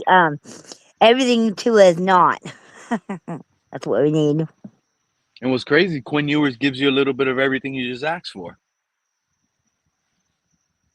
And I'm not really trying to bring him up because I know y'all were talking about him earlier, and this has to do with reason. The fact that he had a couple streams, a couple live that he did a couple months ago with Neil talking about that. Oh, they don't see Tua playing in 2026, but they don't consider him a bust. Like what? Just because he made the Pro Bowl and he led the league in passing, like that don't make no fucking sense. He is a definition of a bust. Let him know. Reason would friggin' say that okay, so Reason, he would say that Tua wasn't okay. So earlier I seen something saying that Quinn they didn't put Quinn in because Tua was a bust. They put Tua in because no, that's not what it was. I can't remember. But anyway, somebody said it earlier where they were talking about how Tua did it to himself. Well, yes, he did in a way, but somehow the Tuaneers are going to use that as, well, he's just tired, he's injured, and that's bull. It's just another excuse for them to be on the Tua train. Yeah, of course. Yeah, they're gonna find anything to do in order to try to find him a reason of why they shouldn't move on or why he's not a bust. But he's a bust, man. I mean, it ain't rocket science, man. You ain't gotta be. One thing I couldn't stand about a lot of these football guys, that's what I'm gonna call them, they act like, oh, just because you don't watch film and you don't do this or you don't do that, you can't say what you got to say about Tua or anything that has to do with football. Like, man, I don't fucking have a Since license when to did drive a they make the helicopter. rules, bro? Listen to this though. I don't have a helicopter to fucking. I'm sorry. I don't have a license to drive a helicopter. But if I see a fucking helicopter in a tree, I know that something's wrong, bro. Yeah, exactly. It shouldn't fucking be there. I mean, come on, bro. Like, you should see his man. That's one thing that people need to look at. Quarterbacks like Drake May. Does he got to prove a little bit more? Yes. Don't get me wrong. He's been playing real good, but he has to prove a little bit more. But you're going to come over here and tell me that what you saw in his rookie year, you can't build with it, with his traits, his ability to escape the pockets, make plays, improvise, run, big arm. Like, you can't, you just going to put that to the side and have someone like Tua who has not even half of what he has, and you think that he's the fucking one? Like, no, dude. No, bro. It's not that tough to figure it out, bro. Hey, Pete, you remember when I said a while ago, that wouldn't it be funny that if Tua was put in third string quarterback, and it happened, huh? It happened. They made fun of Skylar Thompson for wearing an Adidas tracksuit on the sideline as emergency third. And they said, Pete thinks Skylar's good, and he's wearing an Adidas tracksuit on the sideline. He's not even dressed to play. He's the emergency third. And would you look at that, you Tuaneers? Hey, Will P, you look at that? I want to say this too, and this is this is for Tua, if he's watching, because I know he watched Pete's Take, man. Who the fuck don't watch Pete's Take? Come on, now. This is what I want to say. This whole time he made this whole deal about, with Flores and how he would speak to the team and to certain players, especially specifically to him, and his tough mind. How tough are you when you got your contract and you got money and you don't give a fuck about this team, but then you out there laughing it on the sideline? Ain't that something that we can say? Hey, you shouldn't be laughing on the sideline like that. Can we fans say that to him? Remember how critical he was to That's Tyreek what I'm Hill saying. about That's what. how about did you see the one that after the game everybody's gone and he's there laughing with Jalen Ramsey? Yeah. That's exactly what I'm talking about. Like a real franchise quarterback. Like, I'll never forget No, this. There was a because video there was last year two on Joe. moments. I thought you were talking about the moment where when he was on the sideline, it was Yeah, two that's what I'm minutes talking about. left The in two the game. moments. Yeah, it was 2 minutes left in the game. And did you see how Aaron Brewer was looking at Tua smiling and laughing? Oh yeah, that man looked like he Aaron wanted to just Brewer take him was out. like mean mugging Tua. Who wouldn't be? I mean, That's what I'm he's looking at him like, man, you got all of this money and you fucking suck. You know what it That's was? exactly what they all Hey, think. Scar. Hey, Scar, you think Tua was scared to go back in that locker room, big dog? That's why he Hell waited yeah. out there so long? He's scared of anything. He's even I scared think of having a. I ain't gonna lie, I just thought about that. Because I'm like, why would Tua, especially after a loss that knocks you out completely out of the playoffs, completely eliminated us? Whether we had a slim chance or not, it feels good to have a chance. When we play the lotto right now, we know we have a slim chance. We're going to waste those 10, 20 bucks on the slimmest chances of all. We're not going to win that 1.6 billion. But it feels good to have that small, slim chance. And we lost it. And Tua's there after the game laughing, not heading to the locker room, bro. Bro, that guy was Yeah, scared to go in that locker room, bro. of course, because they knew that he knows and everybody knows that the reason why they lost that game was because he ain't do his fucking part as the QB, and as not only the QB but the one that they pay. They pay you, bro, to do what Josh Allen does, Patrick Mahomes, Lamar, all of these guys do, bro. You're That's just what I'm not. saying. You're not even doing half of that, and then, like, come on, man. Like, man. Come on. It's all that laughing that he did, and you know what? This has to do with the Dolphin thing too, because Tua ain't the first player to do shit like this where they get big contracts, and there's been history with the Dolphins that do that. It's like our team is built for, like, it's like I feel like sometimes the Dolphins are built like, man, if you want to make a little money, you want to make sure your family and your whole future's good, man, just play a little bit better, go to the Dolphins, and they're gonna pay you. Yep. Sometimes that's how I feel like the Dolphins are, man. They just like stubborn, like they just don't get it. Tua ain't Yeah, the first hopefully one, that bro. change. Hopefully that changes with this new regime. And Absolutely. now that Chris Greer is gone, we got a whole new shop change in the building. Hopefully all that has changed, because that has been a downfall to what we could have been. Because honestly, bro, and this involves Chris Greer. Chris Greer has built some teams in recent years that I'm like, bro, if we got a real top 10 quarterback, we're talking Super Bowl. Like, we've literally had Absolutely. some teams these last like 7-8 years under Tua that if we really had that quarterback, we're talking division titles. We're talking about putting the Dolphins in Super Bowl conversations. I'm not saying we would have made it or won one, but we would have been like the Bills with a real quarterback and the builds that Chris Greer has been able to do with some of these defenses. And you know what? I'm gonna be honest. He hit with Brian Flores. That was Chris Greer's hire. And he also hit with, kind of in a way, with Mike McDaniel. Now we're going to see now. That's what I'm intrigued about. Oh Post yeah. Tua, Mike McDaniel. How are you going to coach, my guy? Yep. Yeah. That's Because, something I want to. and someone earlier on in the stream tried to give me an example like, oh, you don't remember how he coached Skyler? It was the same way of Tua. It was crappy. There's a huge difference now. When he was coaching Skyler, it had to be under this whole Tua tutelage crap, because Tua was still QB1 because Tua was hurt. It has to be the same scheme. Tua is gone now. We don't even want you as 2 as backup. You're number 3. So we're going to do what Zach Wilson and Quinn Ewers can handle. So I see an offensive changeup now in this last 3 weeks. And I really think Mike McDaniel's happy about it. He's going to unload his playbook.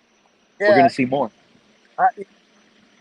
Mike McDaniel. A lot of guys give him hell, because I understand some of his games, his coaching is not the best, his play call is not the best.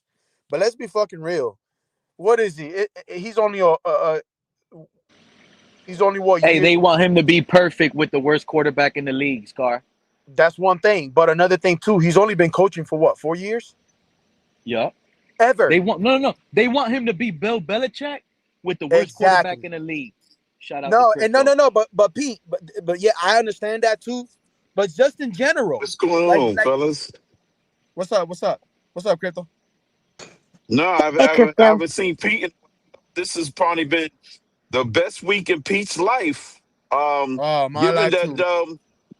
that Quinn Ewers is QB1 and Tua's QB5 or 6. I don't know what the hell he's at now. He's been dropping every second. So best week for me too. Before game time, he's probably going to be out of the building. Hey, but listen, Crypto. Pete, go ahead, Scar. Pete, what you were saying is true. The fact that a lot of people don't also see that. This is Mike McDaniel's. He's only been a head coach, first-time head coach, year 4. They want him to be like Bill Belichick. That's right. You're right in what you're saying. And also, on top of that, he has a freaking quarterback that's just trash. So then you add that on it, that makes the situation and his job a lot more complicated than what it really needs to be. Instead of him having the QB that he wants to pick, because a lot of people say, well, Quinn is a McDaniel pick. Okay, it is, but it's not the actual QB he really wants. You know what I'm saying? If it was up to Mike, he'll pick a top QB from the in the draft, just like any other smart coach would do if they see that player is good. You know what I'm saying? Crypto. Yeah, I know exactly what you're saying, and I agree with it. But Crypto, Yeah. welcome to the show, man. I don't have much time left. I'm glad you made it, though. How you feeling, bro? Finally, it is Man, officially over with Tua. Or do you think, no, Pete, it's not over with Tua? We're going to probably have him next year. Nah, we ain't having this them. is it. Hell Yeah, no. they found the. I think they may have found their out. I think that internally they said we're not gonna worry about the numbers as far as the salary hit. Yep. I think they're gonna do what Denver did. Yep. I think that's Agree. their out. Yep. And if you and I know y'all were talking about this earlier, Pete, when you started the stream, you asked that same question. I want to answer that question too. You need to get him out of the building because his the Yeah, person what he has built in the locker room, because you got to remember he is the QB, so he is, even though he's not to me he's not a leader, he's a whack ass leader, but he's the leader of the team, let's per se. All that the way what he believes in and the way that he is and that softness that man, that shit's got to go out the building, bro. This is the NFL, bro. It's either you about it or not, bro. And if you're not, you gotta bounce, bro. That's just the way it is. Yeah, it's not called Pussy Bowl. It's not called exactly. so even Exactly. if Mike McDaniel's not brought back, I think the new GM that they're gonna hire, they just letting it be known that hey, Stephen Ross made the phone call, said, "That's it, I'm pulling the plug on everything." You know, pull the quarterback. Mike, we need Quinn Ewers in there to see if he's gonna be on the roster next year. I think Stephen Ross made the phone call. I think that's what happened. 1000%. You're spot Yeah. on. I Yeah, can't and Stephen wait. you know, Ross and you pulled, know, I and you just and you know, know what it was, and and you you know know what what it happened, probably Pete? was, Crypto. Yeah, Stephen Ross was probably posted up in that Pittsburgh stadium, yeah. I was hiding. there. I was To actually it. at the game. I went to the Stephen Ross game. was Stephen Yeah, Ross I was probably 3 chairs next to you, hiding with a wig on, and you didn't even realize him, right? I didn't even And he notice him. was Right. he was watching Tua. He looked at Tua. Oh, you're hanging out with Ramsey? After the game, you haven't been in the locker room to address your team? So Yeah, you're telling me exactly. after the loss, you didn't go straight into that locker room to address your team. You're hanging Yeah, out, giggling and laughing with Ramsey? yeah. He was hanging out. Yeah, he was chilling out. That's why that's one thing that's the thing that irks me the most, man, about It's Mike. crazy. Like the fact that he advocated for sign Tua, man. That's the shit that gets me like, damn, Mike. Like if you We would didn't have do been that, officially out this year for sure exactly. if it And just another would have thing, been the end of his fifth year and it would have been done with yeah, no and cost to the team. Cut him. Just let him go. yeah, and another thing too, It would if have he been wouldn't that have, easy. if he would not have done that, you can say, all right, Mike, you can stay. But the fact that he did that Right. is Then like, Mike will be able to dang. say, okay, I could stick. Yeah, exactly. He had more of a voice in it saying, hey, But I don't really blame much of Mike as much as a lot of other people do. Like I'm like 64. Like he could stay, but I don't know. I'm not 100% sure about Mike. But you could see in the we need film the when I new watch GM film, pick a guy. yeah, you can see where if you had the right QB and he was supposed to do what he was supposed to do, man, that could have been completed. That would have been a big play. That would have been a good game. That would have been, you could see it in film. So that's why I'm like, damn, like if he wouldn't have advocated, yeah, I would have totally said he could stay. Yeah, actually, he kind of doubled down because you remember initially one of his things to get the job in the first place is based on repairing Tua. So he kind of picked him twice, getting him the money 4 years later, and then at the beginning, prior to getting the job, he's saying, Stephen Ross is like, well, the next coach is going to pick the quarterback. So he's telling you that it's the next head coach is responsible for the quarterback. So basically, he doubled down on Tua. That's what people was missing. Yeah, that's true. He picked him prior to getting the job because he got That's those 700 plays and said, I can get 700 plays and make him the best of the version of himself. So yeah. he He picked Tua forgot. twice. He didn't have plan B. He should have said, I got 1,400 plays. Because when these 700 get figured out, I need to go to this book. And it didn't work out. Yeah, right. Yep. But shout out to Ava Crypto. I wish you were here a lot longer. Scar Yeah, that's 305 cool. YouTube. Now you're good. Liz, You Liz, already been on appreciate for you six and and a half Rich all the hours. Yeah, time. Liz. You That's it. already know 6.5 hours we've been on. this been having communication issues, but I've been riding good now for like the last 45 minutes, and I've been listening in. So thank all of you guys that tuned in earlier. Crypto, go Oh yeah. back. It got crazy. The show was amazing. Shout out to everybody that participated. All of you guys in Yep. the chat. Appreciate Okay, I'm you. gonna go Happy back and holidays listen to to it. everybody. Oh, Crypto, it was crazy. Okay, it got crazy today, and I loved every second of it. And Oh yeah, you'll I hear did. it. But shout out to Okay. those guys Did and Sharif come the on? chat too. Did Sharif or what you call it come up, or who came? Who Sharif was actually just up. He actually was just left. He was just up. Shout out to Sharif. But I I'm gonna go mean, back and watch it. take care, man. I'm gonna catch you guys. I think my machine is gonna turn off right now any second. Hey, Catch you Pete, guys real quick. tomorrow or Appreciate Sunday. it, Pete. Go ahead, Liz. So Rich wanted me to have you listen to The Hanging Tree. It's from the movie Hunger Games Catching Fire. What is it called? The Hanging Tree by. It's not okay, so it's Jennifer Lawrence. Because my this iPad is about to turn off, Liz. If you can, email it to me, and I'll like to listen I to it. will. Thank you, Liz. I also Thank you, Liz. messaged you about Tua's interview too. I'll check that out. Thank you for reminding me. Yep. Crypto, peace out. Liz, Pete. Rich, have a good night. Good evening to everybody. Catch you guys on the next live Saturday or Sunday for sure. Peace out. Okay. Good night.